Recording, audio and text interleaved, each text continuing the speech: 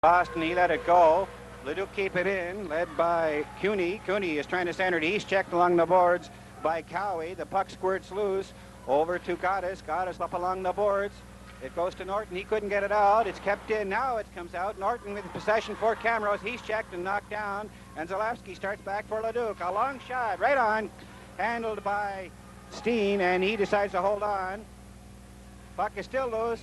Now it's finally blowing down. But a little hesitation there on Steen's part as he couldn't decide to hold it or let it go. And finally, with a Leduc player coming in on him, he held it. And that forces Leduc. It comes back to Heck at the blue line. Fakes a shot, lets one go. It's wide. And Norton picks it up in the corner. Norton looking for Gotaas.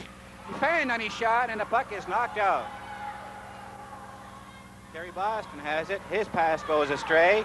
And Leduc should be able to clear it. Yes, they do. Down to the blue line. And it's Boston again in possession.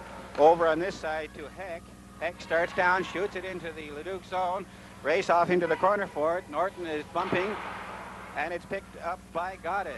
Gotaas to Norton. Norton trying to come out in front. He does. Shoots. And it's stopped by Ripper. And Leduc gets possession. He cleared out to the center ice zone where Boston takes it right back in for the Bulldogs. Boston puts on the brakes, tries to pass it, gets it again. Dumps it in front, it's knocked down and cleared out by Snoomer. And Leduc gets it ahead to Vanderlee, who's out of the penalty box now. And both teams are playing full strength. Vanderlee is on the puck, and he holds it. And Camrose will be man short. Leduc will have the manpower advantage. And Gotaas will take the face-off for Camrose against Glenn Martin of Leduc. Leduc with the manpower advantage, trying to get something going, but Camrose takes possession with Norton leading the way. He drops it back to Boston. Boston clears it out into the center ice area. Oslansky picked up that penalty for Camrose. Now Camrose, unfortunately for them, it was a two-line pass, and that'll bring it back into the Camrose zone for a face-off. Oslansky picks up Camrose's first penalty, and that came at the 9:27 mark.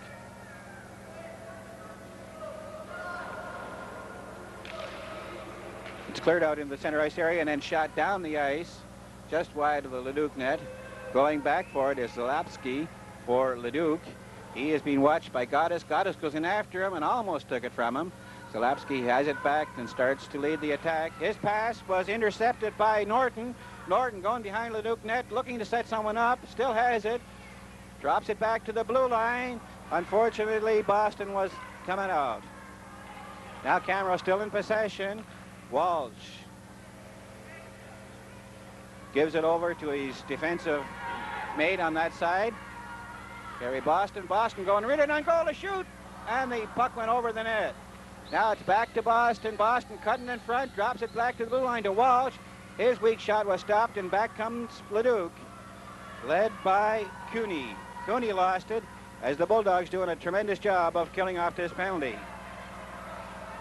Long pass goes astray into the Leduc zone. Zalewski after it. He is being hounded there by Walsh. Walsh knocked him into the boards. The puck squirts loose, and the Bulldogs have possession. Trying to get it in front is Norton. Norton drops it back to Boston. His shot knocked out by Ripper. And Leduc take it, and they clear it out and down the ice. They'll be called for icing because they have the man outside the Leduc zone.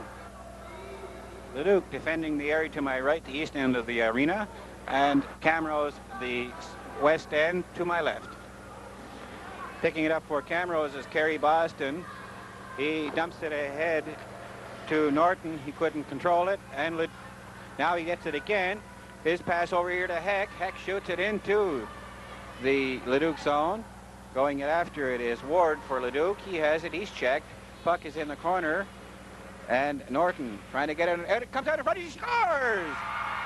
Barry Walsh from Norton. So Barry Walsh puts Camrose on the board. He was all alone out in front and quickly converted that pass into a Camrose goal. And that goal comes with 4 minutes and 20 seconds left in this opening period. So the Bulldogs strike first, and that will put the pressure on.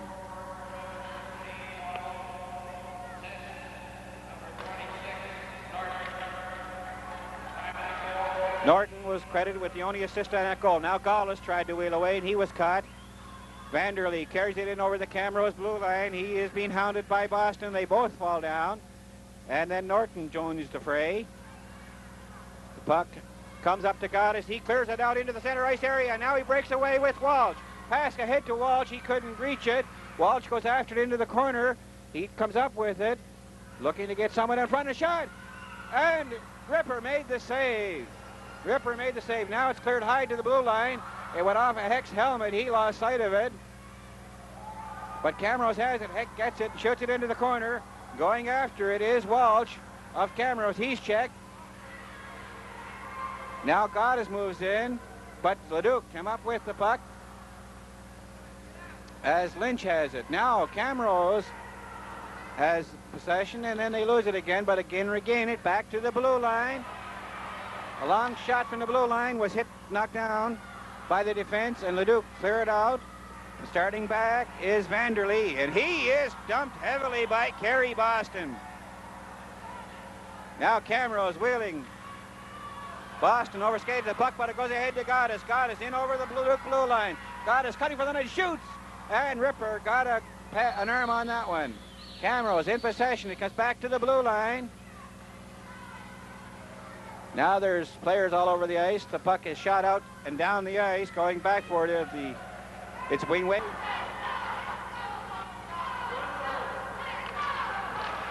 Gotaas and Ward did the honors there. Puck is picked up by Norton. Norton wheels away for Camrose. Crosses center, shoots it into the Luke zone. Going into the corner after it is Walsh. Walsh behind the Luke net, still in possession, looking for somebody. Drops it back to the blue line, and Boston dumped it back in, picked up by Gotaas. Gotaas in the corner for the Bulldogs.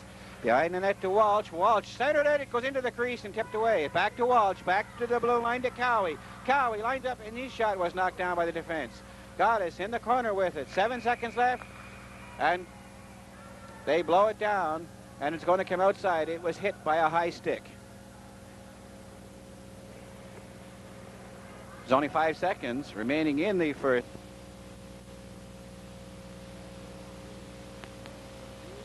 And Walsh getting the lone Camrose goal. Camrose will defend the area to my right in this period, and Leduc defending the area to my right, and Norton takes off for Camrose, still in possession of the puck.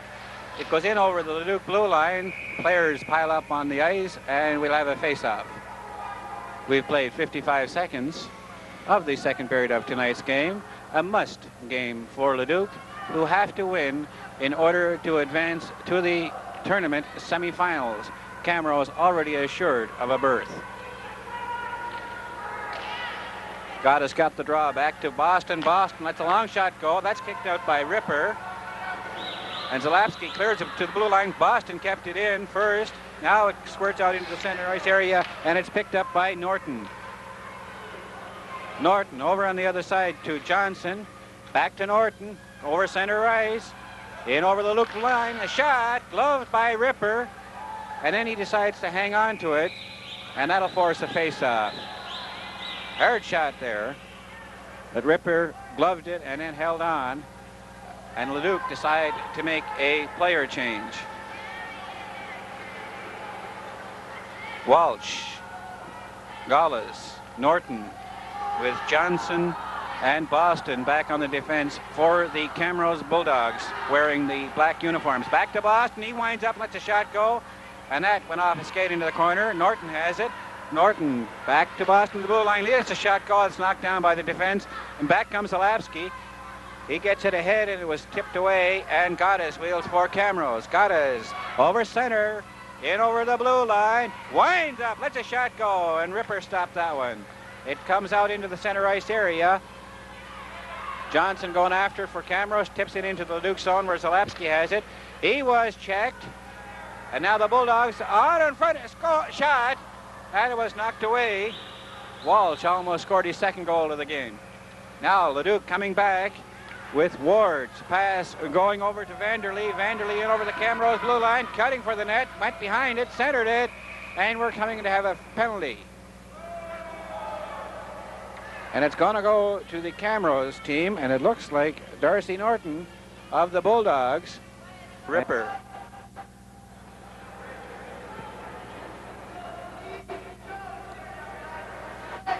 It will be Gotaas against Ward in the face-off circle. Gotaas, Camero center, back to Boston. His shot goes high in the air and off into the corner. Going after it is Walsh. Walsh behind the net to Gotaas. Tries to center it. It bounces wide, and it's picked up by Sosnowski. He gets it out over the blue line, where Cameros recover. Have to wait. Delayed offside. Picking it up is Cooney for Leduc. He gets it over to Sosnowski. Sosnowski was leveled. And Cameros almost got away, but not quite. It comes back to the Cameros blue line where Boston has it. Boston's pass to Norton. Norton rushing in after it. And he hits Lynch really hard. Fighting for possession at the side of the net. Finally, it's blown down, and we'll have a face-off, and there's a little bit of unhappiness there by a couple of players, but nothing develops. And the Cameros Bulldogs will make a change. Line of Norton, Gotaas, Walsh.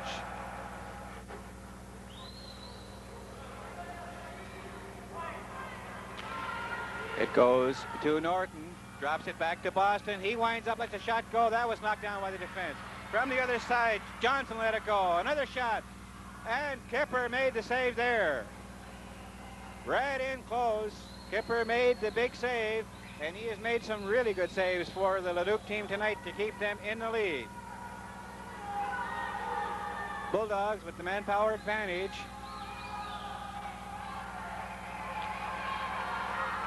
It comes back to Johnson at the blue line. Johnson waits. Over on this side to Boston. Boston closing in.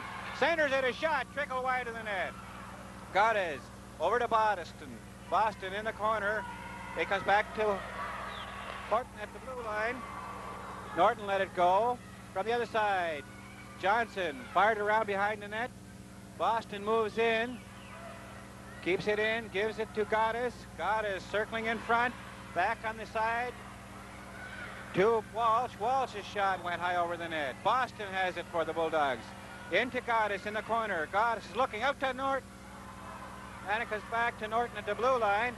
Over to Johnson. He shoots. It was stopped in front. And Leduc clear it out.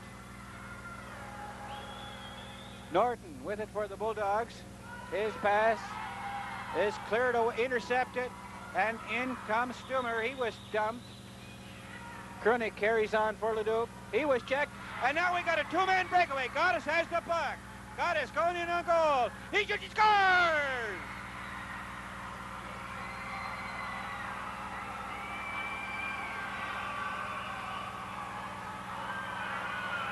Stephen Gotaas did what he does so well. He put that puck in the net. Clear-cut two-man breakaway for Cameros as it intercepted a bad Leduc pass and went in, and that ties the game up 2-2. And that goal came with Cameros short-handed. Oh, I'm sorry, on the power play. Cameros was on the power play.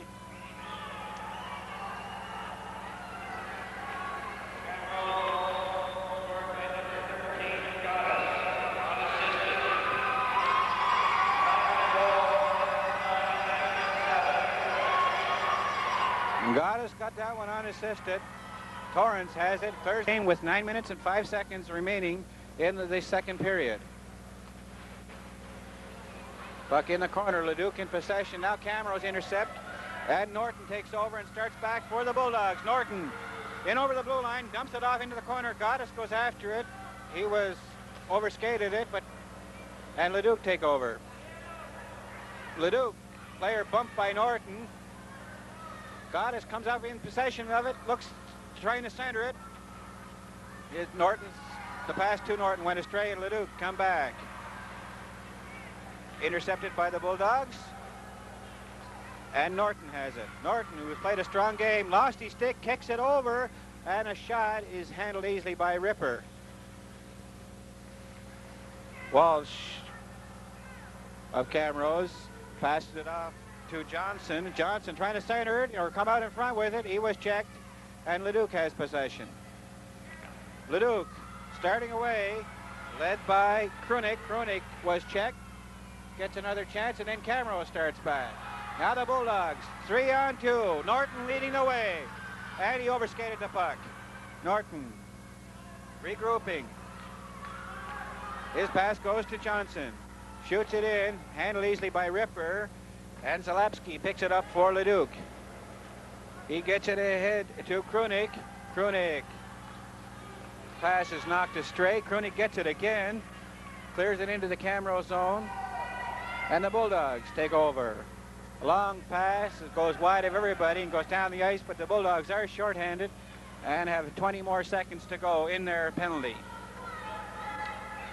Leduc cleared out into the stands, and that'll bring about another face-off in Leduc's zone. As we mentioned earlier, a must game for Leduc. They have to win or they will face elimination from the playoffs. Camrose could afford a loss and remain in contention. It comes back to Boston at the blue line. He shoots it off into the corner. Going after it is Norton. Out in front. Gotaas couldn't control it. Gets it to Norton. To Walsh. Back to the blue line to Boston. Over on the other side there to Johnson. He shoots. He hit the goal post. Leduc, it's number 14, Rob Vanderlee, just clears it out and down the ice, and Leduc will be called for icing, but the Bulldogs are really starting to apply the pressure.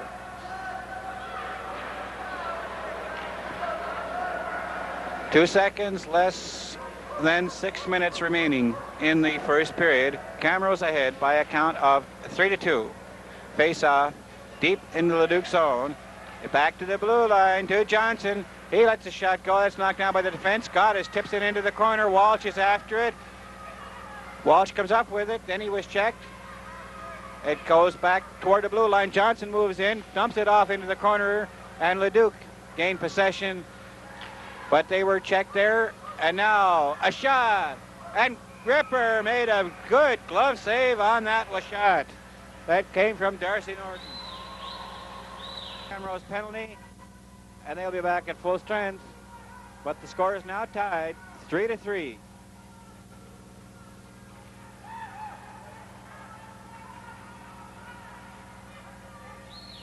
And that took Leduc only 10 seconds to get that goal after the manpower advantage.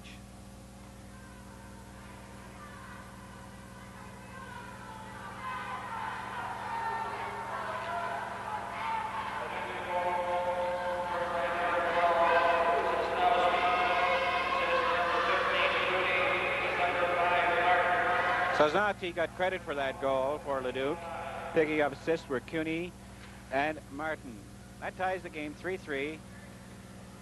It's dumped into the Leduc zone. Stumer going back for it. Shoots it around along the board. Gotaas tried to center it. Goes into the corner. Gotaas has it again back to Boston at the blue line. He winds up, lets the shot go. They score! Gotaas! Or not Gotaas, Boston. Walsh was in front of the net. He may have deflected it, but it was Boston's shot from the point. And that came only 10 seconds after the Leduc had tied the game up. But we'll wait for it officially.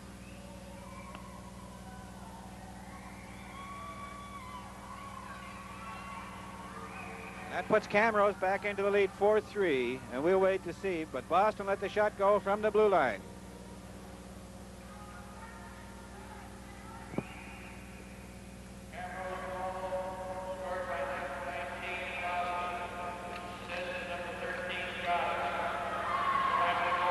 And they gave it to Boston with Gotaas picking up the assist. Now Camrose rolling right back to the attack. It's Walsh. Dumps it over in this side to Boston. Boston had trouble controlling it. Tried to tip it in front. It goes to Walsh. He lost it. It bounces around in the air. Leduc tried to clear it out. Boston gets it. He was checked. They tangle along the boards. It goes to Norton. Norton shoots. And that was tipped away by Ripper. Gotaas behind the net trying to center it. He was checked. It goes back to the blue line to Johnson. He winds up and lets the shot go. That was kicked out by Ripper. Leduc in possession.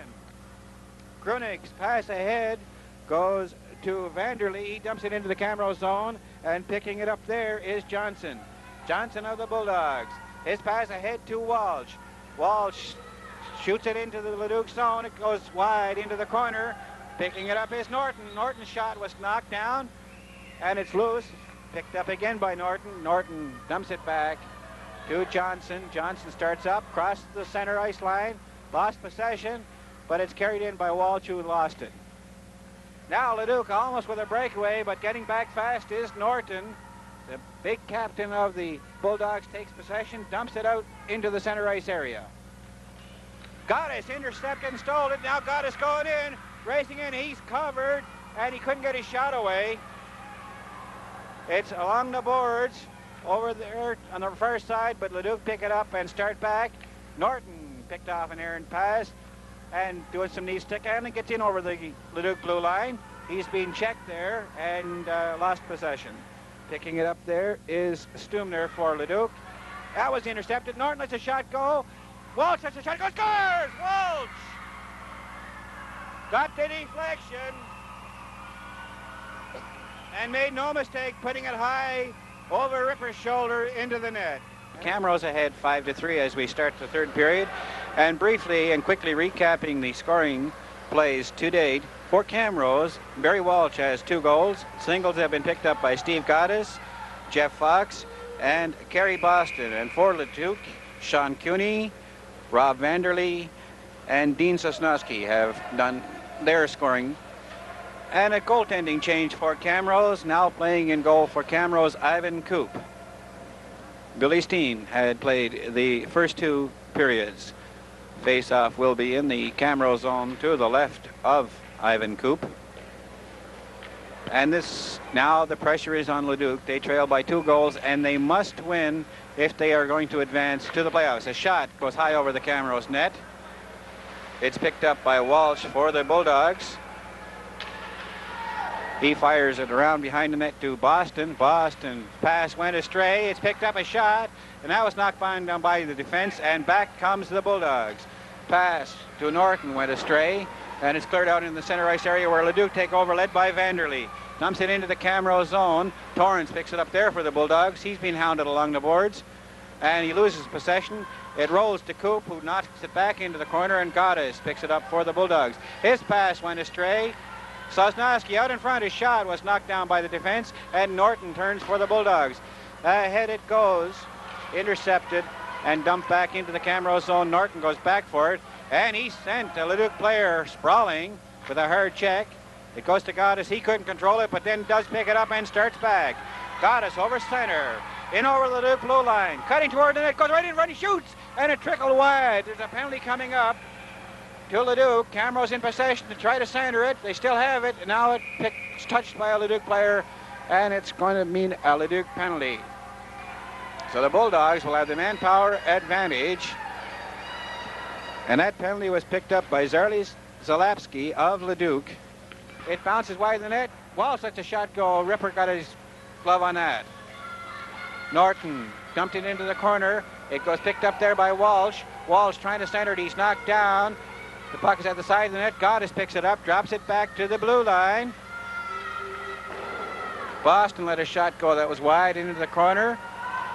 Walsh dropped it back to the blue line, but it was intercepted there by Vanderlee, and Vanderlee clears in the center ice area, and now Ward is trying to break in, and he was checked.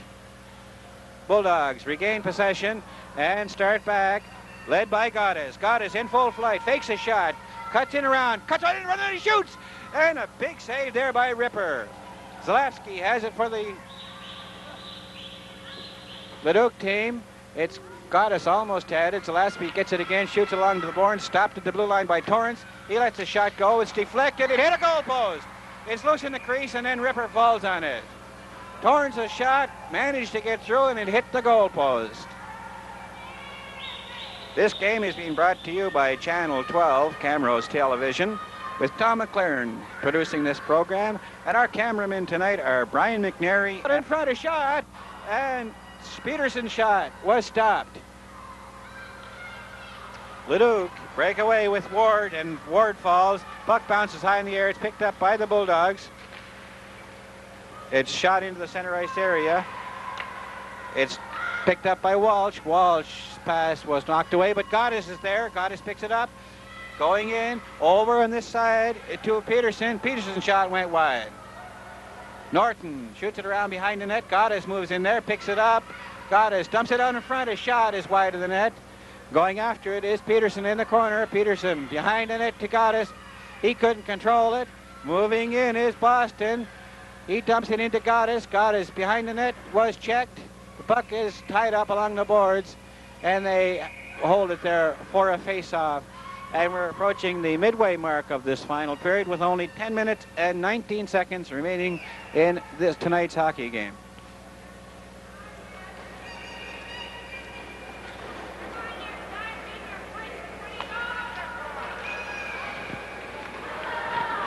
The face-off will be deep in the Luke goal zone to the right of goaltender Todd Ripper. Camrose ahead, 6-3. They are assured of a berth in the provincial semifinals. They earlier had defeated Fort McMurray 13-1. It back to the blue line to Boston. Boston over to Torrance. He winds up and lets it go. It's knocked down. Another shot, and it just went wide. Behind the net is Norton. Norton tried to center it. It was knocked away. Comes back to the blue line to Torrance. Torrance winds up, lets the shot go. That hit a stick and went to the corner. Gotaas tried to center it. Gets another chance. Wheeling in the corner. He's checked by two players, but still has it. Now he falls. It's jammed along the boards. It comes back to the blue line. Wind up is a shot there by Boston. It goes to Walsh. Walsh drops it back to Torrance. Torrance tips it in front, and it was tipped away.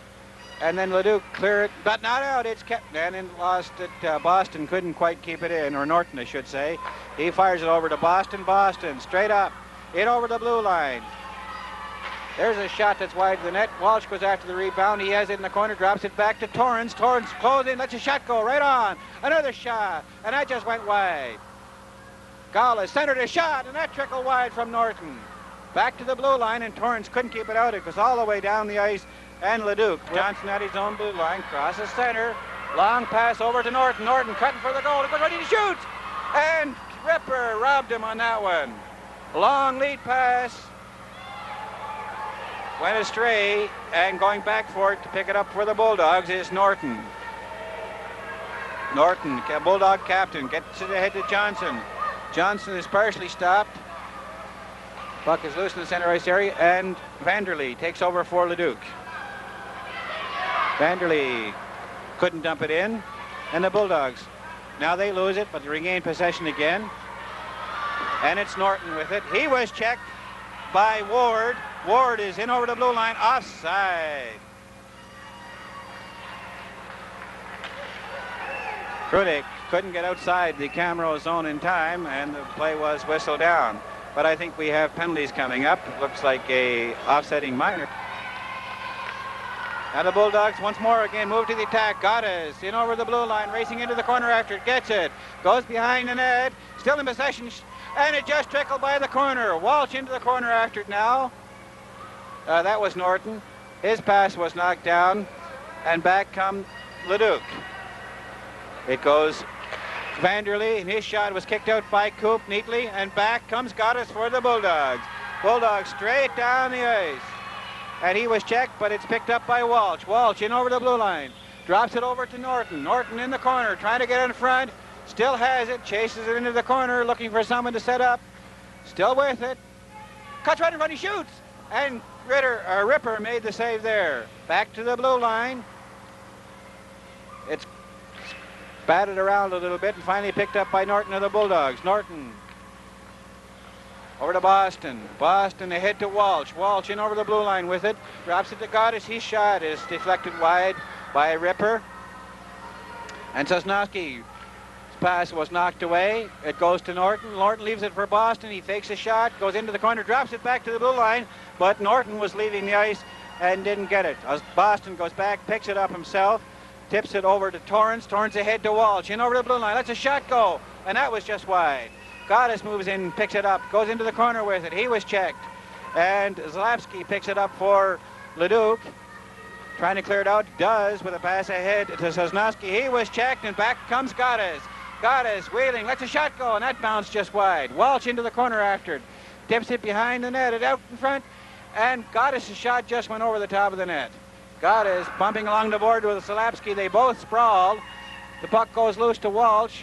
Walsh is tied up along the boards. Then he comes up with it, trying to center it, still has it. He hit the side of the net, dumps it in front. A shot is knocked down, but there's another shot. It's loose, it's all around. Ripper couldn't get it, but it goes off to the corner. Gotaas dumps it back to the blue line to Heck. Heck winds up, lets a shot go, and that just went wide. Johnson moves in, he lets it go. And the play is blown down, and we're going to have a penalty. Now Johnson and Martin exchange a few words. Radcliffe trying to center it, and Luke Duke intercept, and it's blown down. And now there will be a penalty to Leduc with 1 minute and 22 seconds left, and that will even the manpower situation. Leduc, Kinsman 3, the final game of the round-robin portion of this tournament.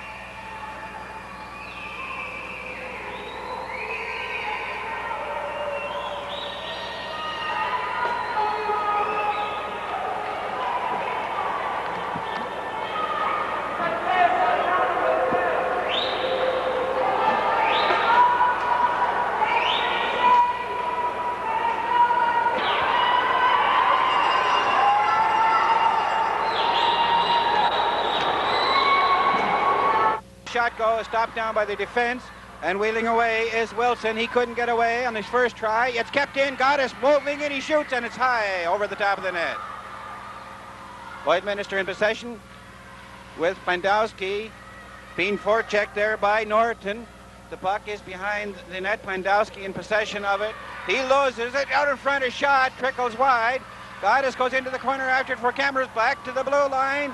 A shot by Gotaas doesn't reach the net. And it's recovered there by Atkinson. Atkinson lost it. Camrose wheeling around with Gotaas. He was checked by Wilson. And now wheeling for is Wilson. He is checked hard. And Gotaas goes into the corner, shoots it around along on the boards. For Hunter. Hunter was checked. Gotaas picks it up. Starts back for Camrose. Crosses center ice. Hit over the line, and it was checked away from him. And back comes Lloydminster. Fast action to start this game. Puck is in the camera zone, shot to center. And now they bat it back and forth. Lloydminster trying to get something started, but Boston takes over for Camrose. Boston's pass goes up ahead to Gotaas. Gotaas wheeling, trying to cut in front. He gets his pass out there, but it was tipped away and back into the corner. Picking it up there is Daryl Pandowski. He shoots it around along on the boards. And Lloydminster try to get something started, but Goslanski takes over for Camrose. His pass comes across on this side to Hunter.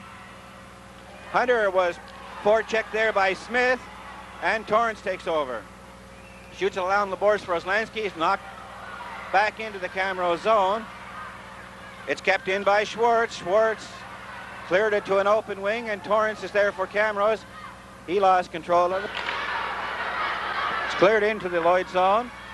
Landowski takes over for Lloydminster. He crosses center, dumps it into the Camrose zone. Hustling after it is Atkinson. He's checked there by Torrance, and Camrose regained possession. It's Hunter on this side. He couldn't get out. He was checked there by Plandowski. They jostle along the boards, fighting for it. Plandowski comes up with it, shoots it back into the corner behind the Camrose net. Atkinson there. He dumps it to the side of the net. They battle for it. And coming up with it is Walsh. Walsh couldn't get it out. Then it does come out over the blue line. Two players go sprawling, and then Torrance hits Hamilton a good crunch along the boards, and that whistles down the action. Already we played 5 minutes and 13 seconds, and both teams are flying pretty good. And there is a small crowd from Lloydminster here, but they are very vocal. And Lloyd takes over again. Coming in was Petrie. He was checked. Puck is shot to the blue line, crept in by Plandowski, and then he had it bounce high and come back out again. And it's picked up, and we're going to have our first penalty of the game. And it's going to go to one of the Moose Bulldogs, high sticking. And it's Darcy Norton picking up that penalty. And that comes with 11:44 in this first period, and it gives Lloydminster their first chance for a power play. They're going to use Wilson Johnson and at center ice against Fox in the faceoff.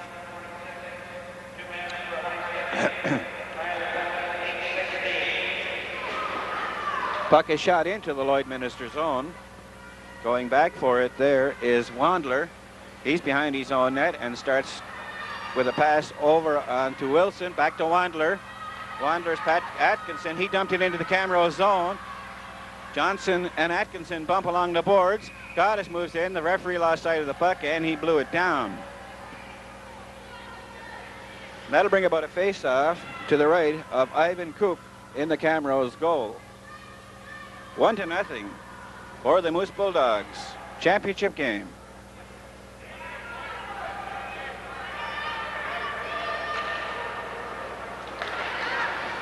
Plandowski keeps it in for Lloydminster. Trying to get around Gotaas. He succeeds. It goes to Atkinson. He's trying to cut in front, and it was tipped away. Back to Plandowski at the blue line. He winds up, lets a shot go. That was stopped by Gotaas, who's playing without a stick. Gotaas trying to hold it. He succeeds. And that'll force another face-off. And this number 15, Darryl Plandowski of Lloydminster, very rarely leaves the ice.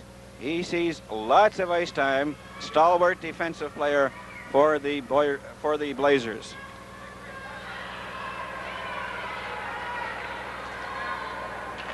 It comes back to Plandowski at the blue line. He waits, decides to dump it into Atkinson. Atkinson out in front, and it went right through the crease. Gotaas steals the puck and dumps it down into the Lloydminster zone. Plandowski goes back for it. And he wheels. He's going to lead the attack himself across the center. In over the Camrose line. Still with it. Goes into the corner, centers it, and Fox is there. Fox takes his time. His pass didn't go all the way out. Another shot, they score! Plandowski was left all alone in front of the net.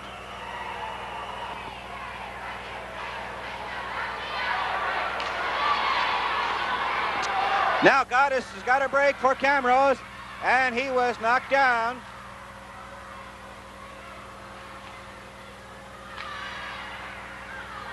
And it's loose. Finally, it's fought for along the boards. It's picked up by Boston. Boston dumps it ahead to the Lloydminster line. Lloydminster take over, cross center ice, led by Hamilton. He shoots it into the Camrose zone, and picking it up there is Norton. He was checked. There's a penalty coming up to Lloydminster.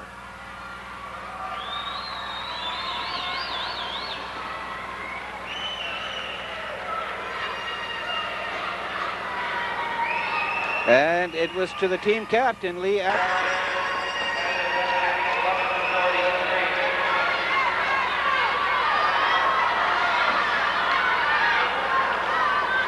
Boston's pass went astray, and it was knocked back into the Camrose zone. Johnson goes back for it. His pass went astray. Boston has it, and his pass goes astray.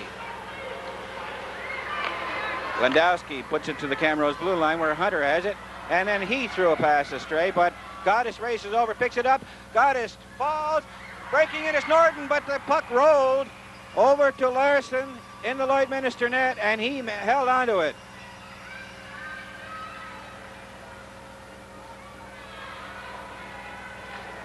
Close chance there at the Lloydminster goal, but Larson was able to corral the puck and hold on, force a face-off, which will be to his right.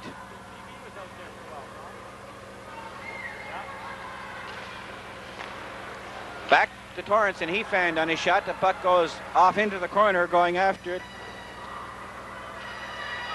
Bumping along the boards.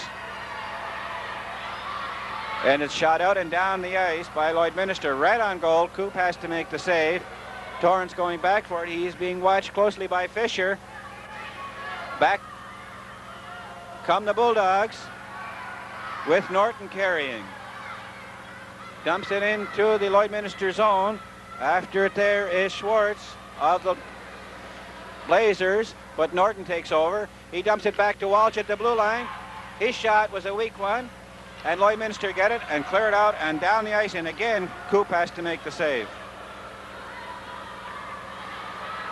This time Torrance. His pass off to Hunter, but Lloydminster get it cleared out in the center ice area. Hunter back in. His shot is wide of the net, but he didn't wait long enough, and it's offside.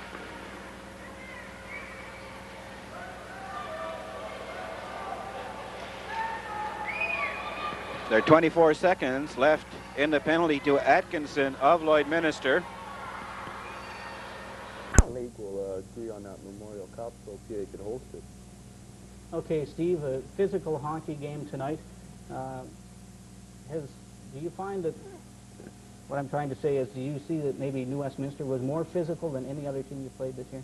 No, not really. The Hats pretty physical when they want to be, and so can Saskatoon.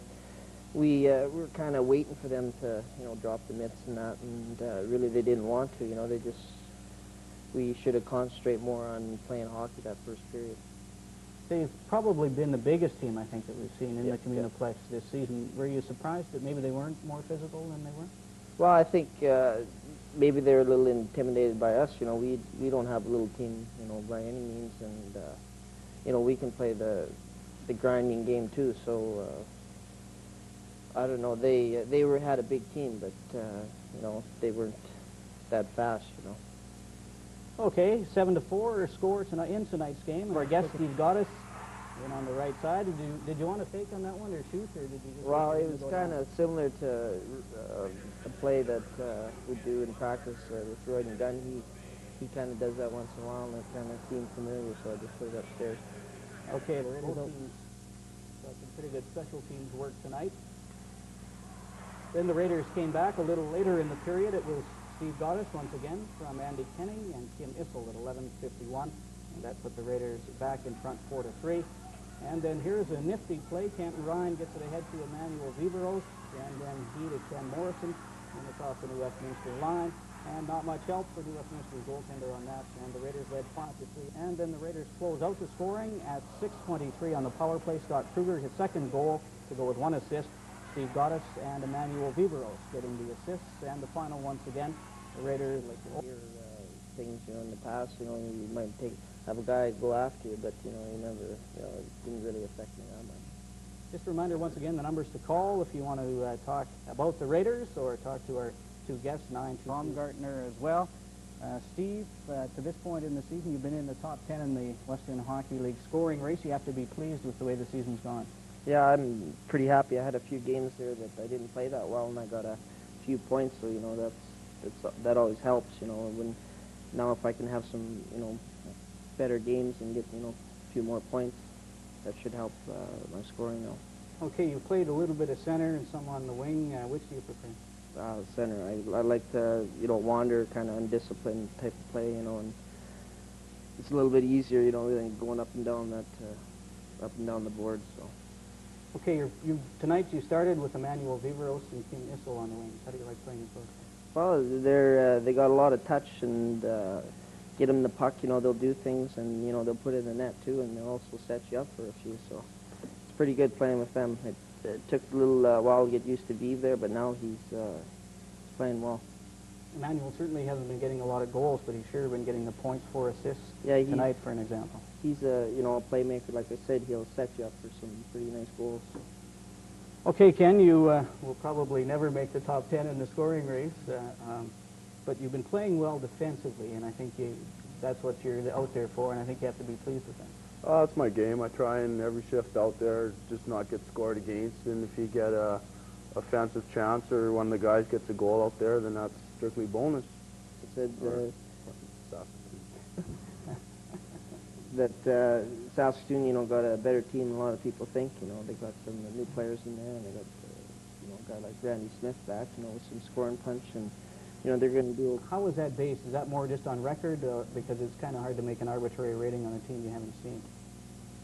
That's win-loss percentage, the three leagues, so you figured out. So I guess it's just some way of comparing how you're doing in your league to how other teams are doing in their league. Has to be kind of nice to be number one, though. Yeah, we've been number one for a while and enjoying it, and hopefully another season. I guess the only thing that matters is that you're number one at the end. Yeah. You can go all season number one and then lose out in the first round playoffs, and it didn't mean anything, so. Victoria 5-0, I believe, in the West on Saturday.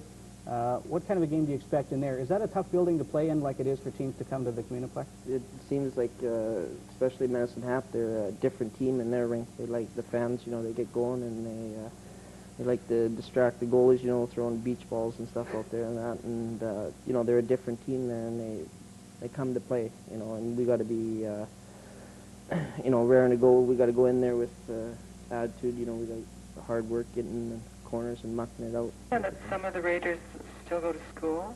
Does this interfere with their schoolwork? Well, it probably depends on the individual. Like, if you, instead of going to the show one night and you stay home and study, you know, you're going to get that much better. It's the same with hockey, you know. The more effort you put into it, you know, the better you get. I see. I believe the Raiders missed the fewest days of school in any team in WHL. I believe it's around 10 days. Most of our road trips are geared around the playoffs, or the weekends and the days off school. And there's several players on the team taking night courses through U of S. So. And you're from the Flin Flon area, so you spend how much time on the phone, sir? Not that much. No? Should spend more. What about you? Where are you from, Steve? Cameras by cameras there. I got a pretty big phone bill. My mom and dad are pretty interested in the hockey. Right. And how do you like playing in Prince Albert? Would you rather be closer to home? Actually, as close as home as I can get in the Western League. It's a great place to play. It's a smaller center. It doesn't have the distractions as Portland, and that's why it's #1. What about you, Steve? Would you rather be in Alberta or here? no, I like the weather. To make the pros. And you were in camp this year, Steve. How did you find it? It's a lot. I have to get a lot stronger. You know, I think I had enough speed, and there's a lot of guys down there with, you know, quite a bit of talent, and they can put it in the net, you know, just about whenever they want. So if you want to make a team, you got to bear down, type of thing. Goat from Pittsburgh in the stands tonight. Is that in any way linked to your good performance this evening? Well, I seen him in the warm-up there, and I thought, oh boy, you know, I better show something tonight. And I had a not so good of a first period, and you know, I went in the dressing room. I said to myself, be patient. You know, it's going to come around. And I got kind of lucky on one of my goals. He'd give me a pass on the first one there, and my assist Krug, you know, he did all the work. All I had to do was get to him. So I was a little bit lucky tonight. Yeah, is he in just to monitor your performance, or is he out checking out the other players of the Raiders? Well, he kind of does it all at once. He'll be looking at me, and he'll be looking at new prospects. And I don't know if there's anybody on New West on their list or anything, but he's just scouting the game, you know. Yeah, did he... I'm sorry, sir. I'm going to have to cut you off there, okay? Yeah, no problem. Thanks very much for Okay, your call. bye-bye. Okay, so there you have it. Once again, the score in tonight's hockey game. The Raiders terror, they tell me, of the medial collateral. I guess that's a ligament in your knee. Maybe you can just explain what the problem is, how serious it is. And I understand you had an arthroscopic surgery, and it looks good, so your return will be quicker than we first thought. Yeah, I had a tear on one of the ligaments inside the knee, and I've been out now for about 5 weeks, and another 2 weeks I should be back. So it's been healing all along, and they thought maybe there was something more inside, and it turned out to be okay. So that's good. The Raiders, also Kevin Todd, another center, went out. He has a knee injury. His more serious than yours. His is I think his is completely torn. How does that affect the team when you lose your strength up the middle? It's got to be tough on the other guys, especially if you have to move wingers in and make them play center. It's a big part of have their centermen playing there. They're key players for face-offs in our end and their end too.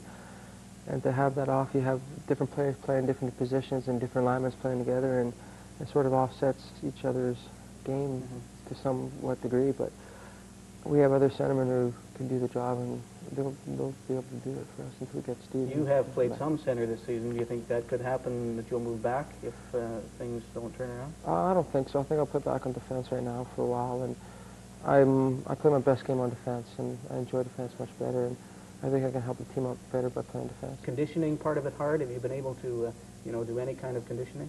Well, I was off. They pretty well wanted me to rest it there mostly over Christmas there and first week when I came back. And now I've been doing a little skating. I've been doing a little swimming and skipping and that, and some weights with it. Our trainer, Chris Young, he's working us pretty hard on it. So me and Kevin. All right, good. The number for a few weeks now.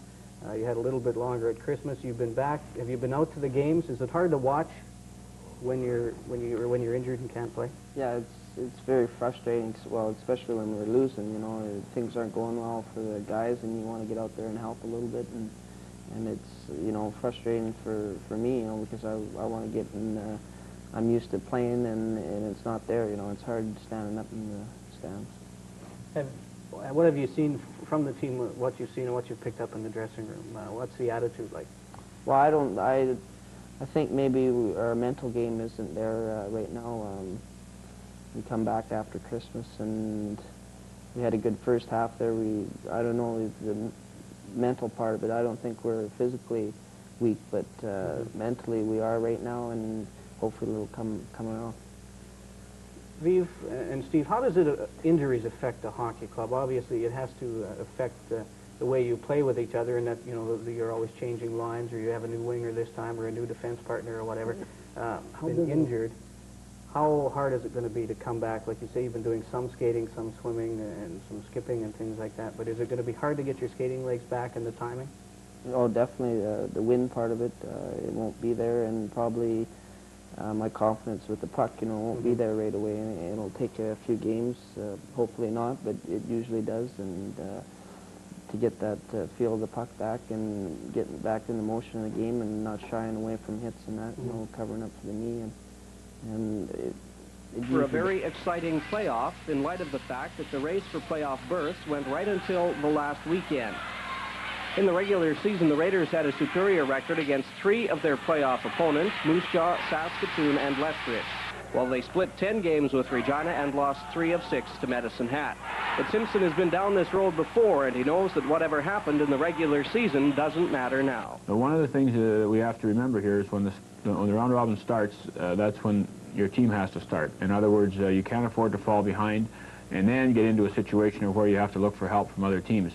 When you start on day 1 of the round robin, you have total control of yourself, and you have to keep that. I think you have to keep that hammer. In other words, it's not good enough to go in and have a couple of bad games and say, well, the round robin isn't any good. The fact is that when you start the round robin, you have to be ready to play and keep the hammer in your own court.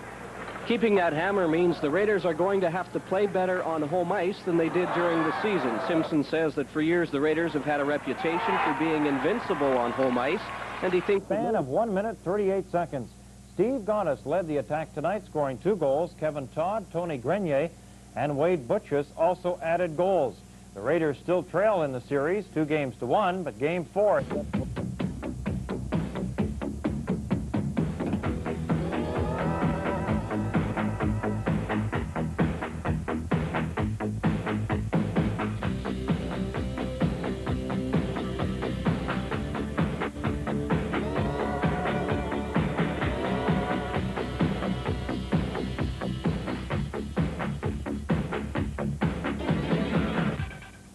Welcome to Playoffs 86. The Prince Albert Raiders scored 5-3 wins over the Medicine Hat Tigers Monday and again last night to tie the best-of-7 WHL East Division final at 2 games each.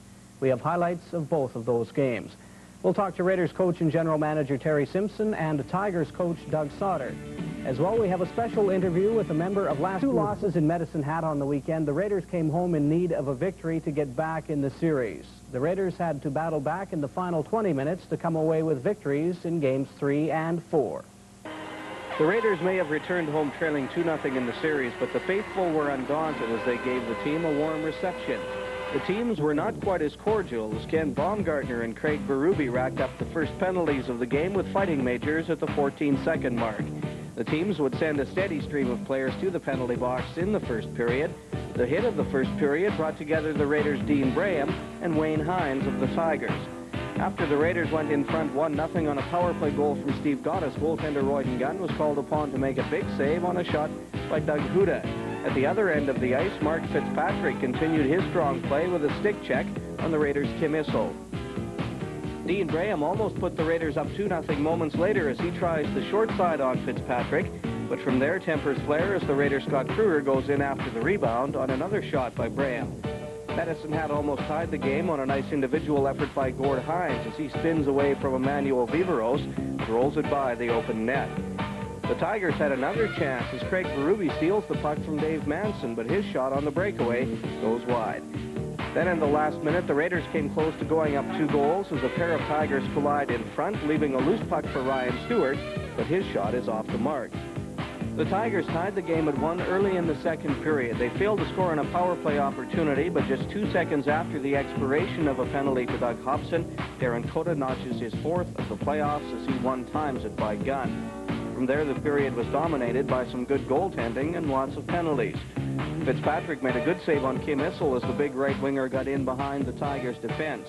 Gunn was also sparkling thanks to saves like this one on Mark Kuntz.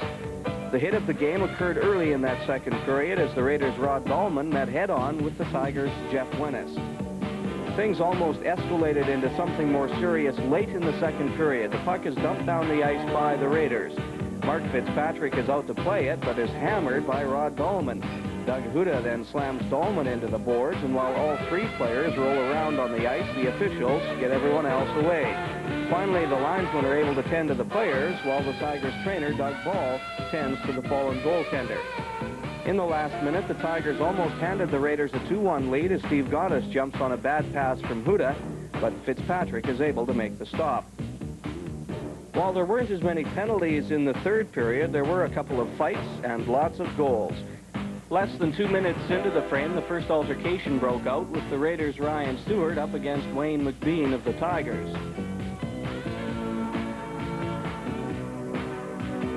The Raiders took a 2-1 lead just past the 4-minute mark as Tony Grenier takes a pass from Pat Elenick, finds a gap in the Medicine Hat defense, and blasts a shot by Fitzpatrick. For Grenier, the goal was his 3rd of the series and 11th of the playoffs. Tony Grenier, 3 goals in as many games in this series, and another big one in tonight's hockey game.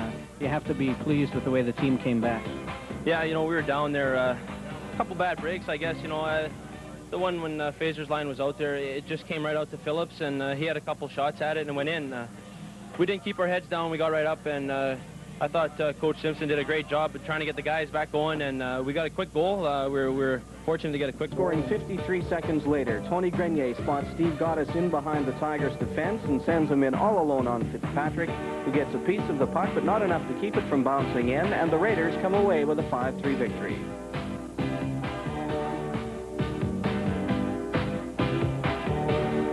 Steve Gotaas, 3 points in tonight's hockey game, but more importantly, a couple of goals to break out of a slump that you've been in. You have to be pleased with the way the game went.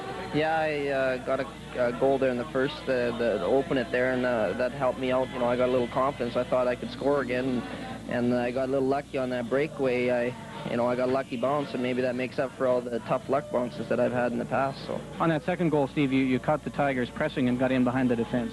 Yeah, I seen it, their defense pull into our blue line, and we had control, and I just thought I'd break, and the puck went over to Tony, and he got our blue line so it wouldn't be 2-line, and he hit me a beautiful pass, and I went in, and like I said, I got a lucky bounce, but that's what we need.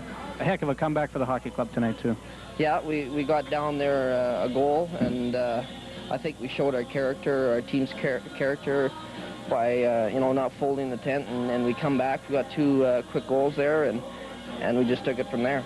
The two teams set a quick pace in the early going of Game 4. The Tigers had the best early chance to open the scoring thanks to a penalty to the Raiders' Kevin Todd. The Tigers buzzed the Raiders' penalty killers but couldn't get it by Royden Gunn. Reminiscent of the first 3 games in the series, it was the Tigers that struck first. With both teams a man short, Royden Gunn makes the save on the initial shot by Mike Claringbo, but before Emmanuel Viveros can clear the rebound period on the power play, and they took advantage of it.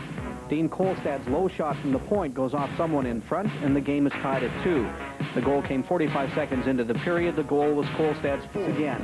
Gamble makes the save on the shot by Pat Elenick, and just as he is about to cover up the rebound, Tony Grenier streaks in and slaps it into the net.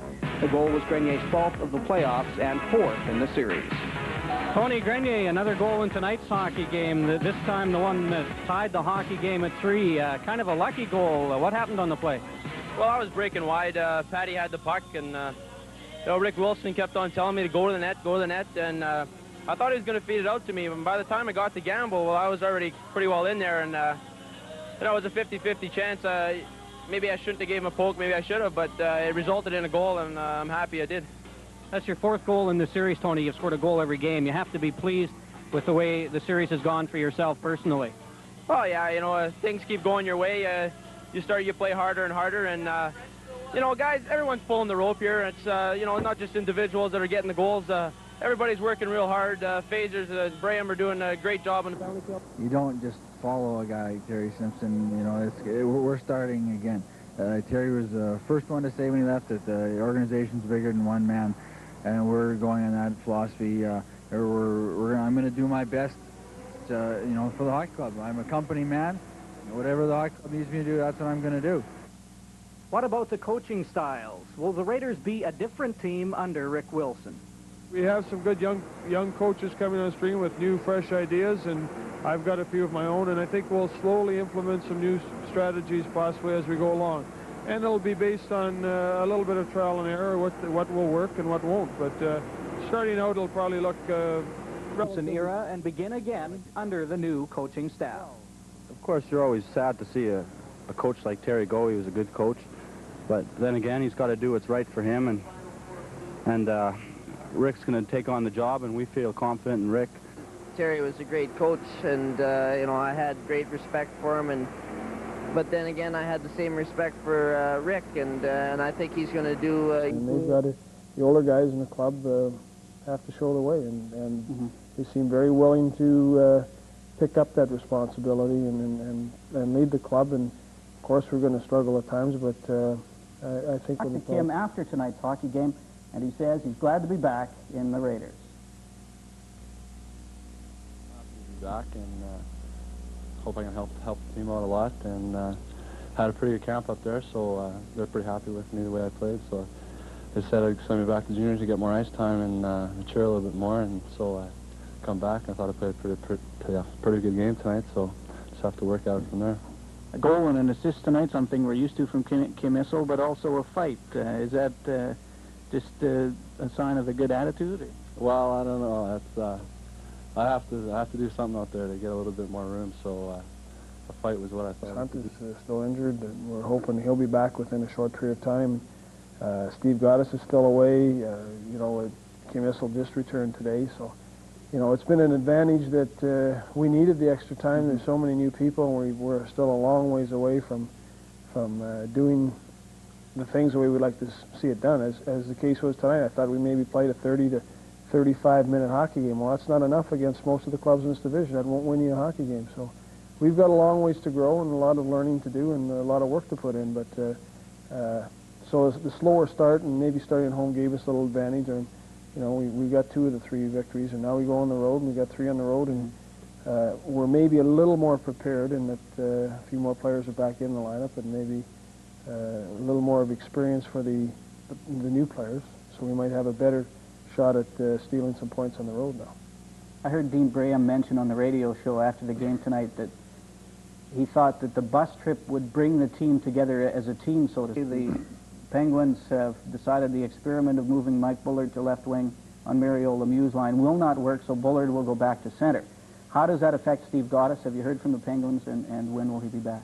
Well, we haven't heard directly from the Penguins. We're guessing that maybe that'll be a very positive sign for the Raider fans and for the Raiders, and that we might hear very shortly, maybe even tomorrow, about the status of Steve Gotaas, but we haven't heard anything as yet. We're 13th at 2 p.m. The Regina Pats are in town for their... So, you guys had the lead early, but then you almost let the Blades back in the game, and to your credit, though, you kept battling back and finally got the go-ahead goal. Yeah, well, first game, in fact, we came out and we had chances for, a couple quick goals, and this time we got it, and then we just kind of sat on it and had a bad second half of the first period and then terrible second. And then, in fact, the first 10 minutes of the third was terrible. We only really played about 20 minutes of hockey tonight, and we were lucky to come out with the win. We, like I said, we let them get back in the game. We're up 2, and if we're going to, end up on top of the league, when we got the lead like that, we got to, build on it instead of just sitting on it. Why do you think you guys sat on it? Maybe just waiting for the other guy to do it, sort of, and not maybe taking enough initiative on your own?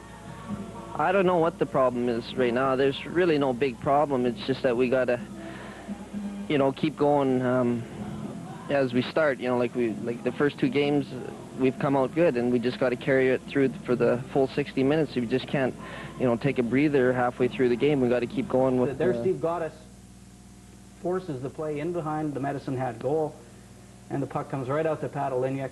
Right at the end of the period, Steve Gotaas sliding it under Nickel, and it was 4-2. Just 1 second left in the period when that goal was scored, and it was 4-2 after 1 for the Regina Pats. Dean 51, as he scores on the setup from Dean Sexsmith.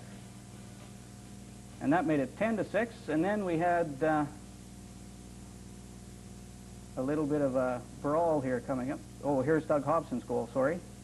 All right, Doug Hobson moving in. Nice shot there from Doug Hobson. That's his 2nd goal this season. You don't see too many goals like that from Doug. A little bit of extracurricular activity. We had a 5-on-5 situation on the ice. The initial penalties to Todd and Brian Wells. They were in the penalty box. Then this started. Kenton, what's the story there? Well, we were just sort of looking at each other, and there was all this going on down here to the left, and I saw him come out, so I thought I should come out too. So, and we just sort of met at center. For the Raiders and their fans, a 4-2 loss at the hands of the Calgary Wranglers. Joining me on the program tonight are 2 members of the Raiders. On my immediate right, Steve Gotaas, and to his right, Pat Oliniak. Gentlemen, you have to be a little disappointed with your showing tonight against Calgary.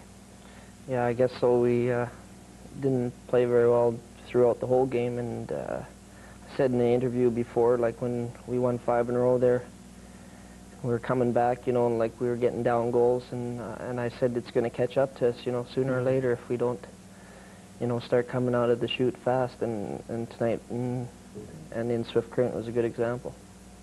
All right. After winning 5 straight, now you've lost 2 in a row. What's the difference between the Raider team we saw tonight at the Communiplex and the team that won 5 games in a row? I think probably that we're not playing our style of game, you know, like we're not a fancy team. We have to get in there, throw the puck in, and get some body, and we're not doing that right now. Maybe we're a little bit lazy and you know, off our game, and we're going to have to get back to the hard work of the game. Pat Oliniak, you're the Raiders' leading scorer. You scored once tonight. They give you credit for 2, but you got 1. You're 22nd of the year. Teams seem to be watching you awfully close. Is it starting to wear on you a little bit? Does it get frustrating at times? Not really. All the players can't key on one player on the ice. Like playing with Gotaas here, you know, they gotta. If everybody keyed on me, then I'm sure the other openings would come up. I don't think that's the case. I think just playing basic hockey will take care of that. You guys, line mates. Steve, you got off to a little slower start than Pat, but you're starting to come around now. What's been the change in your game? I think that, you know, maybe I'm getting a lucky bounce here and there, and playing with Pat here helps quite a bit. You know, they, like you were just saying, maybe they're keen on him a little bit, and it's starting to open up a little bit for me, and get him the puck, and, you know, he's got the good shot, and he can put it in when, you know, when he can, and just go from there. As we mentioned, at the Communiplex tonight, the Raiders played host to the Calgary Wranglers. The first time Calgary has visited the Communiplex this season, and it was the Wranglers. Pat Oliniak bringing it up to center. Now, you tried to pass it to Steve there, but it didn't go through. Now you got it back. Why did you shoot to that side, Pat? Any reason? No, I just tried to get a quick shot away. Or you mean on the passer? No, why did you go to the stick side? Did you think that was the place to beat him, or? Yeah, I tried, you know, I had that defenseman used as a screen. I tried to get a good hard shot away. Could go anywhere in the middle, 5-hole, and just try to shoot hard. We're at 4:43 of the third. This one originally credited to Pat Oliniak there. A nice move on the defender. Now the initial shot blocked. Now there's Steve Gotaas with a shot that gets in behind Churchill. And Wade Butchus was right there. You looked like you were falling down there, Steve. Were you off balance when you let her go? Yeah, I had to reach back for the puck, and I just tried getting a shot on net there. So that goal originally credited to Pat Oliniak, as we say, but later given to Steve Gotaas. Then it was all Calgary after that. This one here, the puck's just kicked ahead. Now Mark Tenorti comes out of the penalty box. Just make sure he's onside at center. And then he breaks into Raider territory. Defender chasing him, but didn't really Wranglers tonight. Did you guys get that feeling? Well, we definitely got outplayed, you know, in all ends of the rink. You know, they came to play tonight, and we were just a little short, so they got the victory. They deserved it. Do you think some guys on the team are maybe waiting for somebody else to start it? Say, like saying, well, Pat's out there, you know, he'll get us one, or Steve's out there, he'll get us one. Oh, there could be. I think we, when we won 5 in a row there, we had our roles straight. Like our diggers were in there digging, and our hitters were hitting, and I think we're off our game a little bit right now. I think, well, my line, you know, we didn't do a lot tonight. I think we got a goal or whatever, but we have to get back into our roles, like you know, the role players, and back to the hard work. So we talked to both coaches after tonight's hockey game, and as you would expect, Raiders coach and GM. I thought probably their top players probably outplayed our top players for most of the evening. And you know, obviously they, when given the opportunity, they had to finish, and we didn't have it. You know, we didn't finish on the power play. We didn't finish on some other offensive opportunities earlier in the game and all the way through the game, which could have helped us, but we didn't have that kind of spark tonight. And the bottom line was, I think they were just a hungrier team than we were tonight. Calgary, kind of what you call your patent road game, you know, pretty cautious, but just sort of laying back, waiting for the chance. They played a very good road game. They did just that. Whenever there was any pressure, they iced the puck, shot it down. They didn't care. Put it on the net from all the way down in their zone. And it's a good road game. And we, you know, we just didn't have enough sustained pressure by enough of our line. It's been struggling, but I also knew that PA penalty killing has scored 10 goals. So that you're talking about pressure for checking, pressure in each zone of the ice, and it's hard to get the puck in the zone against them. So, you know, I'll take what we got, and we'll take our power plays against other teams. If PA has good penalty killing, they're tough to play a power play against. A lot of penalties tonight for the Raiders in comparison with the Wranglers. Do you think that, I mean, it had to be a little bit of frustration, but did it slow you guys down, you know, prevent you from kind of building any momentum? Different situations, kind of like I remember a couple of games back, we got a couple short-handed goals again. I think it was Moose Jaw, and kind of turned the game around for us as that. But you know, if you get a good hitting penalty and you kill it off, I think the team's emotion is high. But depends on what kind of penalty it is. When we were watching that footage over the coach's interview there was a lot of you two guys there, and you were kind of just talking about things here. Is it frustrating to watch that stuff and see the chances that you had, and you know, and couldn't come up with a goal? Oh, definitely. I felt their goaltender played really well tonight, though. If we would have, you know, if he would have had a couple unlucky bounces, they would have been in the net. But it's definitely frustrating when you have an opportunity you missed. You know, you have to bear down. And when we tied it up 2-2 there, we had a couple chances. We could have, you know, just easily been up a couple goals, you know, and then a couple minutes later we were down a goal. So. Right. Tonight's game also marked the return of Rod Dahlman into the Raiders lineup. Dahlman coming back for the first time since the very first day of the choice of the Winnipeg Jets this past summer. What about camp? You know, were you pleased with the way your training camp went out in Winnipeg? I thought I got off to maybe a slow start. Got all, you know, a little nervous. First time being a pro camp, really didn't know what to expect. Some of the big names, and now you're playing with them, sort of thing. And I don't know, week and a half or a couple weeks I was there, I thought I started 5. You also, from all indications, seem to have a pretty good camp. Just your thoughts on it.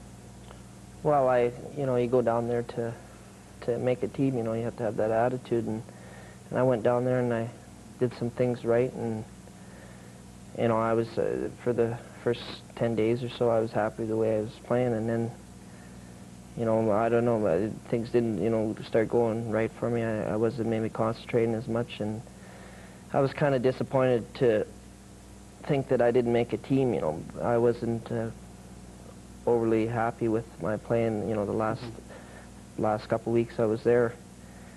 But you know, I went down there, I got some experience, and I went down there and I worked hard, and I guess that's all you can do. And you come back, you know, think that you can develop into a better player and you know, help the Raiders out. So that's the attitude I came back with.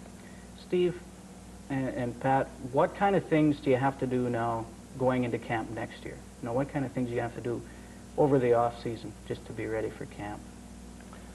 Well, you definitely got to go down there in shape, you know, and the attitude that you're as good as them. Like there's great players down there, but you can't sit back in awe to them. You know, you have to go and you have to do the best you can, and you know, try not being nervous and play your best.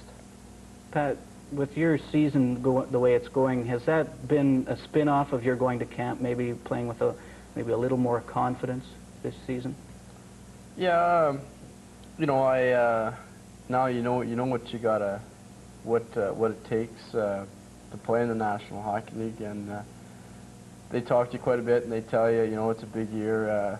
You got to make things happen for you, because you know, next year's you got another shot at it, and it goes year after year, and the quicker, faster you can develop, and the harder you work at your game, the more results you're going to get in the future, near future. All right, gentlemen, now you're on a 2-game losing streak. Friday, the Brandon Wheat Kings are in here, a team you should beat, but you can't afford to let up at all. No, we're going to have to come out storming and get back to our style of game and not let up through the whole game. And then next Tuesday, the Wranglers are back here, so it'd be nice to finally put a win up against those guys. Yeah, I guess so. I guess we're due for one against them. So the Raiders' next home game, as I mentioned, Friday against the Brandon Wheat Kings. Then on Tuesday, December 2nd, the Wranglers are back in town. That will also be our next season. How is the team coming together? Like, you got Kimball and Sexsmith are here, Byram is here. You know, how are those guys fitting in with the hockey club? Well, they're you know, pretty good hockey players, as you can see, and they're pretty good guys. And it took them a while, but I think you know, they were kind of gelling together as a team. Does playing on the you've had that long road trip into Alberta there, does that help bring a team together, you know, riding the bus for a while and, you know, having to be together all the time like that? I think it certainly does, if especially when you win on the road, the team comes together and say, yeah, we did it, sort of thing. Brings the emotion on everybody. Everybody comes together when you get a big win on the road. You're in first place right now. Did you think you would be, you know, earlier in the season? Did you think you were a first place? You know, earlier in the season, did you think you were a first place hockey club? Well, I think we got the personnel to be, and you gotta start your season thinking that you know, can be the best, and you gotta, you know, just go out there and do it and play the best you can.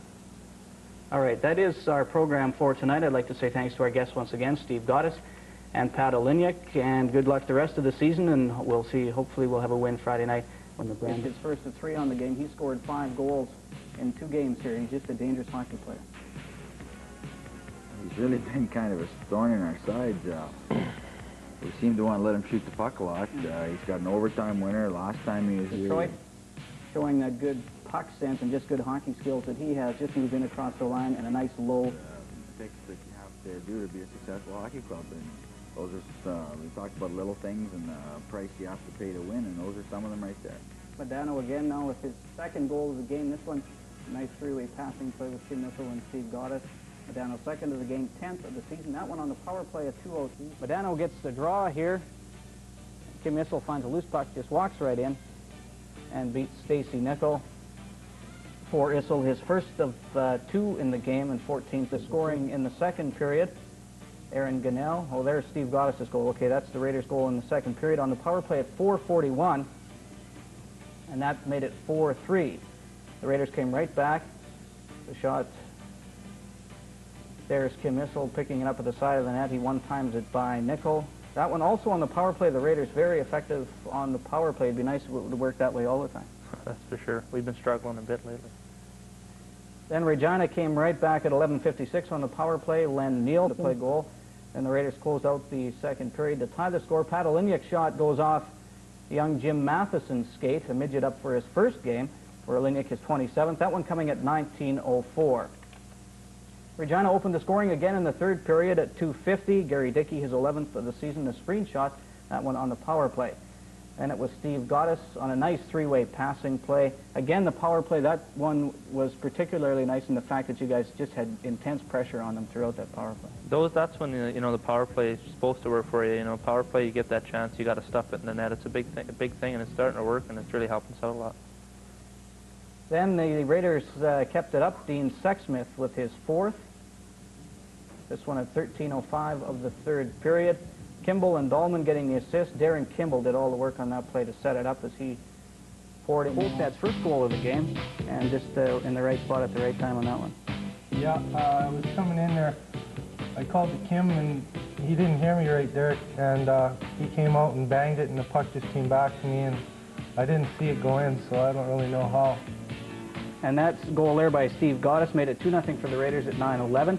And Brandon closed out the first period scoring at 11:26. Brandon came right back at 8:23. Terry Yake. The Raiders give it away in their own zone. Terry Yake jumps on it, puts it by Kenton Ryan. So that made it three-handed effort. Ian McCammon, a nice play here. Thread the perfect pass right in front to Steve Gotaas, and Maniluk with no chance there. And that made it 5-2 Raiders after 40 minutes. A short-handed goal. You guys had to feel pretty confident then at that point. Yeah, that was a great pass by Ian to Steve there, and really gave the team a lift. We were struggling there for a few shifts before that, and it really helped out. There's your second goal you talked about. Dean just shot it at the net. A little bit of traffic in front. Maniluk just didn't pick it up.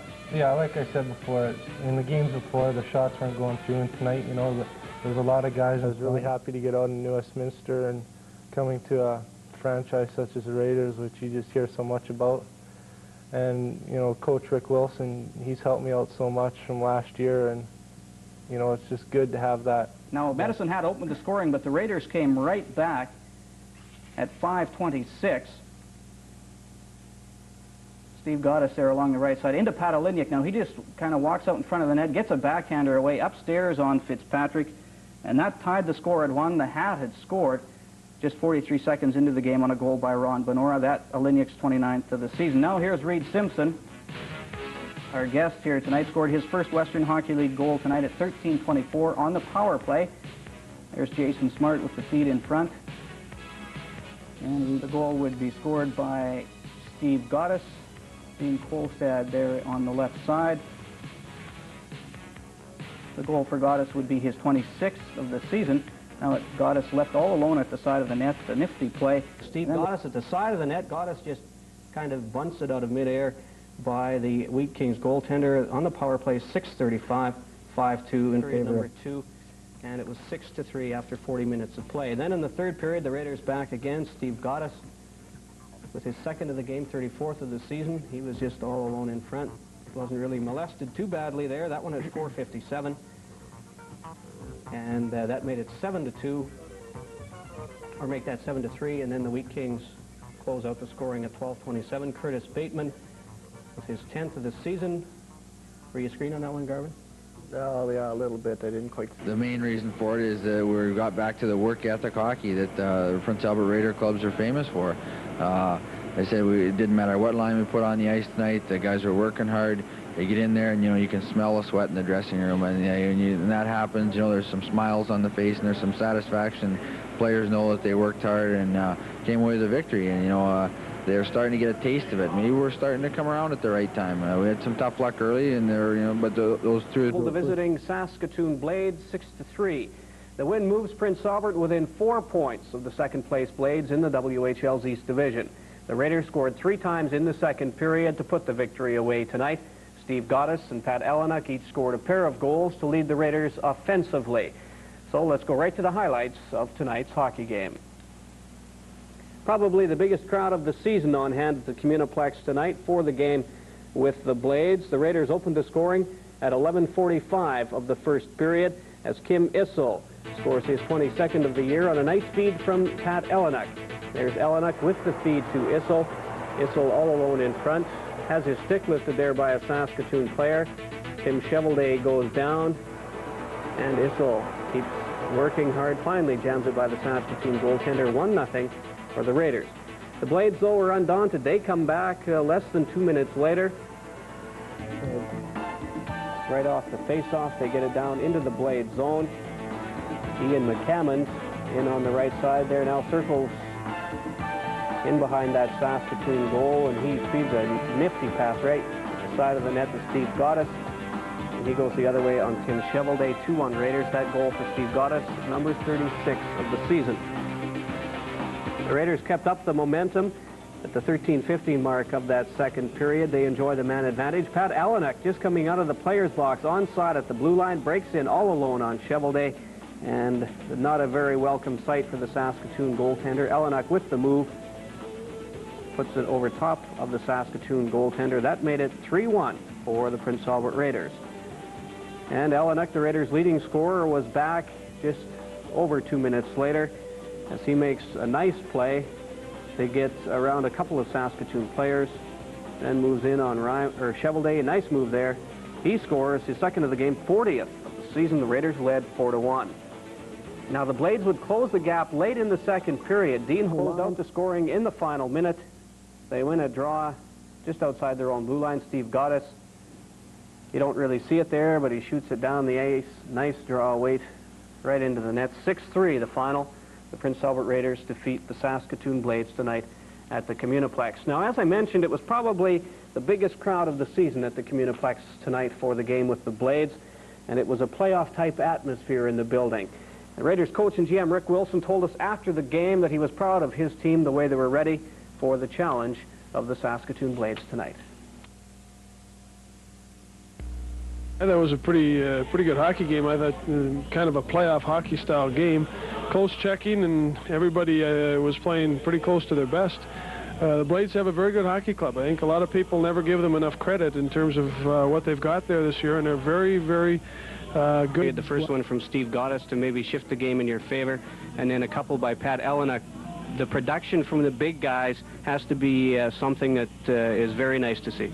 Well, you know, Steve and Pat have played a big part of our offensive game all year. We'd like to see balanced scoring all the way through, but certainly in big games and pressure games, you have a tendency to believe that your bigger people, your Todds, Issels, Leniaks, you know, Goddesses, they're the ones who, you know, with their experience, will have to come through for you in the offensive. In that first period, and it looked like at that point the game could go either way, but the Raiders struck early in the second and kind of seemed to take the momentum away a little bit there. Yeah, I think that was probably the key goal of the night. You know, 10 seconds in, and their guy just out-hustled our guy to the puck, and you know, that was a big stage, I guess, in the game, because it seemed to, you know, take them up a notch and take us down a peg at the same time, and then they got another goal right at the beginning of the third period, which we closed it to, you know, 4-2 at the end of the second, and if we get the next goal, I guess the game's on the line again, but you know, the goal for them to make it 5-2. Are you happy with your effort tonight?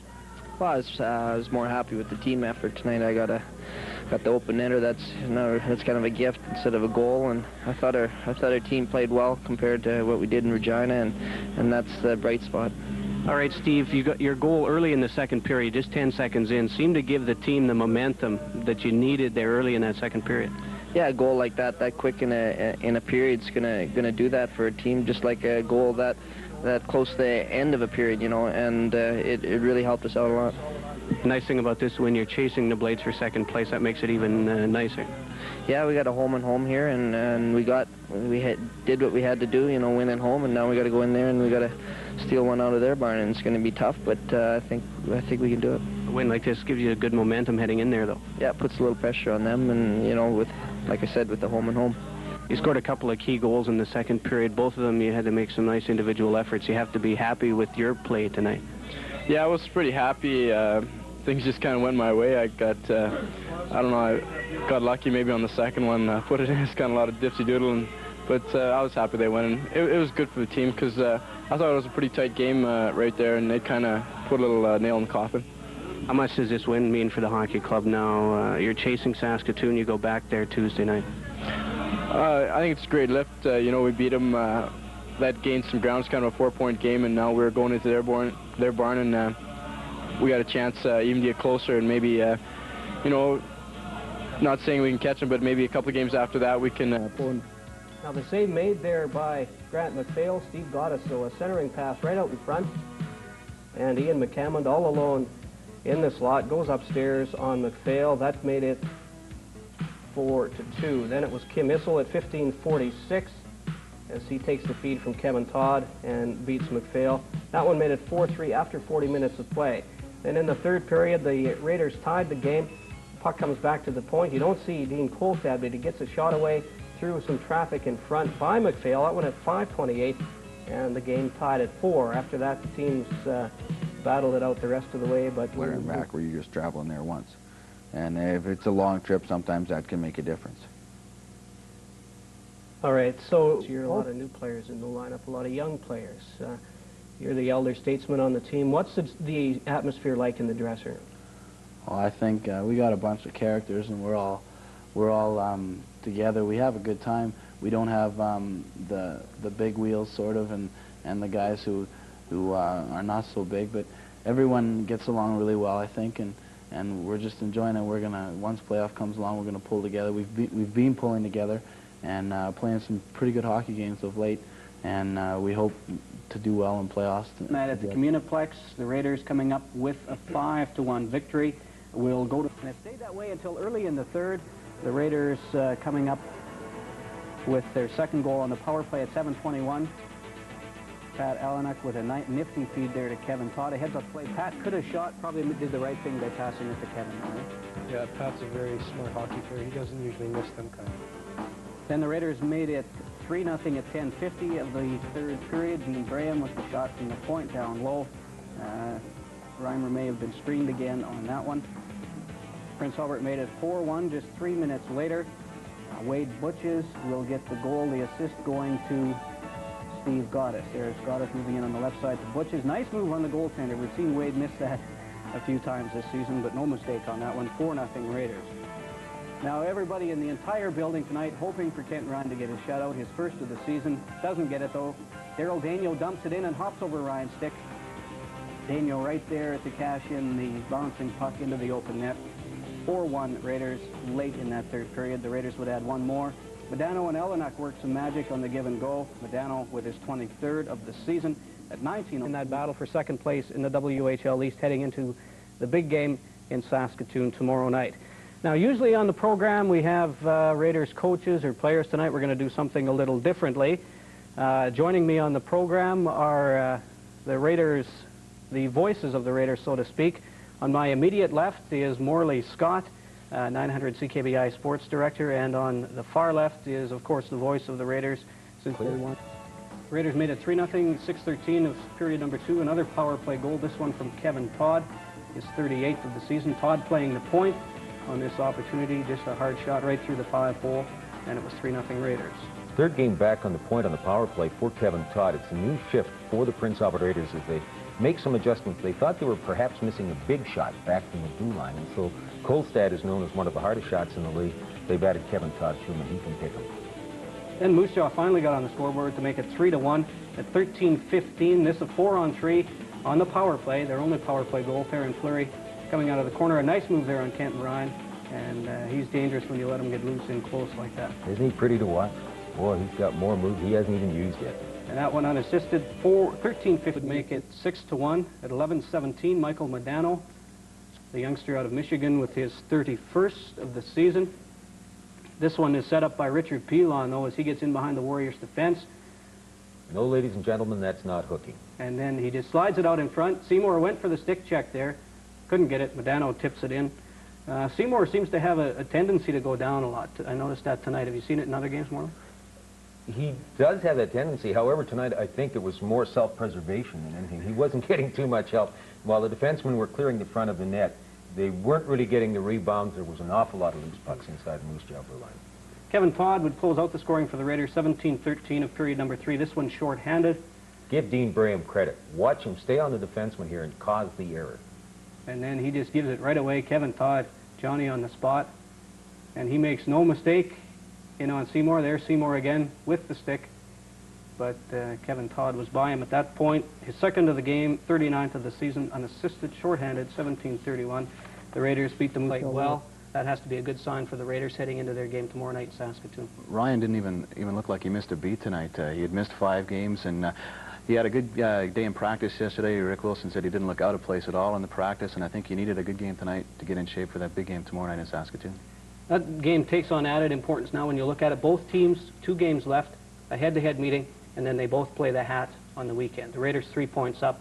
Even if Saskatoon wins, you know, they both have to beat the hat, and that's going to be a tough task for either Well, team. the hat then would be in a position of determining who finishes second and who would get the rest going into the first round of the playoffs. So I don't think you're going to see Maxey take advantage of it, but certainly, but I think that there's still the back of the mind, you kind of get the feeling, well, one of these days, Terry's going to show up again. And they haven't quite accepted the fact that Simpson is gone. A lot of the veterans especially, I think they sort of began playing with Simpson and played, you know, 2 or 3 years under him, and it's still, in a way, it's sort of the team that Simpson put together. They're grinders, both teams, but I think the Stars on the Raiders are just a little bit better than the Stars on the Blades. They get maybe 10 or 15 goals, 20, 25 more points this season, and I think those are going to be the guys who are going to decide it, guys like Pat Alnick and Steve Gotaas. You know, we saw it here earlier in a game against the Blades. You know, you talk about Kenton Ryan's play in goal, but what about his puck handling? You'll probably remember the Raiders beat the Blades 5-3 that night. Kenton Ryan was all over the place playing that puck, and the Blades couldn't get the forechecking game going. So I'm sure that they're going to have to work out a few different strategies for tomorrow night in that regard. Well, they're going to want to, maybe they'll be carrying the puck in a little bit more, trying to do it that way, because it seems if they dump the puck in, Rhino's back there, he gets a hold of it, and he can get it out almost by himself before the Blades can get their forechecking plan into order. Talk in the Western Hockey League is that the way to beat the Prince Albert Raiders is to jump on their defensemen, not give them time to set up to come out of their own zone. And if you can get on the defensemen quick enough, it prevents them from setting up their pattern and coming out. However, with the added impact of Kenton Ryan now back out there handling the puck, it gives them that third defenseman. They've got 6 skaters. Yeah. You think maybe that the lack of a good puck handler on the defense, like an excellent puck handler, say like a Manuel Viveros or something like that, has hurt the Raiders a little bit this year? Not for the Teddy. The grinders have to go out and grind. They have to go up and down their wings and run over people if people get in their own.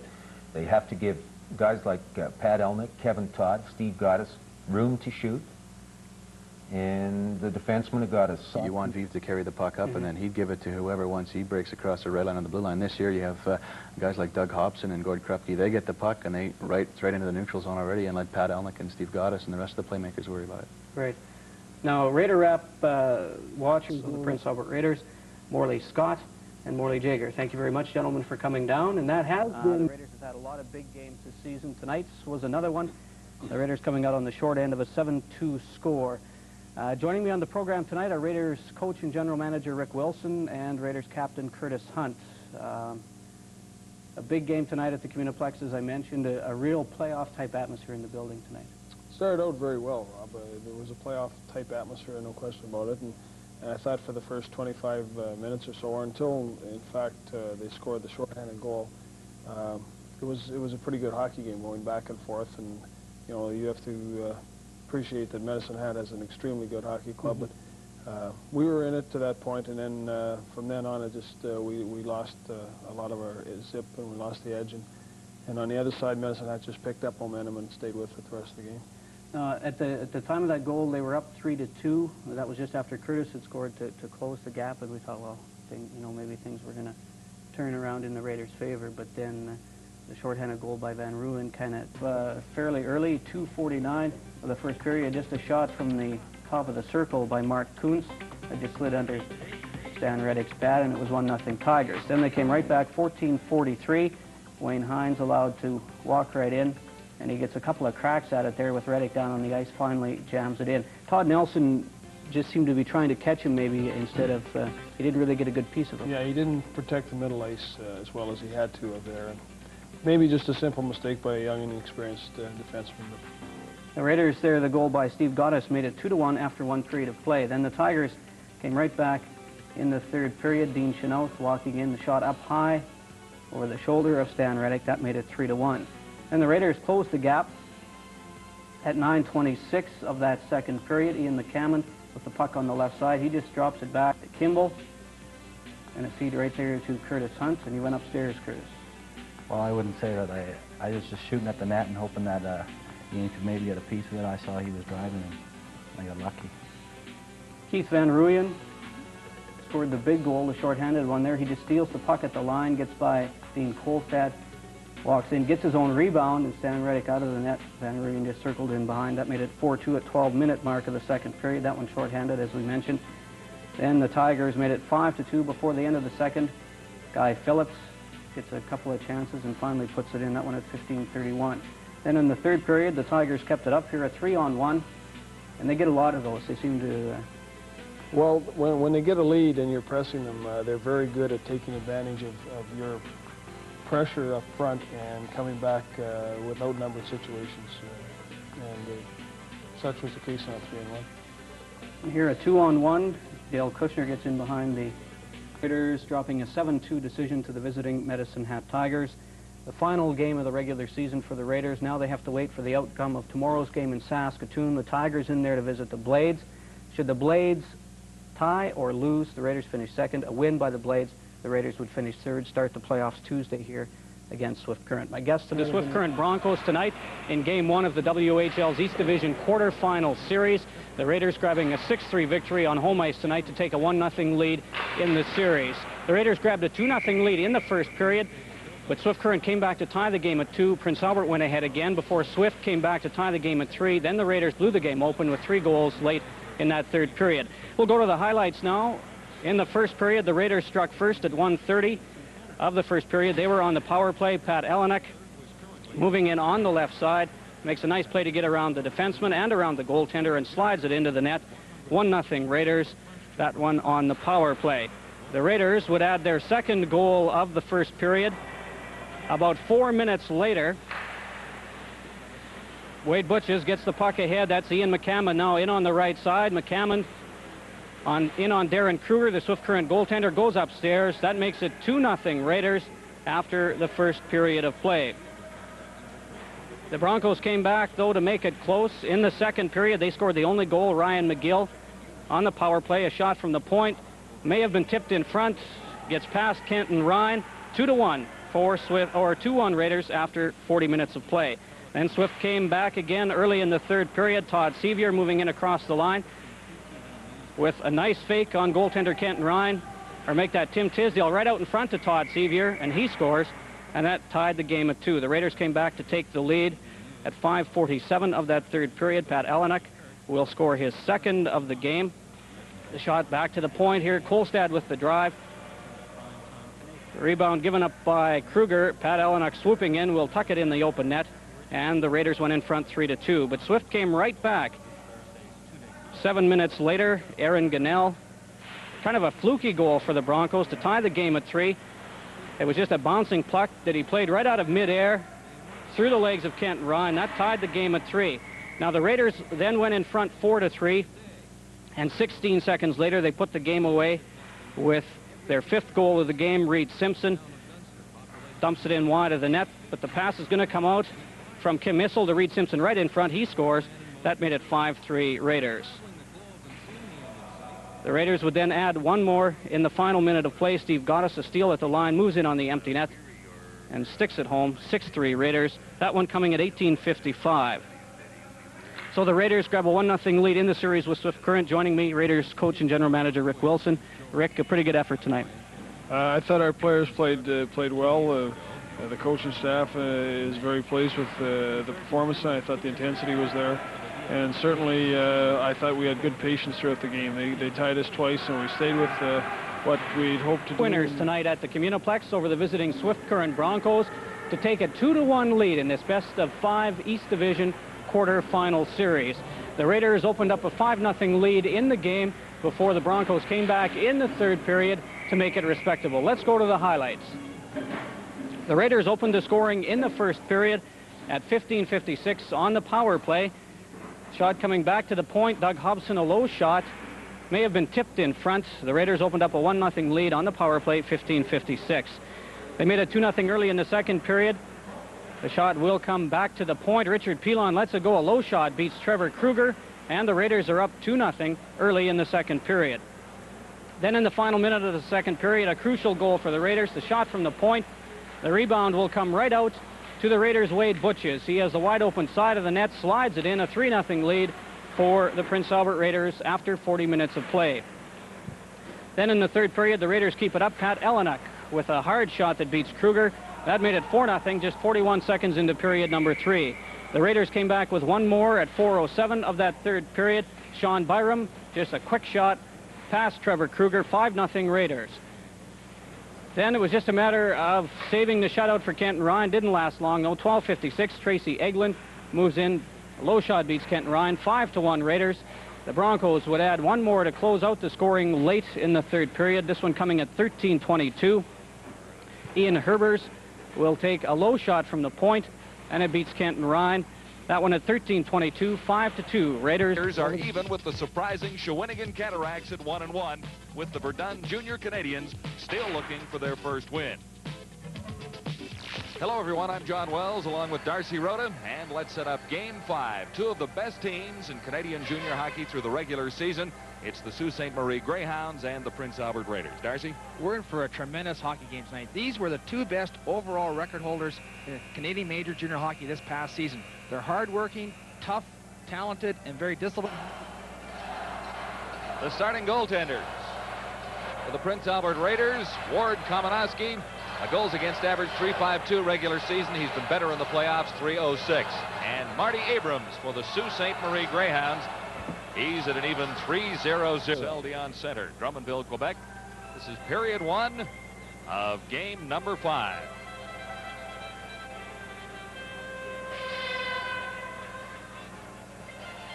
And for Sault Ste. Marie, starting on defense, Chris Felix and Graham Bonner.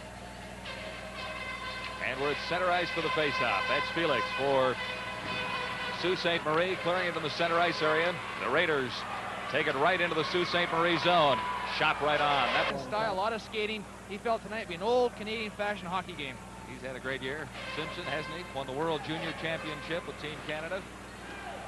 Okay. Jeff Bookeboom there, a #1 draft choice of Edmonton Oilers. And Dean Braham, a 19-year-old left winger. At 23 goals this past season. Here's they will call fighting majors.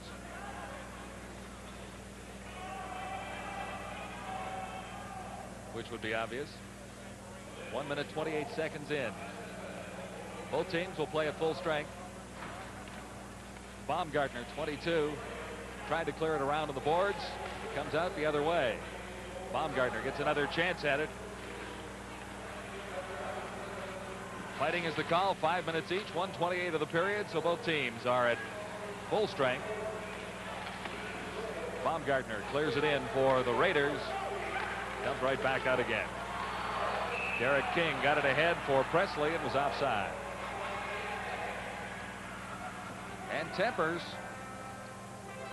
are flaring very early in this hockey game. We haven't seen too much of that in the early moments, Stars. Well, I think that all came a result of the fact that Presley shot the puck after the offside, and the Prince Albert players did not like that at all.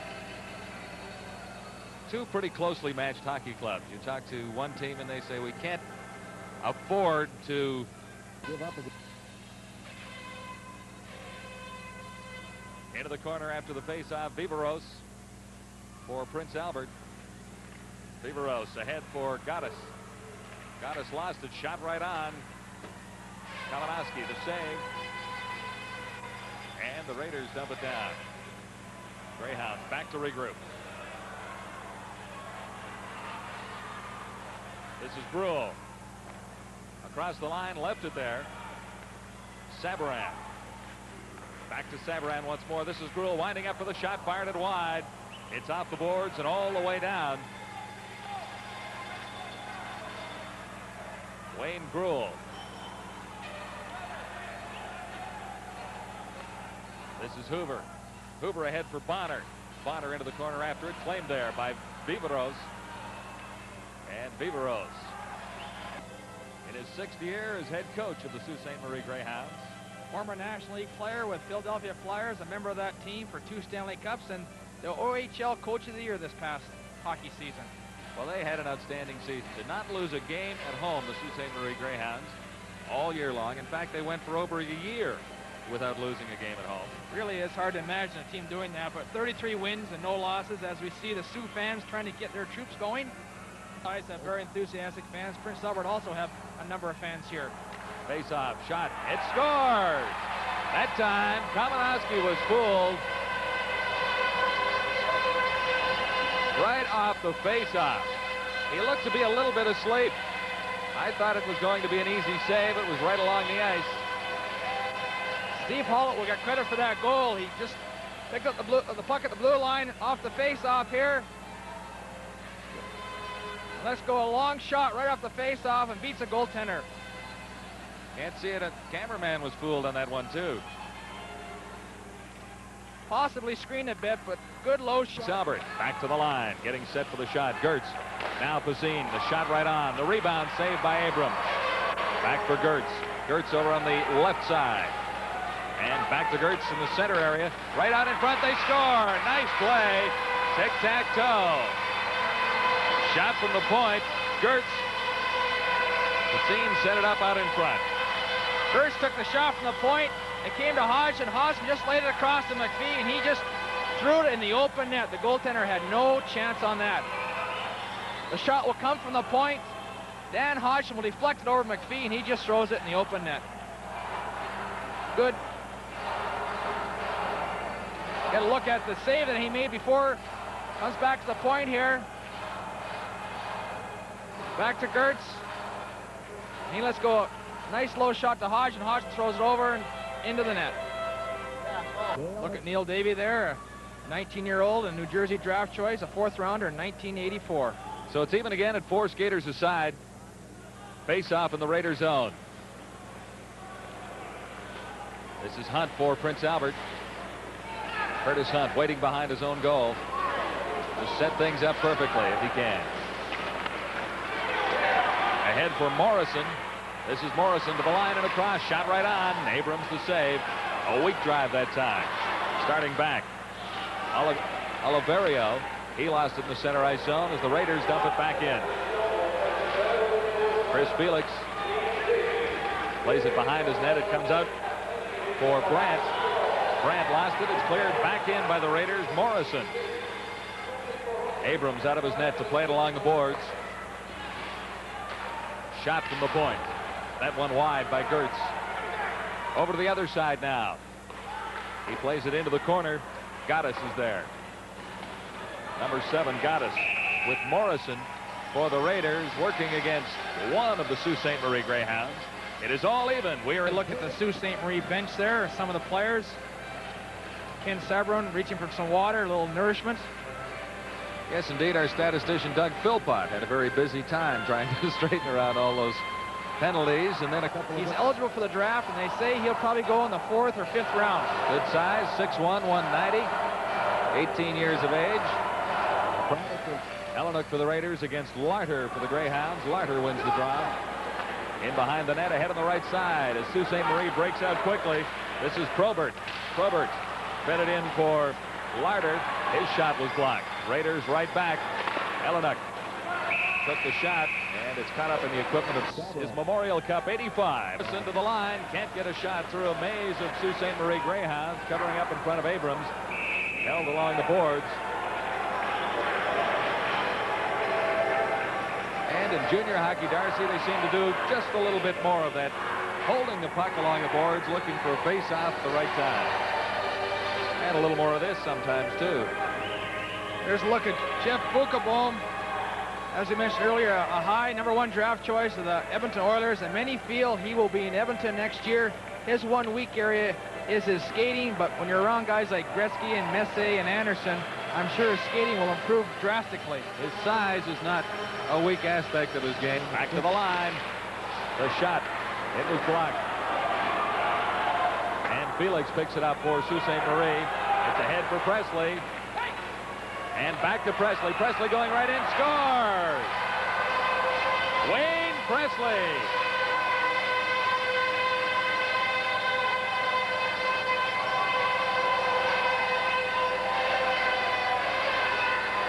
A very nice goal. Good, quick 2-on-1 break as we can look at the high fives there. Where Presley and King break out 2-on-1. King makes a nice little pass over. Presley gets control, goes to his forehand. And just, it was not a 2-line pass for Sault Ste. Marie, and they came in and made a nice little move to score. Face-off will be in the Greyhound zone to the left of Abrams. Gotaas will take it for Prince Albert against Gruel, and they'll do it one more time. Ken Bob Gardner, a 19-year-old draft choice this season. He's a real tough competitor. He's 252 minutes in penalties this past season. 2 years ago, he combined to be the highest educated person in that Western Hockey League, best education and academic-wise and hockey skills. Here come the Raiders across the line. It's poked out. And starting back is Steve Hollett. Hollett with Gruel. Played it back for Gruel. Gruel couldn't get to it. Now the Raiders once more. 2-on-2. Going right in. The shot. Fired just wide that time by Gotaas. Action has picked up considerably at this stage. Just past the midway mark of the opening period. A quick start. It slowed down for a couple of minutes. And it is very quick action right now. McPhee gets it out, and Morrison dumps it into the Greyhound zone. Abrams out of his goal to set it up for Zettler. And that Bazine is a tremendous goal scorer. He scored 172 goals these past 3 years. He was taken in the first round by Boston, last year's NHL draft. Raiders to the attack quickly. At the line, Gotaas is offside. 2-2 with 6 minutes, 8 seconds to play. In the opening period, this is Game 5, Memorial Cup 85. Grenier and Hodgson drive the assists on Pacine's goal at 13:44. Talking about Pacine, he's not a great skater. Many feel he'll have the opportunity to play in Boston next year because of the small Boston Garden. He's a rough, tough customer and can score goals. Held for another face-off in the Greyhound zone.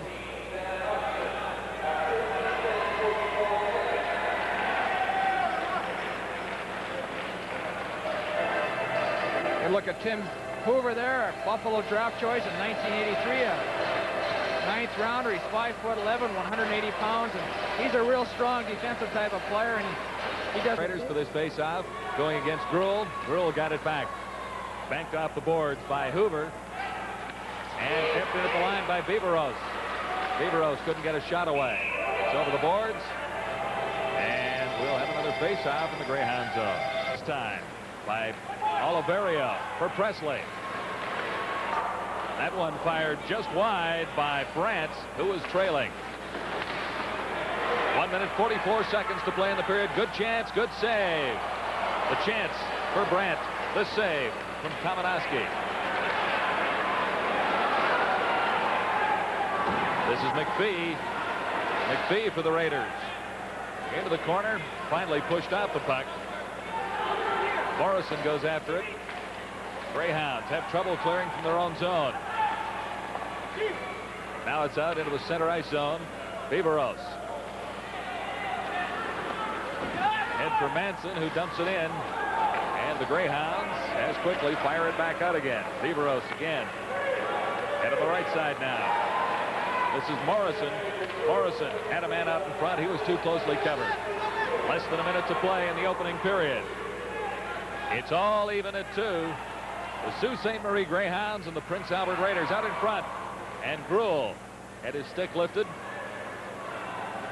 Here come the Raiders. Gotaas now ahead for Morrison. His shot was blocked by Hoover, and Hoover was hurt by it. Here's Gruel for Sault Ste. Marie. Viveros there to clear it to the center ice zone and all the way down. Icing is waved off, however, as Bokaboom goes back for it. Junior hockey to spend time with the representatives from the NHL. One of the more interesting conversations of the afternoon took place between Quebec Nordique President Marcel Aubout and Montreal Canadiens GM Serge Savard. Perhaps discussion of an upcoming trade or talk about the NHL playoffs. Scotty Bowman represented the Buffalo Sabres, perhaps looking for another first-round superstar.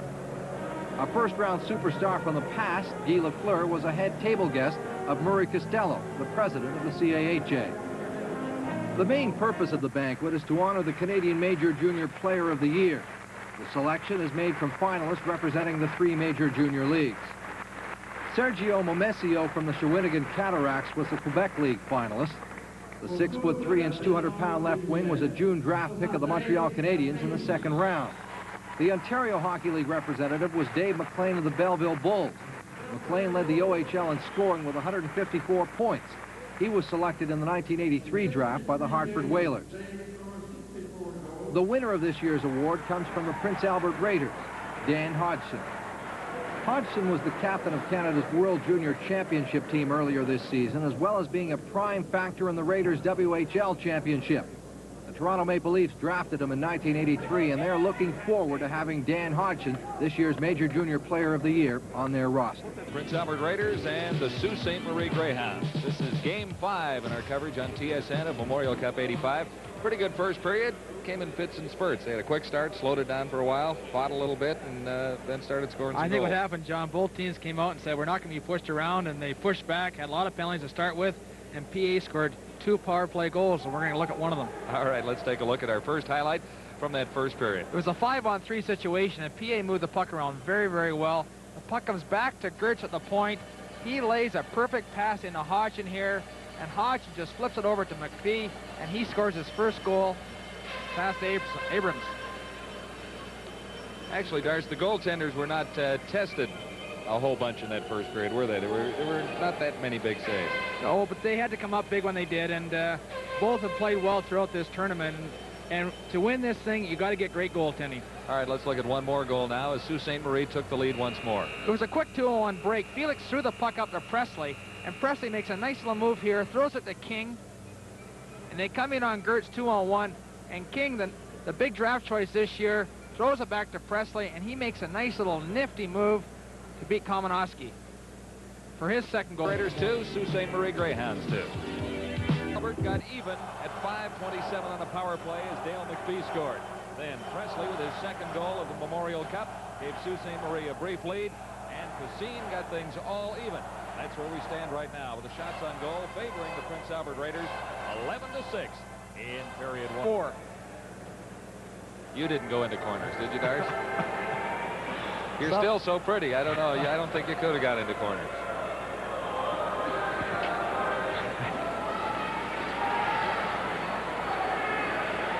In behind the Raiders' goal, Viveros. Dangerous right out in front. Greyhounds had an opportunity as King was standing right there. But Kamenowski came up with a save.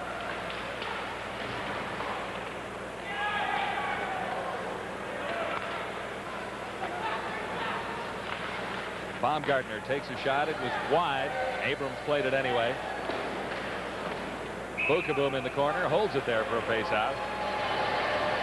Working against Gotaas. Now, Gotaas is 5'8", 172, and we've got Bukaboom down here as, what, 6'4", 210. Taking it. As we look there, Dale McPhee, who scored his first goal of the Memorial Cup in the first period. He's a 20-year-old, hoping to get drafted this coming June. But let me just say how close these teams are. Here he kicks it back to Viveros. He throws it over to Gertz, and he lets go a low shot that beats Abrams. But the key there was winning the faceoff.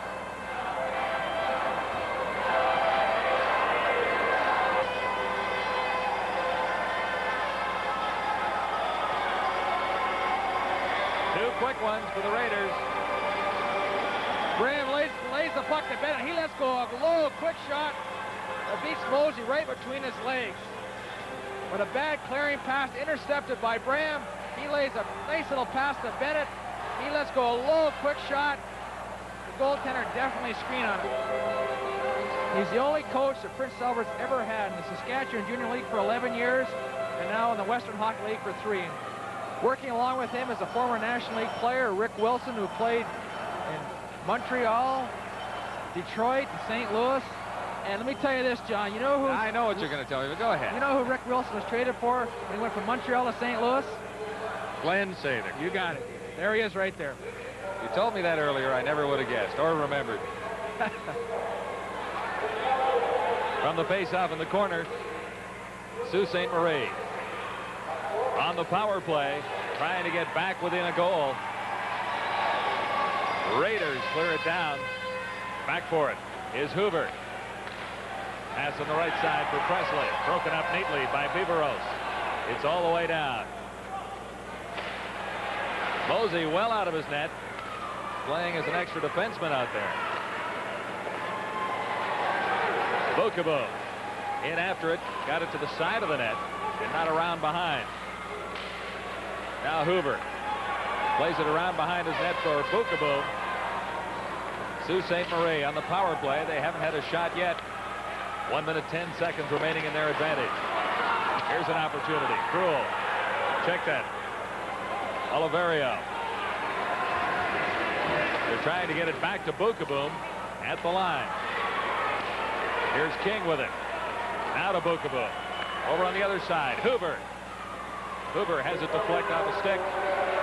And the Raiders. Mastine drops the puck to Hodgson. He lays it over for Grenier, and he just one-times it into the net. And that Grenier is a tremendous goal scorer here, but Hodgson makes a pretty play. Throws over to Grenier, and he just one-times it high into the net.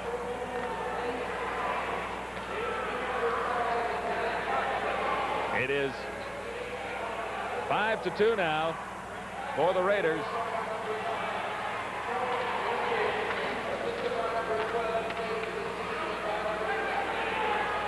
$11 minutes, 43 seconds to play in the second period.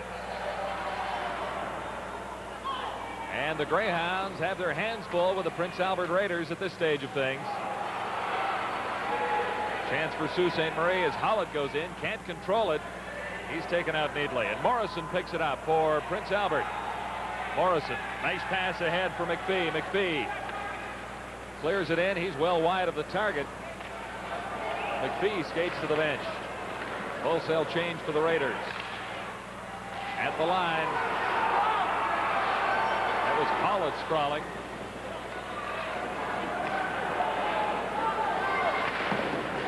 Kept in by Savarin. Not for long. Claimed by Braham. Cheering section, and they'll have to be a little louder. Get the Greyhounds back into this hockey game. They trail by 3. Viveros. Ahead for McPhee. This is McPhee, number 23 for the Prince Albert Raiders. Check. And Gruel starts back for Sault Ste. Marie. Gruel is taken out neatly by Viveros. And McPhee clears it out. Hoover back for it for the Greyhounds. Loose puck. Gotaas in for Morrison. Hit the side of the net. And they continue to bang away at it and put one in. That makes it 6-2. As Bennett from the side of the net just kept jamming away at it. Or McPhee, rather, 23. Kept jamming away. Good persistent effort by Dale McPhee. His persistent work in front of the net. He comes in front there and just bangs away. And Mosey tries to cover up, but he just can't do it. But a good third and fourth effort by McPhee here. Well, Prince Albert are just controlling the puck in the Sault Ste. Marie end and seem to have Sault Ste. Marie very flustered at this stage of the hockey game. 4 straight goals in this second period. It was 2-2 after 1. All even, very close hockey game. 10:33 the time of the 6th goal for the Prince Albert Raiders. It is 6-2. Greyhounds start back. And that race of 2 in a row for McPhee. By number 16, Dan Hodgson, and by number 12, Dave Facine. Greyhounds face an uphill task now, trailing 7-2. As the Raiders continue to try and add to that total. Hit across the line, shot fired wide by Morrison. Greyhounds. This is Gruel. Tried to leave it at the line and lost it. Davey clears it ahead. Shot from the point. And a weak one by Savarin, handled quite easily by Kamenowski. He covers up regardless. Prince Albert Raiders lead by 5. Very Chris standing behind the bench. Very concerned at this time. The Greyhounds unbeaten in their 2 tournament games prior to this one.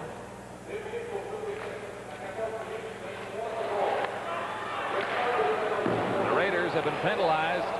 Dahlman is out for cross-checking, so the Greyhounds hope to get something going here. They need 5 just to get even. Felix the shot. The save by Kamenaski. Into the corner after it is King. Back to Felix. Felix feeds it in. And in the slot area. Presley couldn't get a good shot away. He got in too deep. This is King behind the goal for the Greyhounds. For Presley. He's hauled down. King. Back to the line. Felix the shot. It's blocked by the defense and cleared neatly by McPhee. This is Presley. Right side going in. Has to stop. Back to the line for Felix. Felix takes his time for Presley. Presley lost it in the skates momentarily and finally lost control. Greyhounds now. To the line and across. He's right through. Bukaboom going in. Takes the shot. Fired it wide. And they scored as it came out on the... After that. Looking past this game and knew they had another game no matter what. We're guaranteed a semifinal match. But you got to give Prince Albert full credit. They came up with so far a very strong hockey game. And most of the damage has been in the second period. 5 straight for the Prince Albert Raiders until Bukaboom scored unassisted for Sault Ste. Marie. Larter, 22, in the face-off circle going against Gotaas. Both are waved out. Presley moves in now for the Greyhounds. Number 14 against Morrison, number 8. Morrison got it over for Gertz. Still along the boards. One of the linesmen goes down. Back to the line. Bukaboom winds up. Shot.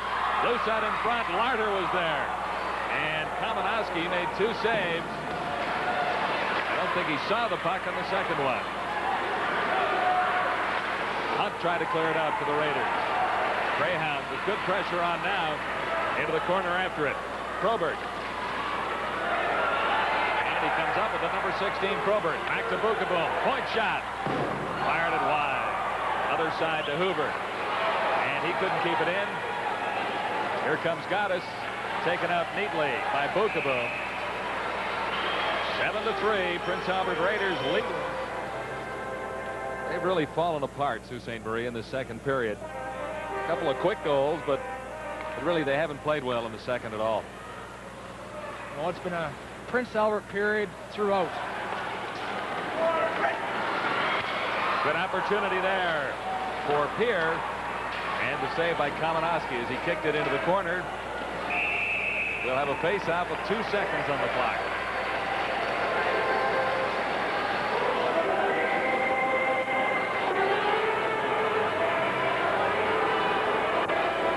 Big Bob Probert, 6'3", 220 pounds, a Detroit draft choice in 1983, a 3rd rounder. I just can't believe the size of some of these kids. 6'3", 220.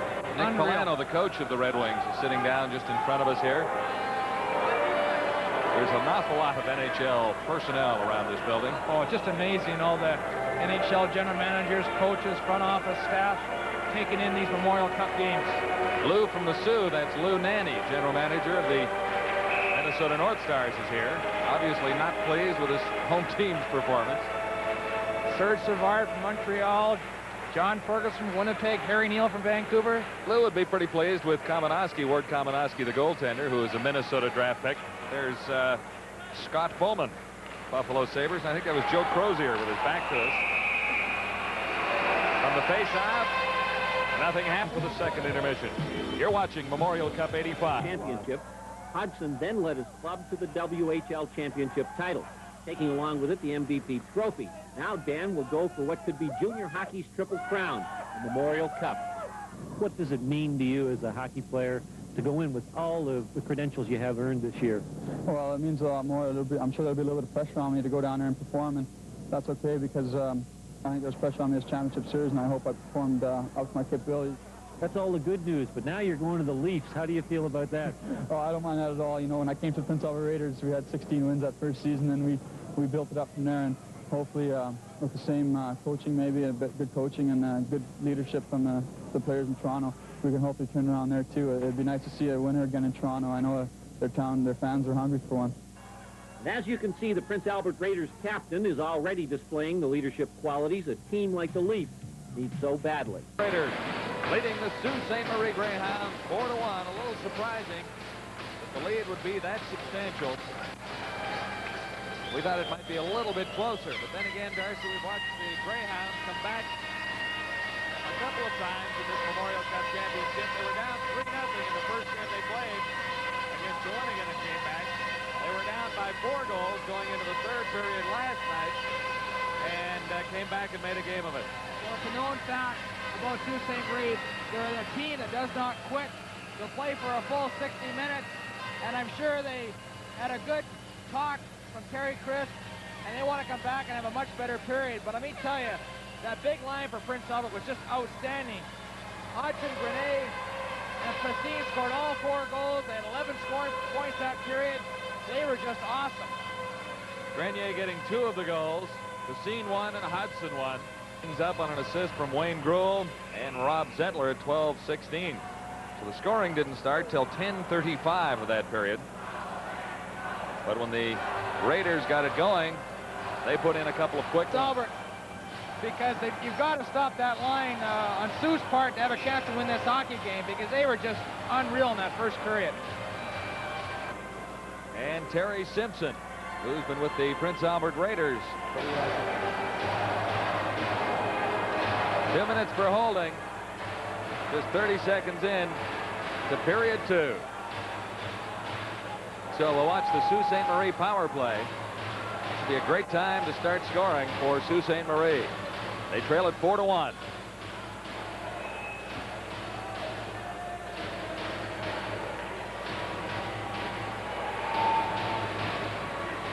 Face off into the corner. After it, Baumgartner. And he easily dumps it down the ice. Sabaran goes back for it for Sault Ste. Marie. Number 15, Ken Sabaran, starts up. Pass on the left side. This is Probert to the line. Can't get it across. Gruel takes over, feeding it back. And it's in once more. Bonner. Bonner back to the line. Over for Felix. Felix plays it in for Gruel. Gruel falling, gets the shot away. And the backhand just went wide. Felix over for Sabaran. The shot right on. Kicked out. Kalinowski holding the fort. The Raiders led by Gotaas.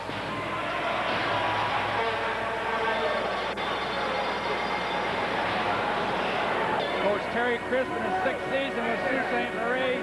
Use the backboard.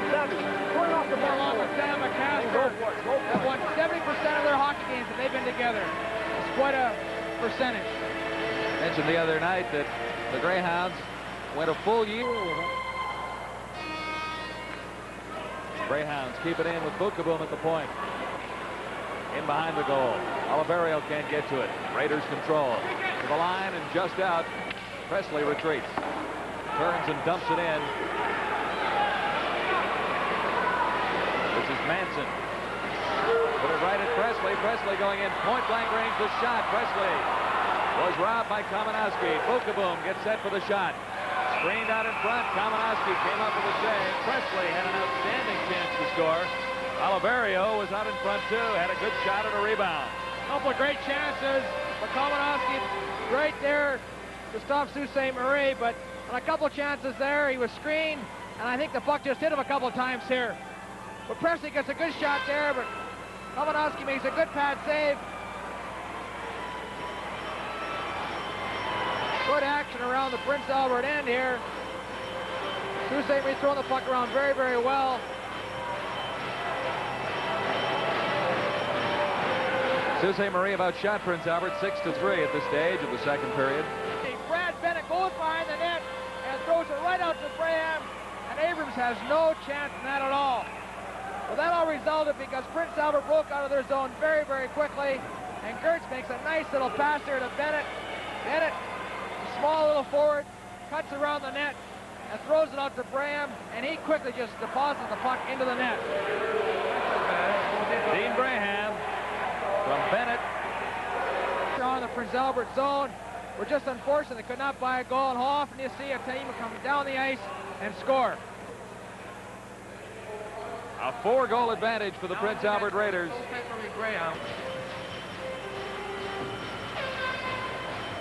They're both two rugged performers, and Chris Brandt, from all reports, has probably been the most valuable player in the playoffs for Sault Ste. Marie. He's the heart of their hockey team, and actually has scored 9 goals all season and has had 8 during the playoffs.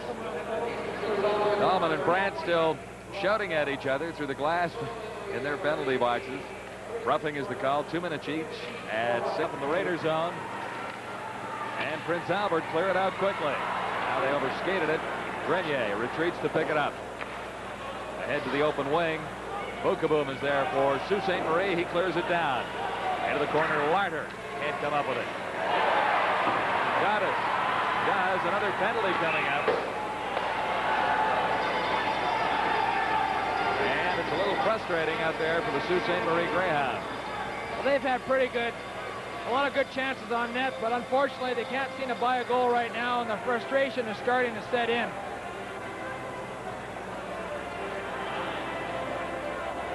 Larter heads to the box, number 22. A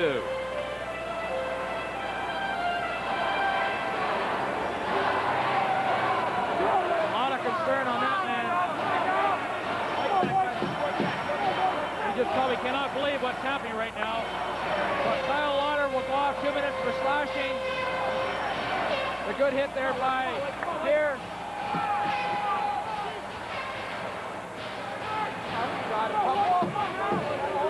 Grant, 18, for Sault Ste. Marie. Grant getting the best of his opponent. I can't see with the sweater pulled up, Garth. Who is it? We got Dahlman and Brandt going at it toe-to-toe. Oh! What a scrap.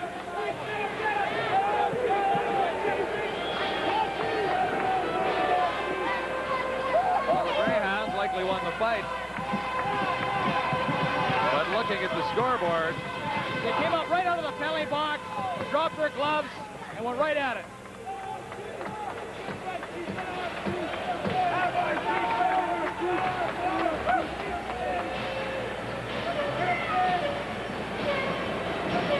it is a 6-1 hockey game. So it's a long way to get back for the Sault Ste. Marie Greyhounds. They have not had good bounces in this second period. They trailed coming in. Had some good scoring opportunities, but the Raiders have taken advantage of theirs here in the second period. Here's Bonner. Can't get him across the line. Gertz takes the shot. Saved by Abrams. Raiders in control. That's Gotaas. He lost it in the corner. And dumped all the way down by Sault Ste. Marie. They are playing a man short, so icing is not called. Here's a chance for the Greyhounds. Bonner going in. Kavanowski had the angle well covered.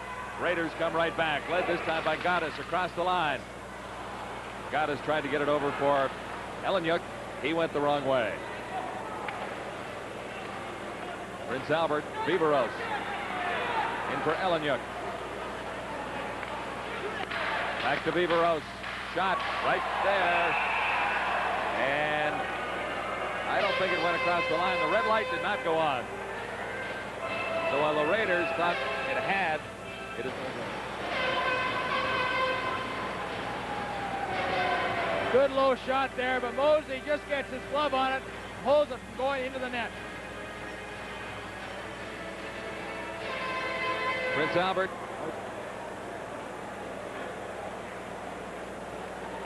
Steve Gotaas lost the draw that time to Sault Ste. Marie's Jean-Marc McKenzie. So a few new faces getting a little ice time for the Greyhounds as they try to get something going here. Quickly, Gotaas shoots, scores! Steve Gotaas.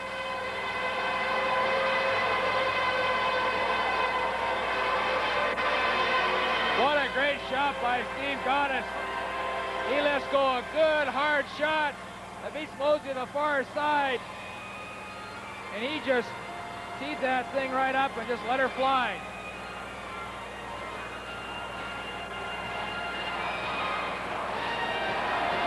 We are just past the midway point of the second period. It is a 7-1 lead for the Prince Albert Raiders. And that is very surprising indeed.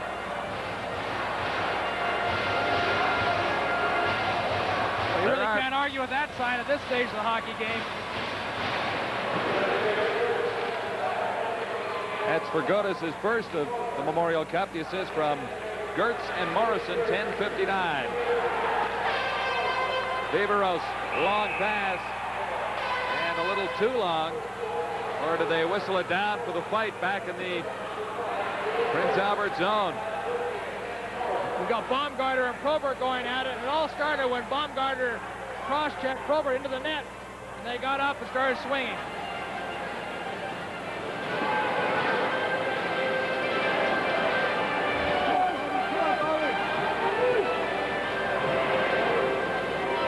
Two big guys going at it.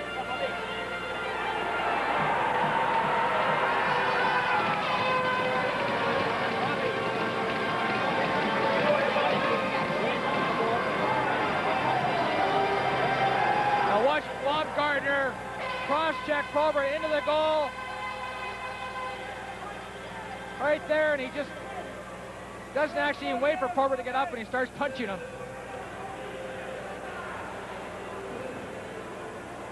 More penalties coming up. Prince Albert penalty box is the focus of attention right now. Come on, guys! Come on! Probert and Baumgartner, 5 each for fighting. Baumgartner gets the extra 2 for roughing. So that means a manpower advantage for the Sault Ste. Marie Greyhounds, a power play. Sault Ste. Marie want to get back in this hockey game. They just cannot keep squandering these great power play opportunities they're getting.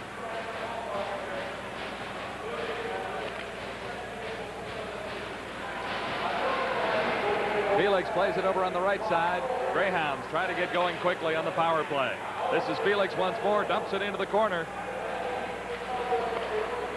And Gertz clears it all the way around. Sabaran keeps it in for the Greyhounds. Back for Sabaran. Winds up. Kaminowski had to make a save. It wasn't a difficult one. Sabaran once more. Kaminowski down. Here's a chance for Felix. Felix couldn't get to it quickly enough to see it open up. Along the boards. Raiders finally clear it down. Felix is back to grab it. Ahead for Gruel. Gruel circling back to his own line. Across the line, Gruel going around the defense. Can't move in any closer. Back for Sabaran. In town zone, the net now protected by Scott Mosey. Mosey began this Memorial Cup for Sault Ste. Marie, led in 3 goals quickly in game 1. He was yanked. Abrams then came into play and got the victory in game 1 for Sault Ste. Marie over Shawinigan. And since then, Terry Crisp has alternated the goaltenders a little bit. That time Morrison couldn't get to the backhand quickly enough. Number 8.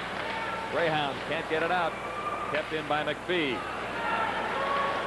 Now the Hounds to the line and across.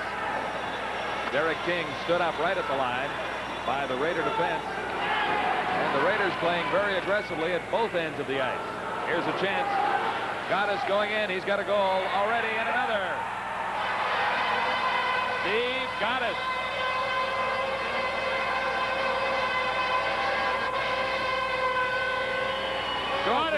He showed a lot of speed there. He takes a nice pass here from Manson. As Manson lays a nice little pass after Gotaas, and he just cuts in right around Sabaran, put the puck behind Mosey. Another look at this here as Gotaas makes a nice move, cuts it to his forehand. Actually looks like that puck might went off his skates, but he gets his second goal of this period. Manson draws the assist at 14:38. And the goal by Gotaas along the left side. Derek King is ridden out.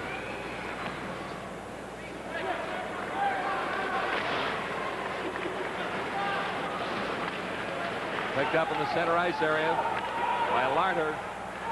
Larder for the Greyhounds to the line, left it for Presley. Presley fired it, hit Larder. Viveros into the corner for the Raiders. Comes out in front. Presley was tied up. Manson played it over on the right side for Gotaas. Gotaas tried to clear it out for McPhee. This is Viveros keeping it in for the Raiders. And they simply are not letting up despite the 7-goal advantage they have. Prince Albert are always looking for that quick break. They're a team that loves to make that quick break when they come out of their own zone. To the line, not out. Vesia. Hang on, Darcy. These guys are still going at it. They just got out of the box again. And they're at it again. It's Brent for Sault Ste. Marie. And Dahlman for Prince Albert. They have been in the penalty box for roughing. I'm sorry, it's Baumgartner and Probert.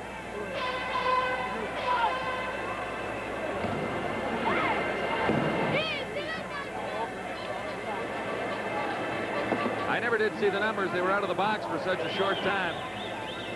I believe it is Baumgartner and Probert, and they were just talking the whole time in the penalty box, and you knew something was going to happen once that those penalties expired. Well, he ended up back in the penalty box. Probert and Baumgartner.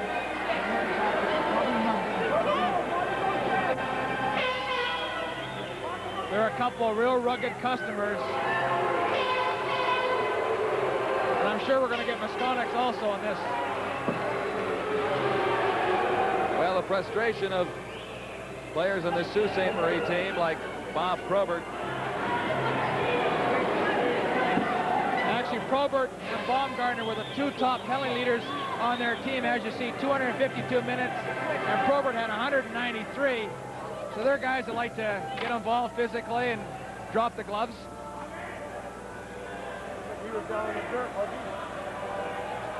Baumgartner is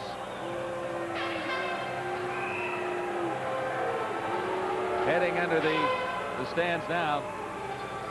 The dressing rooms are on the same side. I'm hoping you have nothing happen underneath. That's as far as we can take you with our cameras at this stage. Well, I suppose we can wait for an eruption underneath us.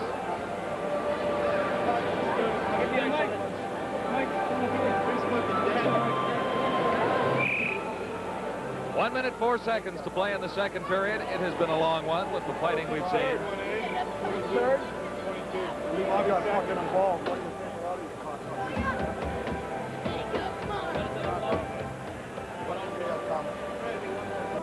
And he wasn't saying 4-3 for the Raiders at the time. He said it's 4-3, it's either way. These are two closely matched teams.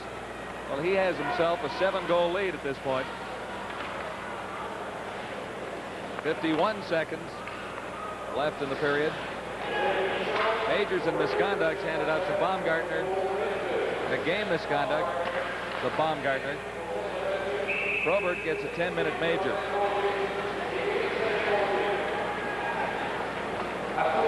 And a 10-minute misconduct.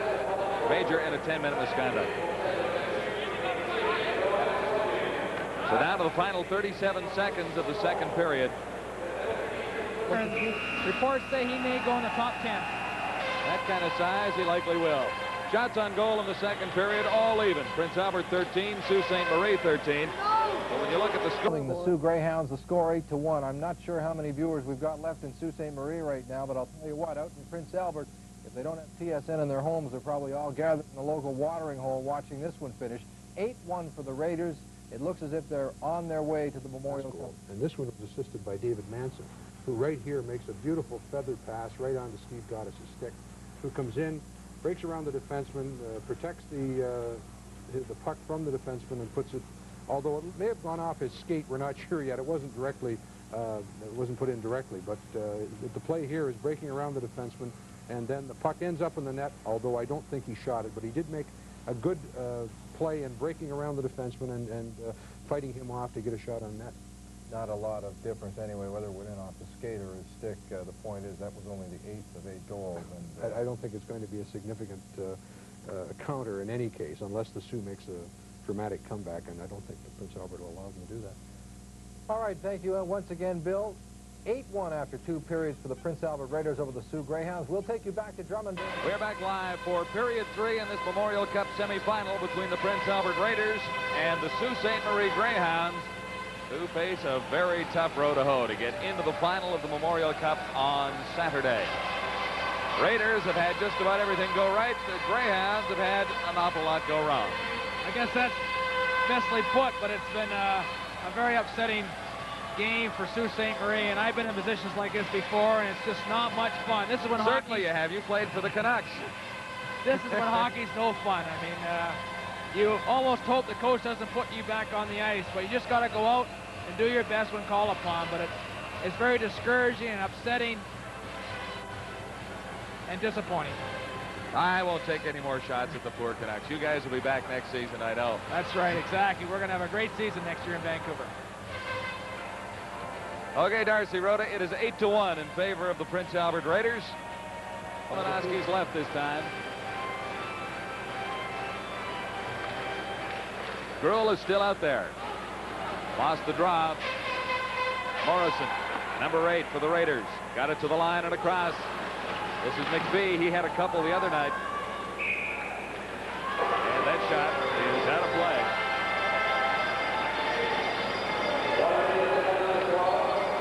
While we have a moment, we'd like to thank René Verrier, the chairman of the local organizing committee of this 1985 Memorial Cup. They've done a splendid job in Drummondville. Steve Gotaas there scored a couple of goals in the second period. He's a draft, and his nickname is Mouse. Mouse. He's involved in the horse racing business in the off-season, harness racing. How did he get the nickname Mouse? That's just what the boys told me this afternoon. Face out of the Greyhound zone. It is Mouse Gotaas. I figured I would not get into depth why they did call him Mouse. Here come the Greyhounds. Opportunity here, going right in, right out in front. They score. The shot by McKenzie, and I think it went off a defender's skate. I believe it went off Kurtz in front of the net. He was coming back. But Sault Ste. Marie broke out very quickly. McKenzie broke down the left side. Watch here. McKenzie breaks out 2-on-1. And I believe number 5, I'm not really sure, is it 5? No, actually, I guess it's Hunt's skate that it hit and goes into the net. At this point, the Greyhounds will take them any way they can get them. One more look. Quick 2-on break for Sault Ste. Marie. McKenzie goes wide and throws the puck out and hits Hunt's skate and goes in behind Komanowski. McKenzie at 2:20. Dan Hodgson is out for holding, so that gives Sault Ste. Marie a power play with a face-off in the Raiders' zone. Time of the penalty, 3 minutes, 30 seconds into the third period. Gruhl gets it right back to Felix. Shot, scores! Chris Felix. It is 8-3. It did not take long. Well, Felix has got that great shot, and he just lets it go. And Komanowski, I'm sure, probably was screened on the shot.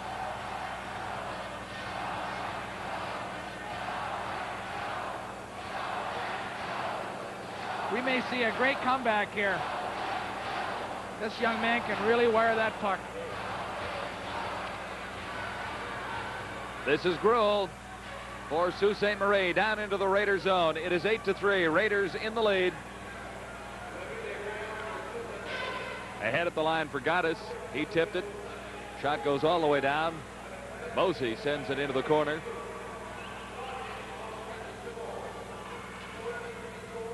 Held along the boards. We'll have a face-off in the Greyhound zone. When you have a big lead like Prince Albert had after 2 periods. Presley for Sault Ste. Marie. Good move to get through. Presley can't get the shot away. Still loose out there. Cleared to the boards and out.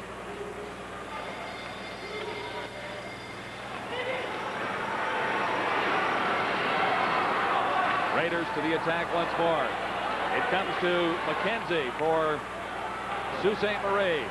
Ahead for Felix. Felix takes a return pass. Cleared it out in front. Loose there. And the Raiders start back. Down the left side. Shot that time from Gertz. Hit the side of the net. This is Chris Felix for Sault Ste.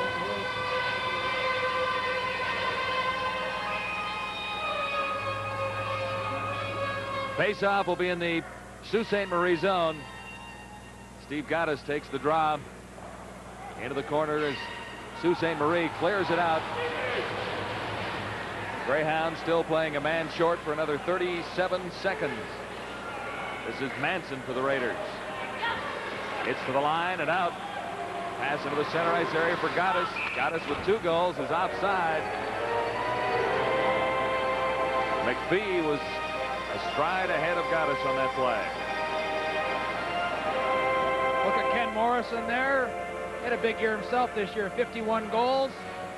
He's got a brother that's a lawyer and a doctor, and I'm sure he'd like to get involved in the scoring like most of the players. When you have a big lead like this, all the players, I'm sure, are thinking, gosh, I'd like to get my name in that score sheet too. Well, on a night like this, things are going so right for your hockey team. A lot of guys get a chance, except that that big line of Grenier, Facine, and Hodgson have accounted for much of the scoring. Grenier has 2, Gotaas has 2, Facine has 2, Hodgson has 1, and Braham has 1. On their last opportunity, they did not get a shot on goal. Gertz is off for roughing for 2 at 12:16.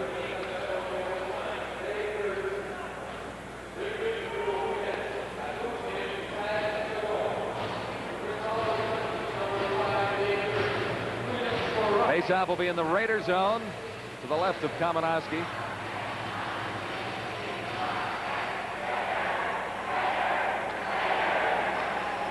Gotaas got the drop for Prince Albert, and that allowed Manson to backhand it down the ice rather easily. Backboard, Felix. This is Gruel.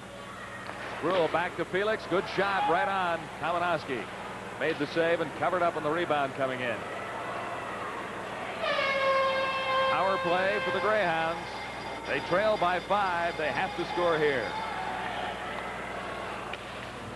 Chris Brandt has it go off his stick. It's into the Raider zone, picked up by Vesia. Vesia lost control, and Fazer goes after it. Very, very well. From the face-off, it comes to the Greyhounds. Back to the line for Felix. Felix fakes the shot, now fires. He'll get another opportunity. This time he dumps it into the corner. Chris Felix stops one more. Out in front, Kamenowski is down once more. It's just amazing to see about Sault Ste. Marie. They seem to turn the wrong way. The puck ends up where they can't see it. It's getting all the wrong bounces. One of those games. Greyhound power play is now over. Facine went after it, couldn't come up with it. Now it comes right back to him. Facine beating it through for Hodgson. Hodgson couldn't get it across the line for very long. Hodgson now for the Greyhounds. Presley had a chance, waited too long. Felix slaps at that one. It goes high, comes back to the Greyhounds. Back to the line, and fanning out at that time was Brian Rome.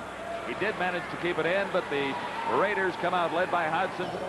Prince Albert plays so well in their own end, and I'm sure assistant coach and assistant general manager Rick Wilson, a former National Hockey League player for 4 years, is a big reason for that. And he was a defenseman when he played, and he was known as a player that played well defensively and cleared his own end up and just went from there. 3 minutes, 51 seconds remaining in this semifinal game. Greyhounds in the power play with a face-off in the Raider zone. Gruel got the draw. Back for Felix. Over for Brandt. Back to Felix. Felix missed that shot completely. So Brandt goes back. Now Probert is out there. Another chance for the Raiders, shorthanded. The shot from Gotaas. Mosey made the save. Didn't hang on that time. Seconds are now precious for the Greyhounds. It appears like an insurmountable lead. 5 goals. The Raiders have the advantage. 8-3. Here's Gruhl to the line.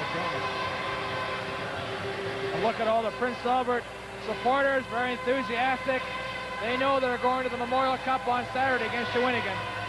They are in the minority here, but they are making Albert Raiders really put on a great display. They had absolutely every phase of their game working to near perfection. They had a big enough lead coming into the third period that really it didn't matter much. Prince Albert Raiders, job well done. Our congratulations to Terry Simpson and Rick Wilson. They've done a marvelous job with this hockey club. After losing their opening game, they've come back to win 3 straight. And they're a fine, disciplined hockey team. They played 60 minutes of solid effort in this hockey game.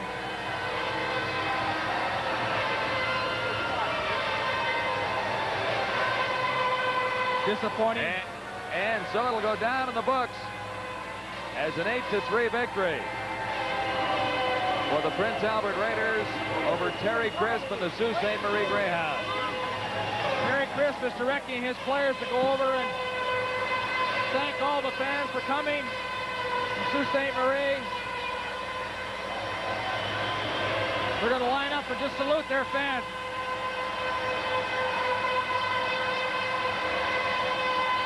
That's a real nice gesture.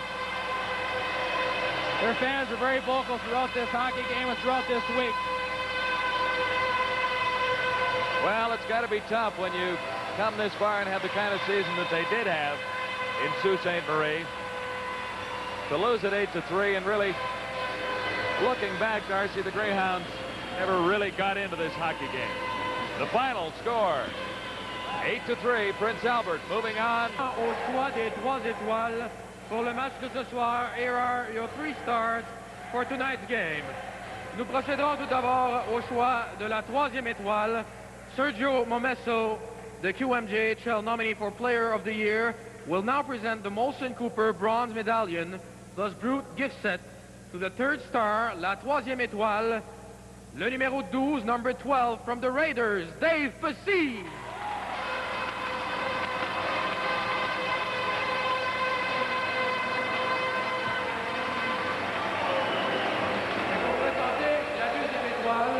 Mr. Claude Mouton of the Montreal Canadiens will now present the Molson Cooper Silver Medallion plus Brute gift set to the 2nd star, number 9, le numéro 9, from the Raiders, Tony Grenier.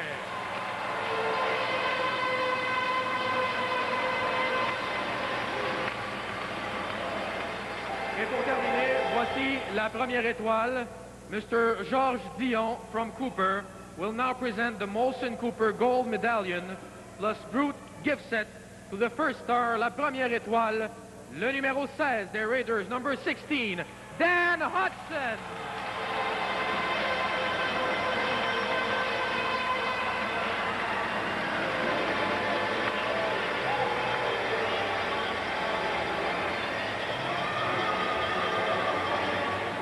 I don't think anyone can argue with a sweep for the Prince Albert Raiders of those 3 awards either, Darce. They were a very dominant force in the hockey game. Molson 3 stars, Dave Hodgson, Tony Grenier, and the Ice Terrier. All I want to say to you really is you're not a very great hockey predictor. You said it was going to be a 4-3 hockey game.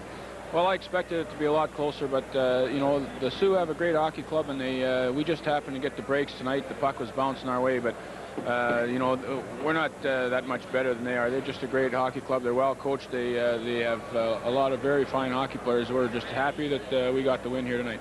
I thought about your goaltending. Well, I thought Komanowski was outstanding for us. He certainly had, it was a difference in the game. He time and again he made the great saves, and you know, there a couple of those key times in the game, and you can't say enough about him. I know he maybe didn't have the greatest game on Tuesday night, but he came back tonight and he was great. You want to look ahead to the Shawinigan Cataracts on Saturday afternoon for us? Well, then there again, I think it's going to be a hard skating game. I think both clubs can skate well, and it's just going to come down to probably the puck bounce, and you know, I'm sure it's going to be a great hockey game. What about that big line of yours, Terry? Well, they came through for us tonight. Certainly, like Hodgson, Grenier, Pazine, they played very well. And I thought on defense, I thought Gertz, Viveros, Manson, Davey, the whole defense played very well. I was happy. It was a good team effort. You know, guys, are a lot of pressure on them to come through tonight, and everybody contributed. Was there any aspect of your game that pleased you more than any other defensively, or did you have it going pretty well for yourselves all the way? Well, I thought we played pretty well a basic game for ourselves. That's basically the way we play all the time. But the thing that pleased me the most, of course, was Kamenowski was outstanding. But generally, that's the way we play. Try to forecheck, and you know, like those three on that big line, they can move the puck around and get some goals. But I thought Gotaas was played very well for us also today, and our penalty killing was strong, and everybody played well. Like our checking line, Fazer, Bennett, and Braham, they were strong. So you know, you really can't single out any individual, but everybody did their thing. Like I mentioned earlier, you know, our grinders had to grind and our scorers had to score and all that, and I think they did that tonight. You may face a pretty hot goaltender on Saturday in the final in young Desjardins. He had an outstanding Memorial Cup. Yeah, he has. He's been very, very good. He's not big, but he's quick, and he's on top of his game right now, and certainly he helps Shawinigan. It's kind of ironical that Ron LaPointe and I would meet in the Memorial Cup. That would have been hard to predict last January the 1st. All right. Well, thank you very much. Cup final against the Shawinigan. North America's oldest brewery, with nearly 200 years of brewing excellence. The beautiful eastern townships of Quebec and the city of Drummondville. A meeting of two teams, first overall in their respective leagues. Shawinigan has scored 14 goals in 3 games. Their last outing, they beat Verdun 5-1. Their leading scorer, number 12, Mario Belanger, 3 goals and 3 assists. Shawinigan earning a berth in the championship game by virtue of their goals for and against ratio after ending in a tie for top spot with Sault Ste. Marie and Prince Albert. The champions of the WHL in their last game defeated Sault Ste. Marie by a score of 8-3. Prince Albert boasts one of the most explosive lines ever in Canadian junior hockey. Dan Pro Scouts, and this rink is full of them today. But most important, of course, is the opportunity to get their names on the Memorial Cup. It's been in competition for 67 years. Some great teams and players have won it during that time. Also up for grabs, the Stafford Smythe Trophy. To the most valuable player, he also receives a Mitsubishi TV. The George Parsons Trophy goes to the most sportsmanlike player, along with a quartz watch, courtesy of Citizen.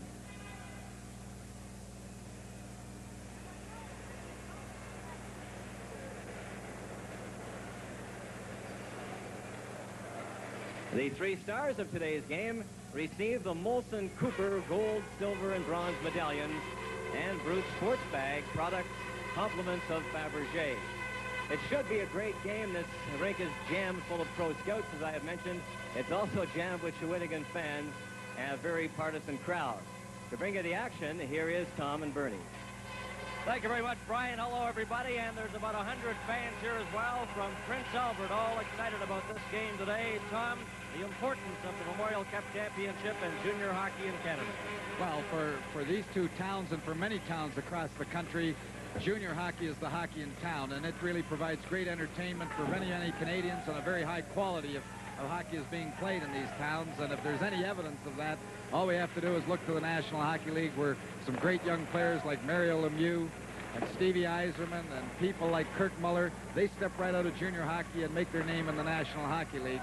And let's not forget either that Canada, this past season in Finland, won the World Junior Championship, so we've got a lot of great players still in this country. And I think it's worth reminding the fans that the two coaches here, Terry Simpson and Ron LaPointe, were the coaches of the team that won the World Junior Championships in Finland. So there are no secrets between these two teams, and I think we're going to see a great game this afternoon. Well, it's a big moment for Prince Albert and Shawinigan and all of junior hockey, the Memorial Cup. Memorial Cup Championship game.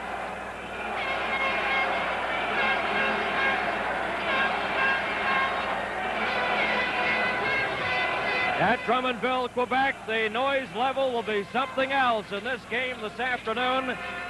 Prince Albert against Shawinigan, and we're about set for the official opening face-off. The two captains, Hodson of Prince Albert and Casper of Shawinigan.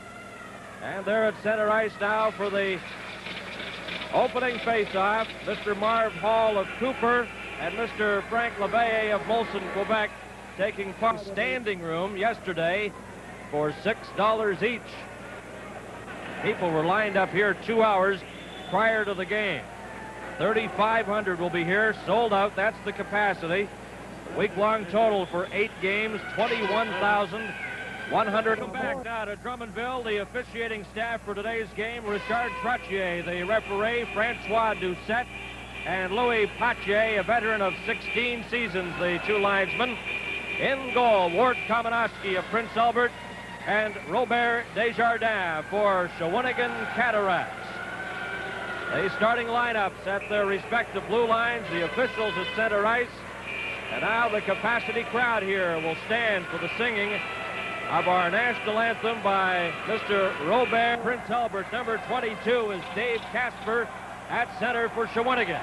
The puck comes back to Hunt. He clears it into the Shawinigan zone. Going back for it is Graham Herring in behind his own net. It's kept in by the Raiders. Here's Fazer behind the net. Right in front. They score! Dean Graham. A perfect setup, and Graham has given Prince Albert a 1-0 lead. Well, you don't want that to happen that early in the hockey game, but 2 defenders chase behind the net. Here we see the puck going behind, and we see 2 defenders go to 1 on each side, leaving the man free in front of the net, and all he has to do is scoop that puck in. And a big first goal, a defensive mistake, 2 men chasing behind the net rather than covering in front. Here we see the puck going behind, and there you see 2 defenders chasing, leaving 1. There's a little miscue there. They didn't talk enough to say, I've got the guy here, or I've got the guy in front of the net. Before you know it, it's 1-0 Prince Albert. O'Graham gets the goal after just 15 seconds. Graham played his midget hockey at Notre Dame in Wilcox, Saskatchewan. He's from Winnipegosis, Manitoba. Graham, his 3rd goal of the championship from Fazer and Bennett at 15 seconds as Ron LaPointe, the coach of Shawinigan, looks on. Number 12, Mario Belanger, gets set for the draw. Puck bounces, it's kicked to the side, and it's picked up by Neil Davey. He gets it up to center ice. Prince Albert Raiders on the attack. This is Steve Gotaas into the corner. Helped out there by Dale McPhee. And Shawinigan intercepts and brings it out. Belanger up to Mamesso. He clears the puck. Belanger goes after it. He's bumped against the boards. Mamesso in front. Just out of reach, and it slides out to the center ice zone. Gilbert Poulin inside his own line. Forced back by Ken Morrison. Now it's slapped off the boards by Steve Gotaas, a delayed offside. But Shawinigan brings it out, nullifying that offside. Kamenowski out of his net. Slaps the puck over to Neil Davey. Davey is checked, and the puck comes out to the center ice zone. Both teams at full strength. Prince Albert scoring after just 15 seconds of play. David Manson. His pass ahead for Rod Dolman. Dolman collides with the Shawinigan power play, and they have a face-off in the Prince Albert zone to the right of goaltender Ward Kamenowski. Number 12 is Mario Belanger. Lost the draw and shot down the ice right to goaltender Desjardins. He leaves it there, number 24, DiFiore. Leading an attack now for Shawinigan. Up to center. Lemieux, he stopped. And it's broken up by Viveros and shot down the ice. DiFiore leaves the puck for Belanger. Now he sets up on the power play. Here comes Belanger. Gets the pass over the line now with Paul. Belanger to Paul. A shot. That's blocked by the defense. Their sticks, but nothing developed. But what a hit here. Well, that's what happens when you look back to admire your pass. We just saw that little chip back behind the net by Manson. You look back to see who in there for the face-off. Dave Casper, brother of Steve of the Boston Bruins. And there is number 6, Mossy. Prince Albert, 5 seconds left in their minor penalty. It's brought out by Viveros. Viveros up now with Gotaas over the line. The Raiders are back at full strength. Oh, and that was Casper lining up, just missed that shot. Now it's brought out by Lemieux. Stumbles as he crossed his own blue line. Now Gotaas with a mix-up in front of the net. McPhee bumps there with the Shawinigan player, Mossy. And the officials move in quickly to make sure nothing develops, but Mossy takes a little swing there at the Prince Albert player, McPhee. Well, what happens is, I know it's one game for everything that's at stake here, but no team wants to give the other team a little advantage in the intimidation factor. Just everybody wants to establish themselves that they're here to play the game, and they want to be let their teammates know that they're here to play the game. Here Terry Simpson there, and a nice little green flower in his lapel that the people were handing out. By radio station CKBI in Prince Albert. So many of the spectators have these carnations in their lapel, courtesy of Prince Albert. Have a face-off inside the Shawinigan zone. Number 7 is Steve Gotaas from Camrose, Alberta. All set now for the draw against Dave Casper. He'll see a lot of action. Baudouin for holding at 5:22. That's whistled down on the offside. There's Davey, number 20, a draft choice of the New Jersey Devils last year. He's 19. He had 6 goals and 28 assists this year in league play. Baudouin off, holding 5:22. So Prince Albert getting a scoring opportunity with this power play, and the puck cleared down the ice into the Prince Albert zone. A lot of whistles in the stands, and the players thought that was a stoppage in play as they held up momentarily. Now it's brought in by Davey. Taken off by Momesso, and the puck shot down the ice. Kamenowski lifts it ahead to David Manson. Now Manson goes behind his goal. Raiders on the power play to center. Manson met at the line, lost possession of the puck, and it's taken by DiFiore. He can't get it out. Here's Gertz getting set. Gertz, he'll drop the puck in the Prince Albert zone. The Raiders in green, Shawinigan Cataracts in white with the blue pants. Number 7 for Prince Albert, Gotaas against Belanger. Belanger knocked against the board. Gotaas took a hit and gets the puck ahead. Here comes McPhee. McPhee trying to split the defense, and DiFiore has it now for Shawinigan. Intended that pass for Dan Foose, and it comes all the way back to center to Manson. Gotaas tried to get it ahead there for Ken Morrison. Morrison into the corner, bumped with DiFiore. Puck goes loose. Momesso can't get it out. Stopped by Steve Gotaas. In front, knocked down by Baudouin. Oh, and a solid hit there. Number 4, Manson stepped into Dan Foose. Now Belanger over the line. He's stopped. Gotaas just clears it off the boards into the Shawinigan zone. Both teams at full strength. Puck cleared into the Prince Albert, and we'll get another power play opportunity. Fazer high sticking at 10:56.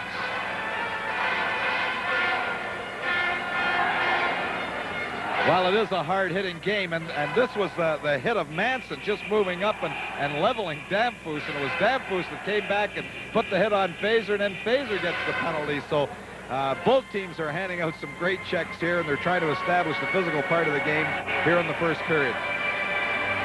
Oh, the power play opportunity for the Shawinigan Cataracts, representing the Quebec Major Junior Hockey League. A lot of supporters here from Shawinigan. And some 100 people in from Prince Albert, Saskatchewan, supporting their champions from the WHL. Now we're all set. And the Raiders get it and immediately shoot it down the ice. So Shawinigan forced to regroup. Baudouin, he has an excellent shot on the point. Number 19 leading the attack for Shawinigan. The pass comes up. Here's Momesso, but it's whistled offside at the Prince Albert blue line. Well, we mentioned it in the last power play opportunity that Shawinigan had.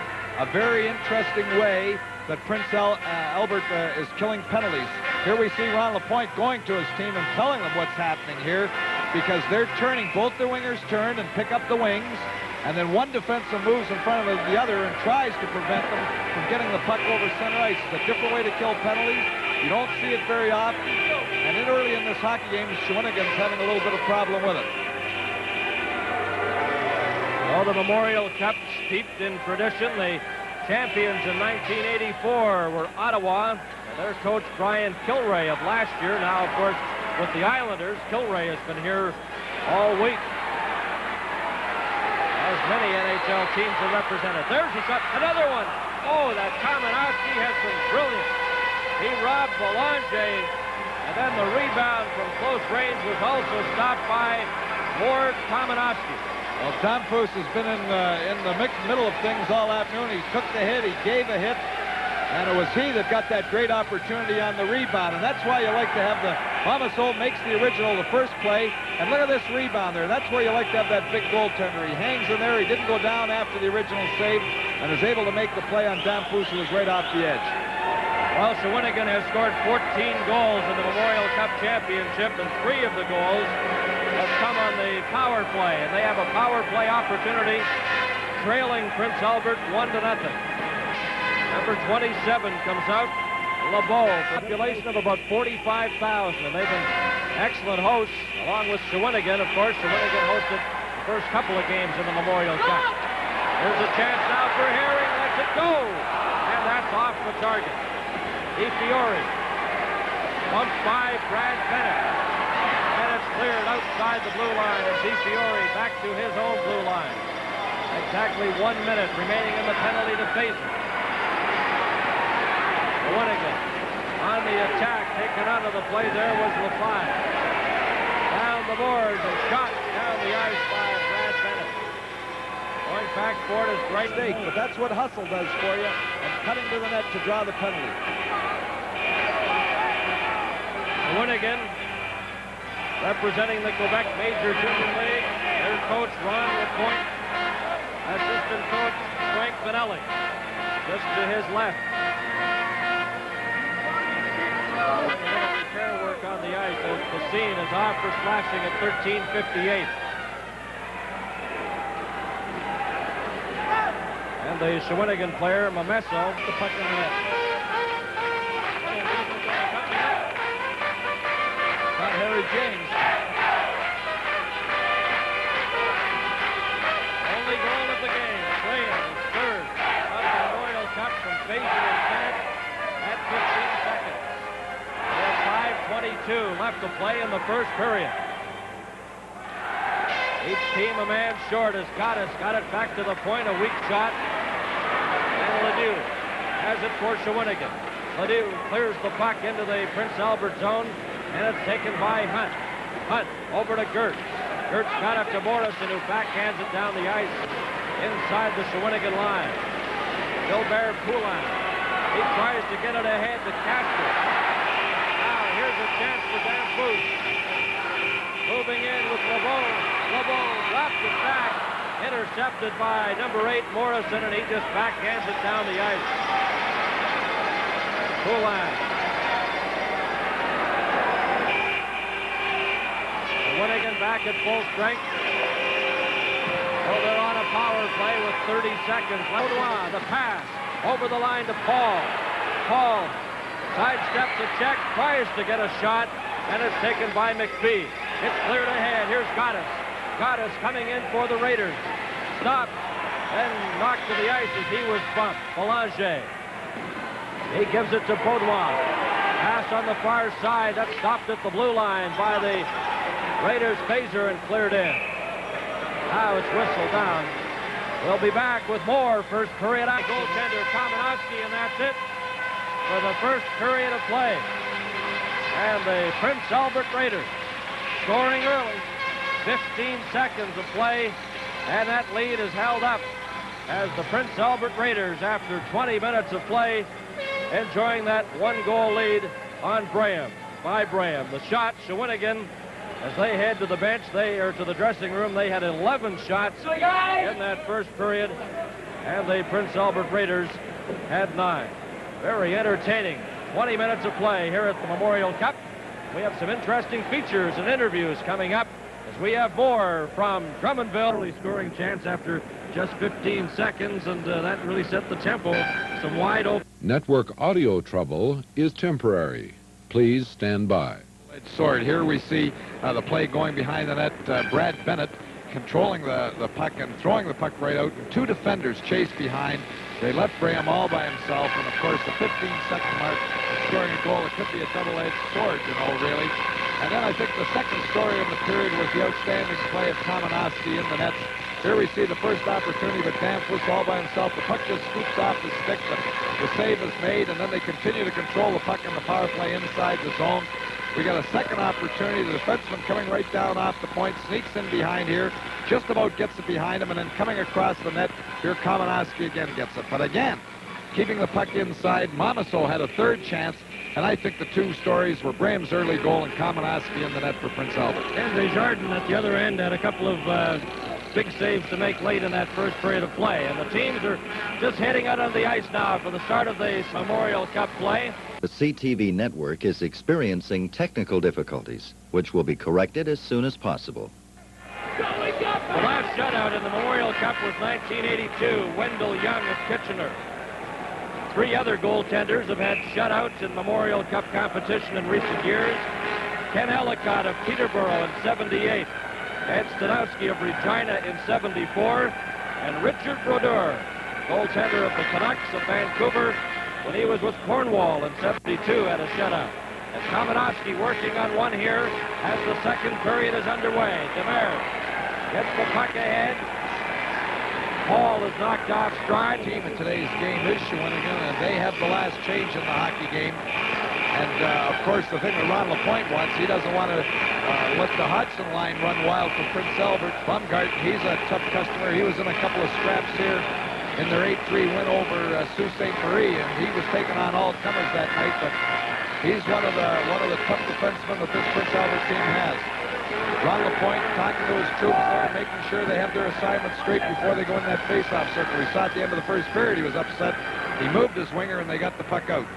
There's Belanger getting set for the draw against Steve Gotaas, number 7. Belanger had 44 goals this season with Shawinigan. He's 20 years of age. Now Gotaas moves in there. The puck is dropped. Gotaas has it. Then he's knocked off stride, and it's brought out by Ken Morrison.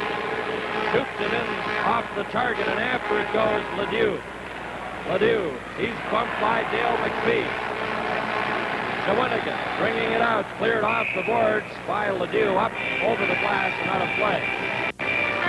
And we'll have more on the night for the microwave feed to the satellite. They're experiencing some problems, but they are working on it. Prince Albert has possession. They enjoy a 1-0 lead. Barrows gets it ahead. Here's McPhee in front. Got it, score! And it's 2-0 for Prince Albert as Steve Gotaas set up in front. Barrows made the nice pass coming out of his own zone. We get the first pass, and look at this second pass here now from McPhee. Just puts it nice and flat over the stick of the last defender, and Gotaas all by himself puts the puck high into the corner. But two nice passes. One from Viveras early, and then McPhee, look how he puts it flat, right on the stick of Gotaas, and then right up over the outstretched glove and into the top shelf. Top shelf where Mama puts the cookies. Good goal. Well, the players are kidding him, saying they call him Mouse. They say he's so small and he capitalizes on every little attempt. He did that time. Steve Gotaas. And it's 2-0 for Prince Albert. Now number 23, Sylvain Ledoux in his own zone. Sends the puck over to showing the game as well. Of goaltender Ward Kamenowski, who has been outstanding in goal for Prince Albert. The backup goaltender is Royden Gunn. And the backup goaltender for Shawinigan Cataracts is Mark Dabian. So that brings it down to 13 seconds left in this power play. Shawinigan Cataracts under coach Ron LaPointe a little frustrated at this point. They can't get one by Kamenowski, and they've had the power play opportunities. They had 3 in that first period. They were 0 for 3. And on this power play in the second period, they're unable to ignite anything in terms of goal production. Now Gotaas against Belanger. Belanger a shot. Kamenowski stopped that on the short side. Another drive. And Belanger's shot is stopped by Kamenowski. And the two teams are back at full strength. This is Gertz. He clears the puck off the stick of Pat Murray, and it slides into the Shawinigan zone. Two teams at full strength. Now on the attack, the puck is brought out to the center ice zone and cleared in by Gilbert Poulin. Kamenowski, he's hammered by Momesso, and Kamenowski is hurt. He was hammered behind the Prince Albert net. But they neglected. There's a goal. The puck went in the net after he was hurt, and I don't think the whistle was blown. The puck was in the net, and the official signaled a goal. We'll have to see the whole thing, whether the goal counts or not, but he signaled a goal. The puck went in the net after the check. Under the net. Now keep an eye on number 9, Momesso. Well, Momesso, there's no question about it. Kamenowski just gets rid of the puck, and then he's run by Momesso in there. And, of course, Gertz is standing right beside him. He's not going to let that happen, but continue to watch the puck here. The play has not been stopped at this point. We don't get the second look, but the puck came across, and it ended up in the net. And the referee put his hand up, indicating a goal. We'll have to see if he goes over and counts it, but the puck was in the net. Well, it'll be interesting to see how the referee, Richard Trottier, handles this then. There's Trottier, 4 years veteran in the Quebec Major Junior League. He put his hand up as if there was a goal. We see Terry Simpson, and while we're away, Baumgartner went over to Desjardins, the goaltender for Shawinigan, and threatened him a little bit, and that almost caused a second riot here. The poor old goaltenders, it used to be that they stayed in the crease and stayed out of all that, but for being the third man in the altercation. Yes, he has, Tom. Gertz got 5 minutes for fighting, plus a game misconduct. Momesso, 5 minutes for charging at 4:35.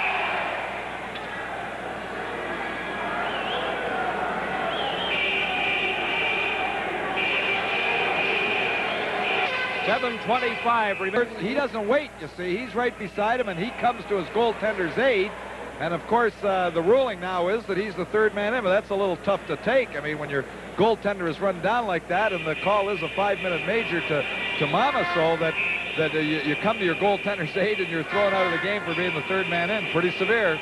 So the penalties at 12:35 of the second period. Ron LaPointe still upset about it all. What happened to the goal? That's what he's saying. The puck was in. With more on the 1985 Albert and Gilbert Poulin, both receiving minors here in the second period. Ron LaPointe still upset at that Shawinigan bench about the goal that he figures that his team should have had, but obviously, Tom, the referee nullified it by saying he had blown the whistle. Well, he had his hand up to indicate the goal. That's why I felt the puck was in, and obviously Ron LaPointe wants an explanation. It'd be a tough way to ruin a shutout when you're down on all fours behind the net. So delay of game penalties to Poulin and Fazer at 14:16. Here it's intercepted. Viveros into the corner.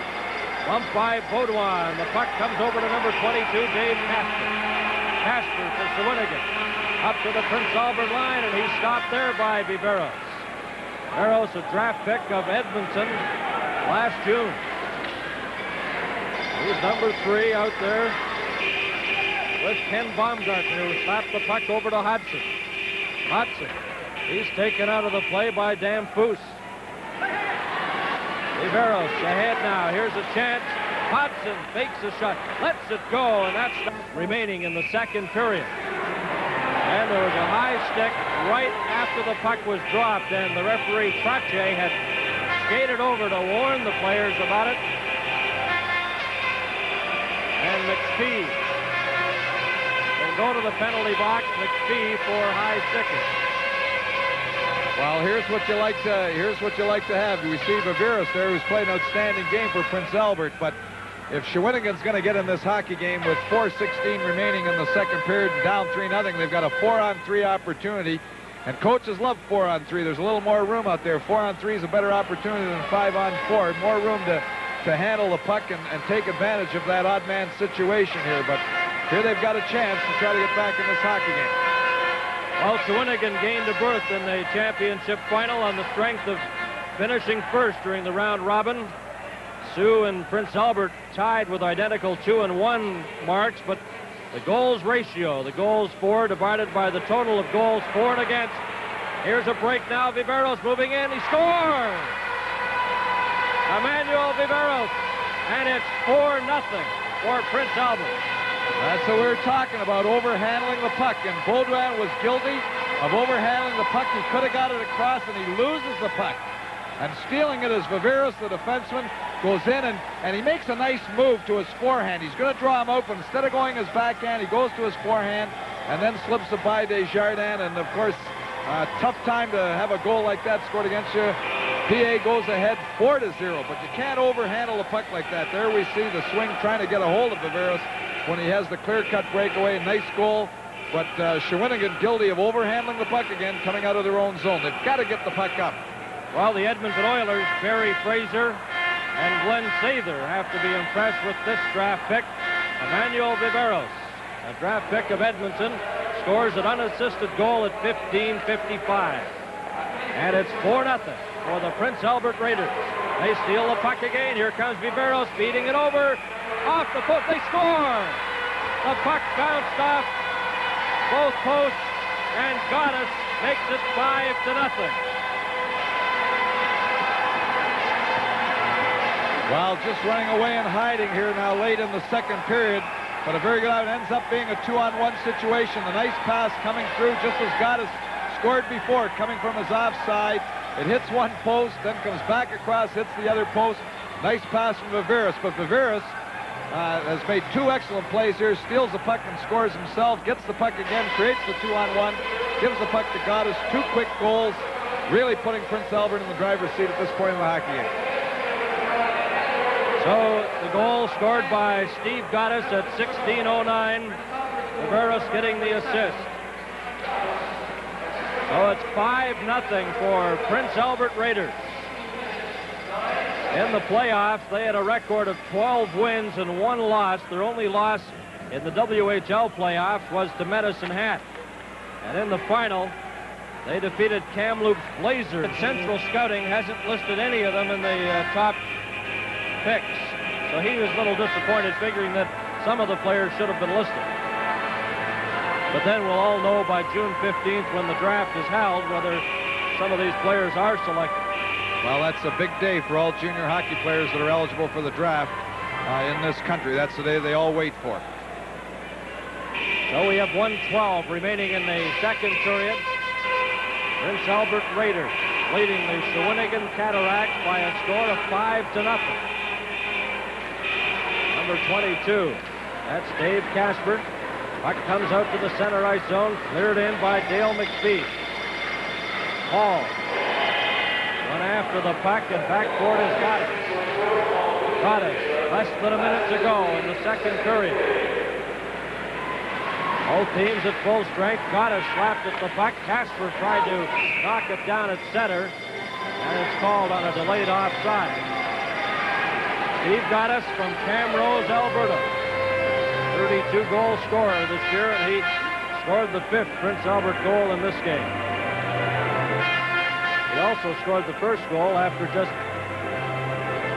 the second goal, rather, at 1:23, the first goal of the second period. 6'2", 190. Big boy has quite a future ahead. Final 8 seconds of this second period. Of course, Drummondville, the home of Marcel Dion of the Los Angeles Kings. And this beautiful rink for junior hockey, named the Marcel Dion Center in honor of Marcel. Still has family and relatives in this area. So Shawinigan has the goaltender Desjardins on the bench for the extra attacker with 8 seconds remaining. As Ron Lapointe, the coach, pulling on all stops, trying to get on the board. It's a good move at this point in the hockey game. So they all move inside the blue line. The net empty. 8 seconds left in the second period. Belanger against Gotaas. Gotaas has played well for Prince Albert. Out there for some key face-offs, including this one. There's a shot. Sailed just wide as Baudouin took that. Another attempt, and he fanned on that scoring chance. And Damphousse mixes it up in front with Dale McPhee. Well, Shawinigan had a couple of chances to get a goal there, but perhaps the anxiety of it all, Baudouin fanned on the attempt. And I think that picture there tells it all. Frustrating afternoon for members of the Shawinigan Cataracts. Well, there's a coach's job. You see him talking, and that's what you have to do. It's a little bit of teacher. It's a little bit of father. It's a little bit of just a supporter that's giving somebody a pat in the back. Desjardins obviously upset and his team being down, but give us coach marks for giving him that pat in the back. So the shots on goal, Prince Albert had 10, Shawinigan 7 in that second period. And the Raiders of the WHL lead Shawinigan by 5 goals. We have some interesting features coming up, and we'll join Brian Smith. Albert, they capitalized, as we heard, early in the first, early in the second, and they've really controlled play. Well, 4 goals in the second period, and I felt the story, along with those 4 goals, is Emmanuel Viveras. I felt he had an excellent period. Here we see him, the first one, he sets up this goal. Watch this pass. He just threads the needle to McPhee. McPhee then on the old crisscross play gets it over to Gotaas, and Gotaas puts them ahead early in the second period, 2-0 lead. And Viveras again, here we see him stealing the puck. Last defender was carrying the puck, and Viveras goes in all by himself, makes a little move, and then of course Prince Albert is up 4-0 on this play, but he stole the puck. And all period long we saw Viveras stealing pucks, and here again he steals another one. You see the defender trying to get back, creates the 2-on-1 situation. Gotaas again scoring, and I really felt that Emmanuel Viveras had an outstanding period, and he was the guy that was really responsible for those 4 goals. I think that he's controlled the puck all afternoon, and I think that he's been very good at breaking up plays. He anticipates well, especially in the neutral zone, moves in, steals those pucks, gets his forwards going, and as we mentioned during the telecast, I feel that that's one of the big things that the Prince Albert defense has done. They get the puck, they move it up quickly. On the other hand, I think the Shawinigan defense has been overhandling the puck. They were guilty on that 4th goal of overhandling it and getting it stolen from them. They've got to get the puck up quicker, let their forwards do the work. Don't just be trying to do it all by yourself. Tom, also, you have to capitalize on those power play opportunities.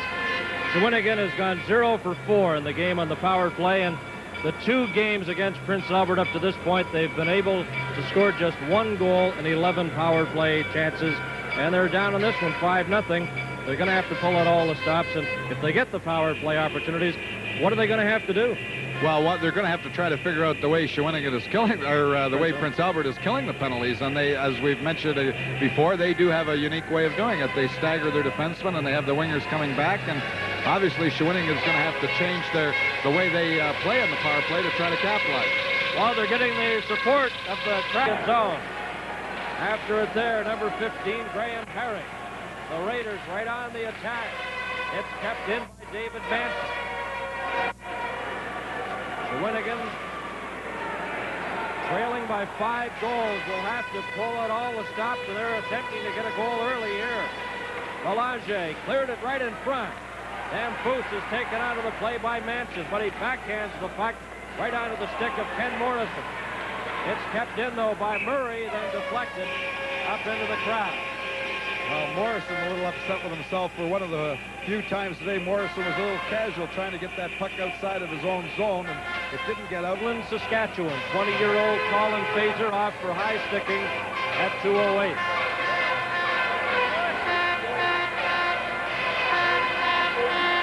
Well, we'll see if Shawinigan can capitalize on another power play opportunity here. They're 0 for 4 up to this point. Offside, the puck over the line, but Gotaas was a couple of strides in there before the puck actually crossed the blue line. There's Belanger, number 12, a 44-goal scorer for Shawinigan during the regular season.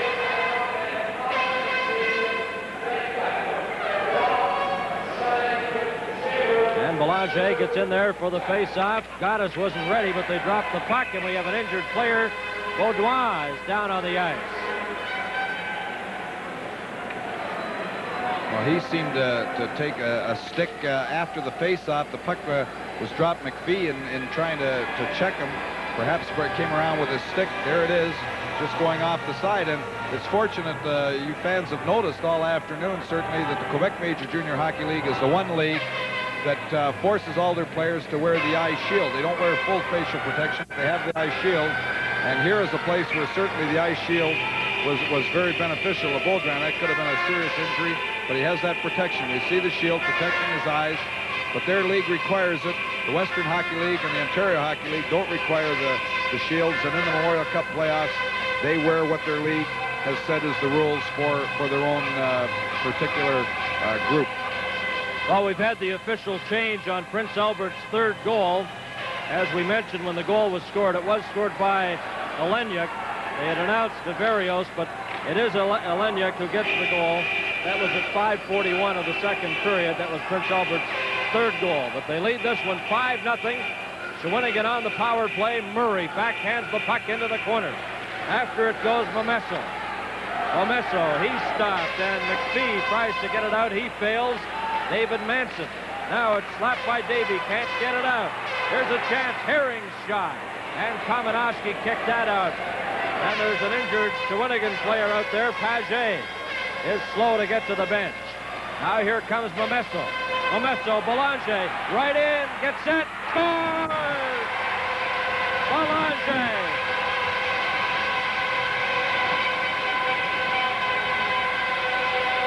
Well, the fans get a chance to whoop it up, but I hope we go back far enough to see Momesso's nice pass to Belanger. Here's what sets it up. Momesso just takes it and makes that nice pass just between the defenders. Belanger just scoots between the two defensemen. You see them trying to get back, quickly stretching out, makes the move to his backhand and slips the puck by Kamenowski. The first time he's been beaten this afternoon. But it's the pass that sets it up. Belanger going in all by himself. First goal for Shawinigan. So Belanger gets the Shawinigan. Simpson, the coach, was telling us that he feels most of the 13 will be drafted. They've had a total of 6 players drafted, but 13 eligible. And there's the assistant coach, Rick Wilson, just to the right of your screen. You think this arena is going to get excited? How high his pads come on him, because he is so short and he has to wear his pads very, very high. Most goaltenders would not wear them that high, but they're very up almost to the top of his pants, and they cover a lot of area, and that helps him on those shots to the 5-hole between his legs. They were telling his nickname is Gilligan, from Gilligan's Island, and you saw him without the mask. It looks like Gilligan. I'm too young to remember that show, Bernie.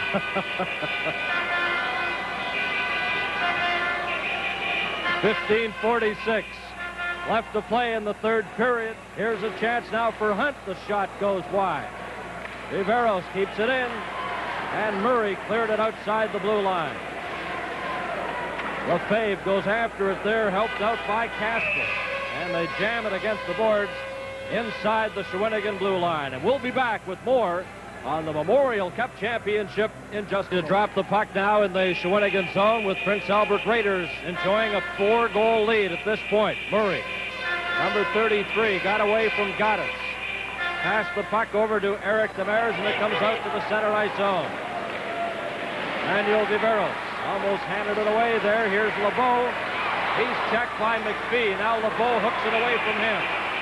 LeBeau coming in with Bisson, and he was stopped by Emmanuel Viveros, and they jam it in front of the Prince Albert bench.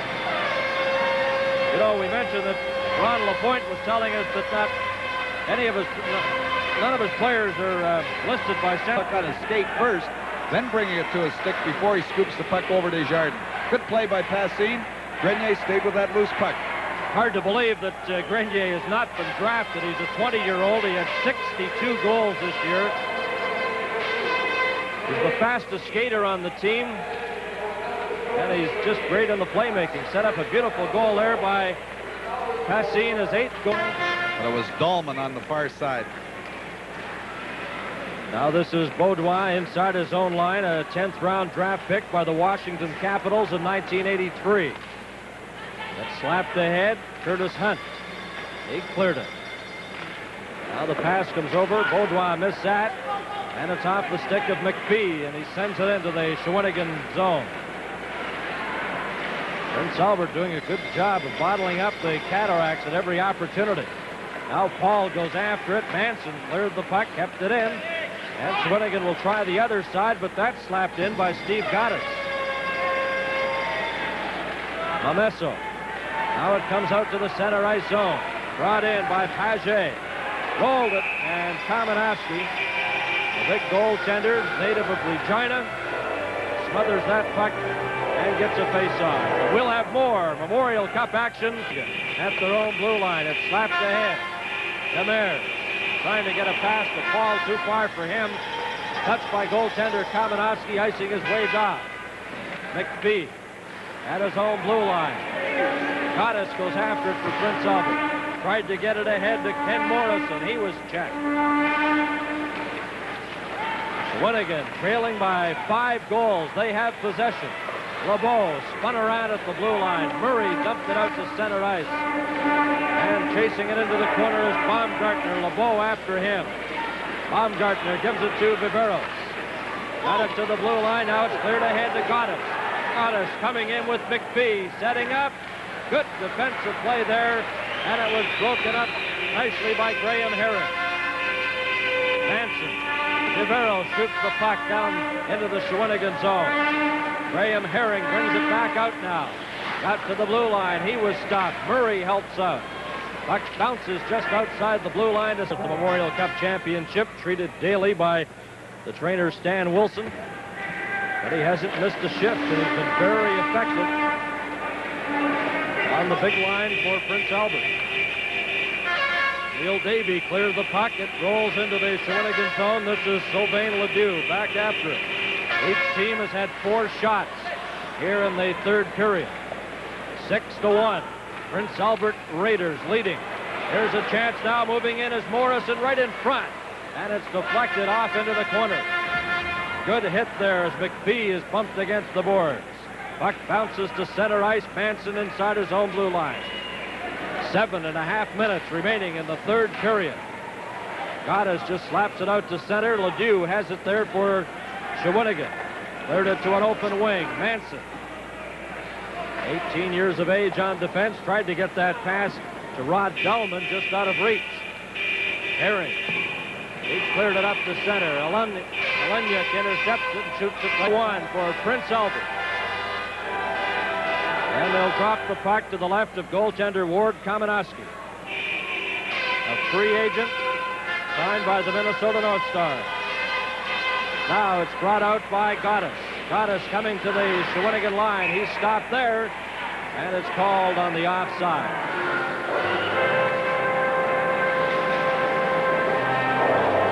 Shawinigan lost the Quebec semifinals to Verdun 4-1, and then they had about 3 weeks rest. There was some concern whether they'd be ready for the Memorial Cup, but Ron LaPointe had them on the ice almost daily, and they started off in winning fashion. Roughing penalties to Murray and Bennett at 14:36. Now it's cleared in by Belanger, and going after it is McPhee. He drops it there for Emmanuel Viveros, native of St. Albert, Alberta. Baudouin, number 19, 20-year-old on defense for Shawinigan, and it's offside at the Raiders' blue line. That's a perfect example of what Prince Albert's been able to do all day. The defense just stood right up on that blue line. They didn't back off the line. They forced the offside by standing up and making the play, and they've done a great job as a defense corps. All athletes. He hasn't been tested all that much, but certainly kept them in the early going of this contest.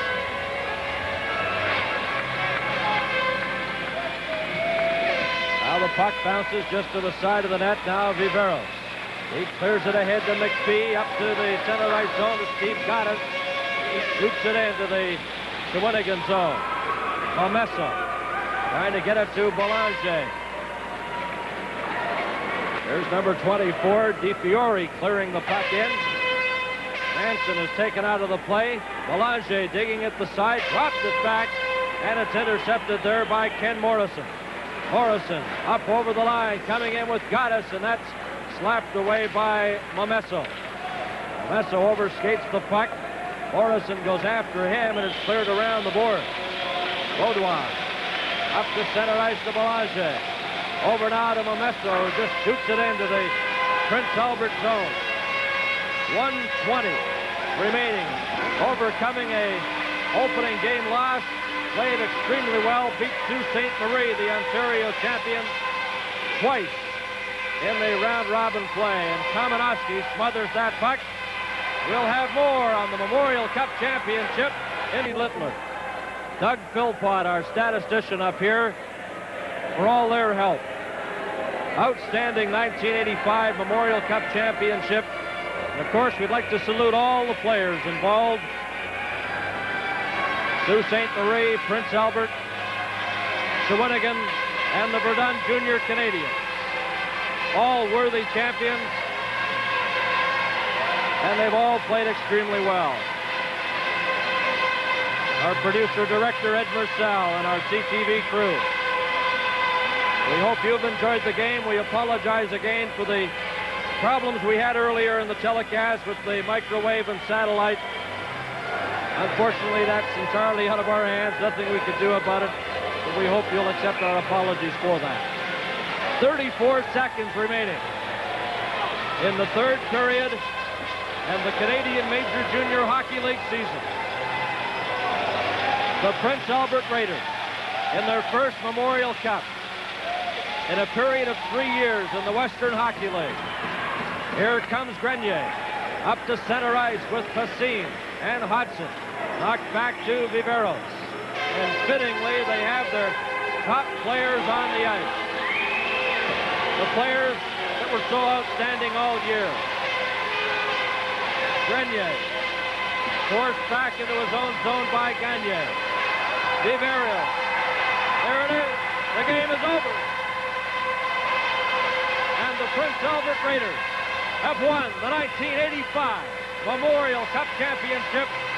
A 6-1 victory over Shawinigan Cataracts. Jubilation reigns supreme. The other side, frustration.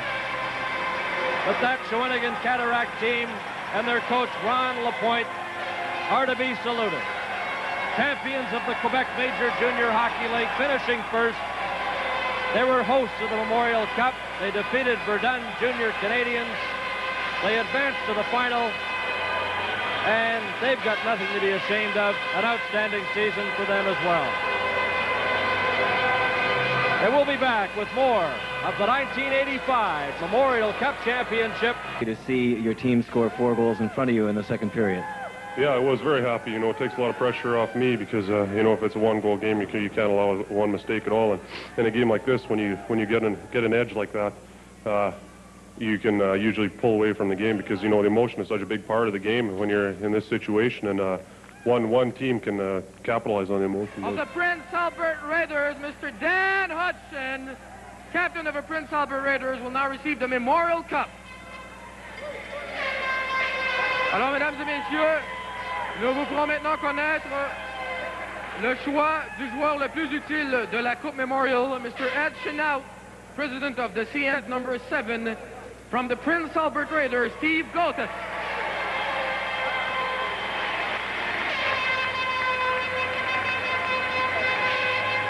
Et maintenant, voici la deuxième étoile, Mr. Cliff Gable of Cooper, Canada, will now present the Molson Cooper Silver Medallion plus group gift set and sport bag, compliments of Fabergé, to the second star, number 3, numéro 3, from the Prince Albert Raiders, Emmanuel Viveros.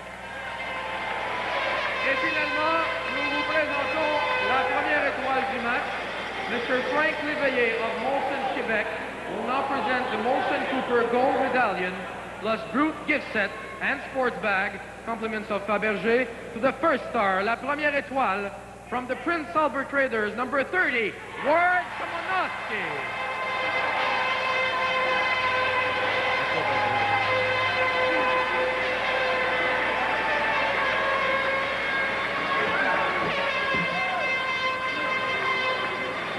Alors, mesdames, messieurs, on ne peut passer sous silence le travail des gardiens de but.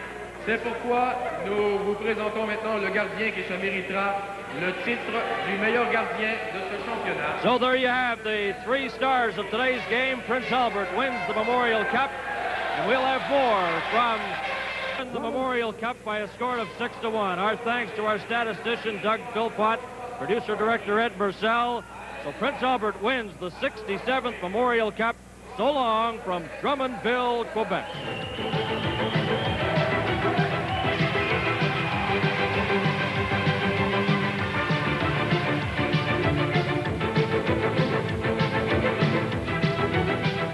1985 Memorial Cup. Trade tonight in the National Hockey League as the North Stars have traded Scott Bukestad, who had a big year for them a couple of years ago, and Gord Dineen to Pittsburgh for Billy Sirin and Steve Gotaas. A trade by the North Stars and Pittsburgh tonight.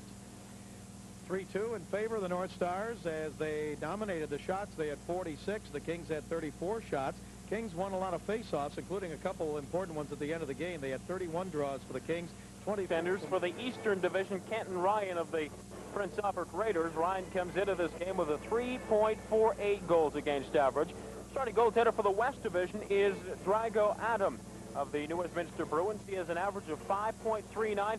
Quick prediction, guys. High scoring, low scoring. We said earlier, likely high scoring, and if it is high scoring, you've got to like the chances of the Western Division. It's going to be a freewheeling extravaganza. And we are underway, as you can see, as the Eastern Division clears the puck deep into West Division territory. It is stolen in front of the net by Van Allen, or McClellan, that is. He couldn't get a shot. Now it is blocked and moved into the goaltender. Well, they will hold on for a face-off. Drago Adam not taking any chances right off the bat, but the Eastern Division with a steal deep. Seconds gone so far. It is the Western Hockey League 20th anniversary All-Star Classic. Both teams making some changes. In the Eastern Division, sending out Patalignac. He's out with Steve Gotaas, the captain of this East Division team, and Joey Sakic playing the left side off the face-off. Puck knocked into the Eastern Division's territory.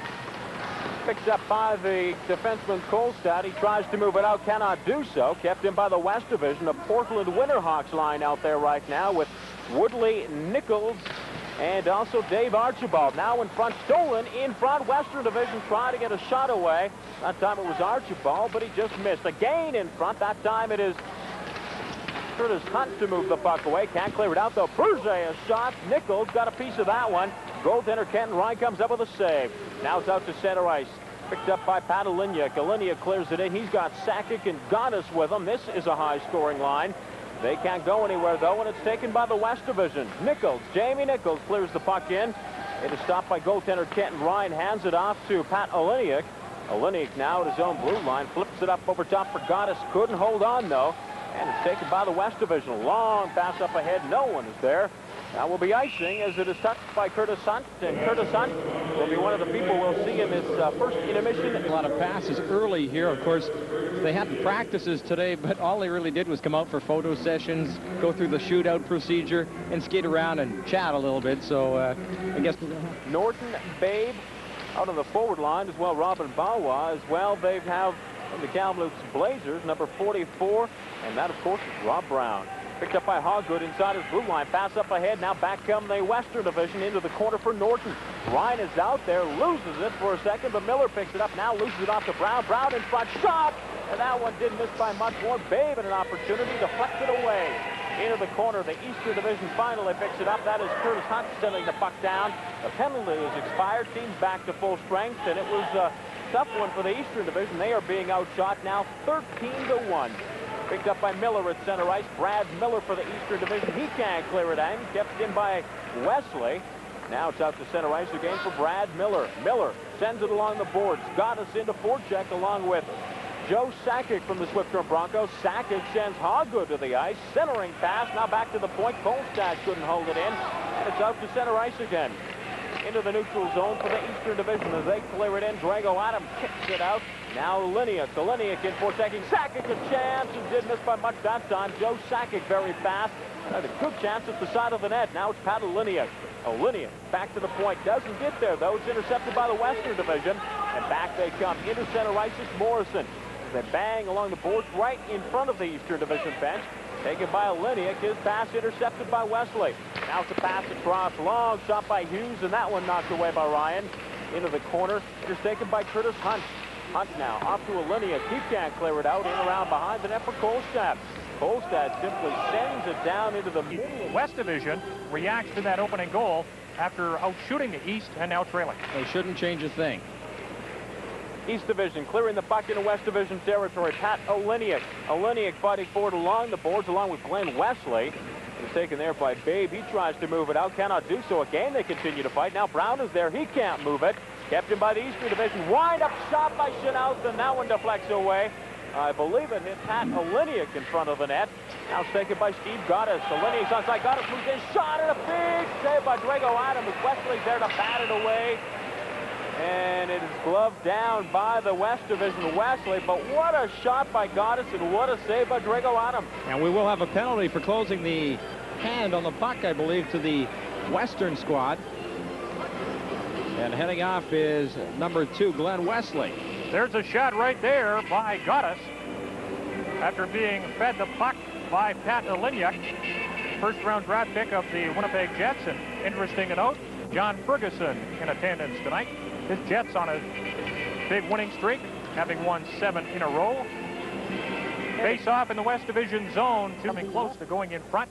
2-zip, 1:18 remaining in the minor penalty. Face-off to the left of Drago Adams, won by the West Division. They send it around the boards with still 1:10 to go in that minor penalty to Glenn Wesley. Kenton Ryan stops it, not too sure what to do with it. Now hands it off to his defenseman, Kolstad. Kolstad intercepted on the play. Nichols a chance inside for Archibald. Now back to Nichols, and boy, they nearly combined in a goal there. It would have been a short-handed goal. Now it's Kolstad. Kolstad, a pass up ahead for Oliniak. He is stopped and is passed to Gotaas. Joe Sakic, the other forward, on the line with Oliniak and Gotaas. Now Sakic into the corner. He is banged heavily by Jeff Finley. Back to the point. It is Curtis Hunt, just turned around and fired. It didn't look, and because of it, it goes to the Western Hockey League 20th Anniversary All-Star Classic. Pushed in by the West Division was Rob Brown. Goes to forecheck against Dean Shin. 4.5 minutes remaining in the opening period.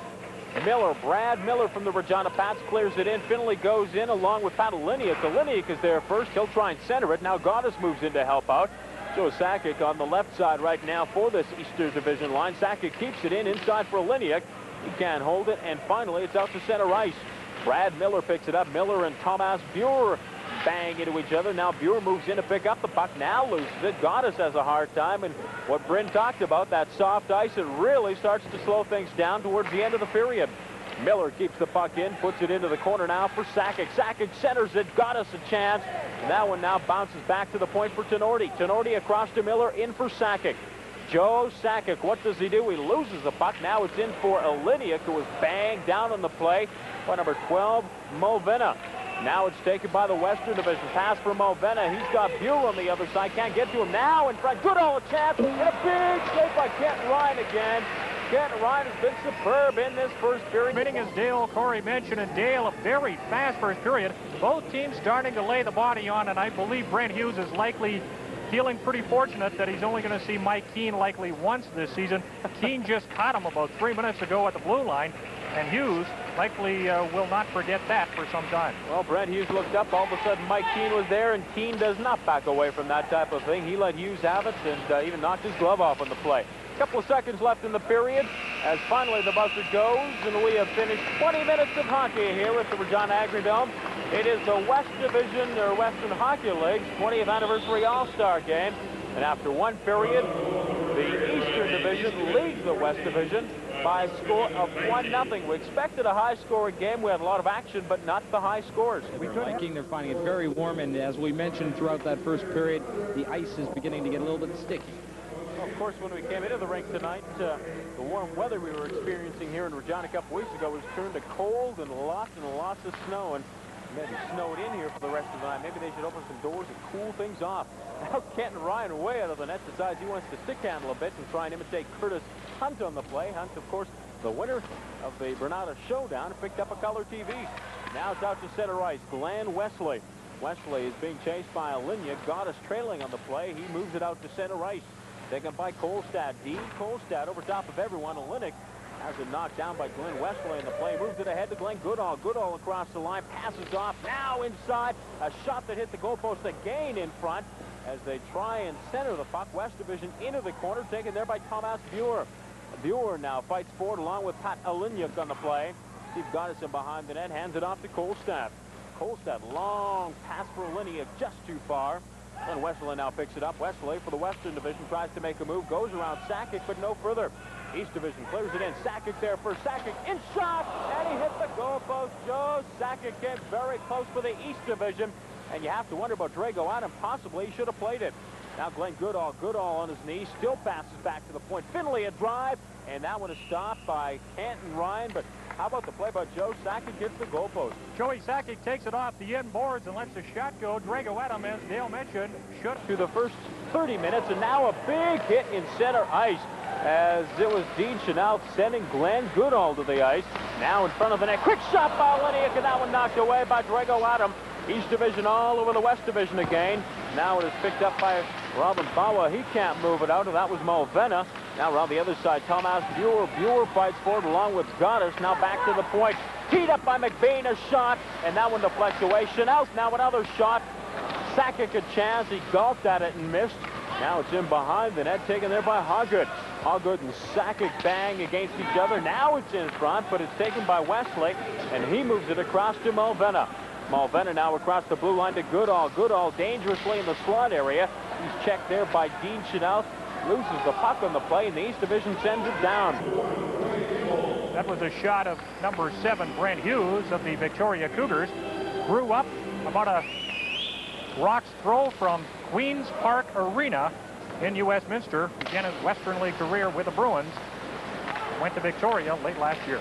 Now it's picked up by number 22, Kim Priestley. Priestley across, and he was knocked down by Wayne McBean. Might have been a penalty on that one. Now Chanel has the stick up high against Hughes. No penalty. As just a couple of seconds left. Now the penalty is expired to the number 6 defenseman for the East Division, Brad Miller. Teams are back to even strength. Now it's Wesley, a long pass for Hughes. He couldn't get to it. Now it's McBean with it. McBean moves up across the line. Now a pass across Joe Sakic. Sakic had a bounce off his stick, or he would have had an excellent opportunity in the slot area. Now in behind the net, Cataliniak. Kaliniak coming back from that Team Canada junior team, who of course were eliminated from the World Junior Hockey Championship. Now another shot in front, as that time Gamble deflected it away. West Division having a hard time moving the puck out. Cataliniak into the corner. Gotaas now moves in front. Gamble a save and holds on as Berger tried to slap the stick away of Steve Gotaas. We haven't seen much as far as activity after a whistle, and I don't really think we can expect any. A good job that time by Joey Sakic of the Swift Current Broncos. He was parked in front of Troy Gamble. Gamble had to keep a close eye on him, but Steve Gotaas with Sakic playing the decoy in front, allowed to walk out from the corner. And again, the East Division defenseman is there to move it away. Tenorti, a good defensive play. Now it's out to center ice. This time taken by Trevor Job. Job's been out there a long time. Shot! He scores. Does he score? No, he doesn't. I thought it was in at first, but it hit the goalpost. It was in. I don't think there's any doubt about it. Oh, boy, that one was close. It looked like it bounced inside. It came out very fast. We got to get a replay on that one. Light did not go on. Priestley moves in front of the net, a backhand shot, and Madam Morrison comes close there. Didn't miss by much for the West Division. Now it's inside the blue line. They fight for it there. Miller can't clear it out. Kept in, a shot, and a big save by Fitzpatrick. Another shot by Priestley. Again, a save by Fitzpatrick. Goaltending, the name of the game here in this All-Star Classic at the Regina Agrodome, as goaltenders on both sides coming up with a key save. Now it's taken by Nickel. Nickel across the line, passes for Woodley. Intercepted there by Tenorti, and Mark Tenorti backhands it to center ice. Now it's Gotaas. Steve Gotaas off to Kaliniak. Kaliniak moves in. A shot, and he hits the crossbar. Goalpost, crossbars, we got everything here tonight at the Regina Agrodome. Now it's taken by the West Division. Archibald across, a backhand, and that one came close. I don't know how Fitzpatrick kept that one out of the net. We've got end-to-end action, and finally we have a break. 3 minutes and 10 seconds to go in the second period. Fans very appreciative of the type of hockey they're seeing here tonight. There's no doubt in my mind that Trevor Job shot hit the middle pole in the net. It did not move the twine at all. The red light did not come on, but it made that, what's that, that dull type of clunk when it hit, not that ting when it hits the crossbar, similar to what happened with... A quick shot, he scores!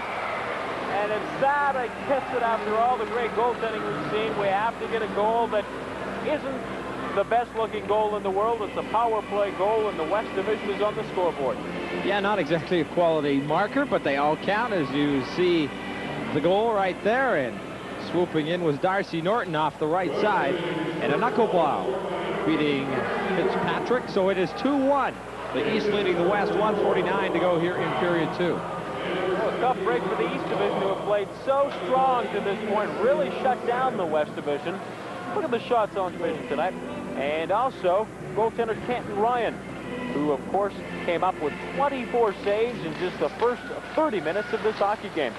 Ryan, now a quick shot off the faceoff. Steve Gotaas, or rather Pat Oliniak, hits the mark, a low drive that beats Troy Gamble. And all of a sudden, very quickly, late in this second period, the Eastern Division has jumped into a 3-1 lead over the West Division. Pat Oliniak took the puck at the side of the net, fired it, a quick shot. Troy Gamble didn't have a chance to get set up. There you see it in front, a bang play for the East Division. And they now lead the West Division by a score of 3-1, just 29 seconds to go. An important goal for the East. They had to score before the end of the period just to get the momentum back, and they certainly did that. It's been a real headbanger of a period, too, here at the Agrodome. A headbang is indeed the right way to talk about that. Boy, oh boy, what a hockey game here at the Agrodome. Just 25 seconds left in the second period. Joe Sakic and Steve Gotaas got assists on that goal by Pat Oliniak. And the East Division leads by a score of 3-1. Now it's into the corner. They'll try and move.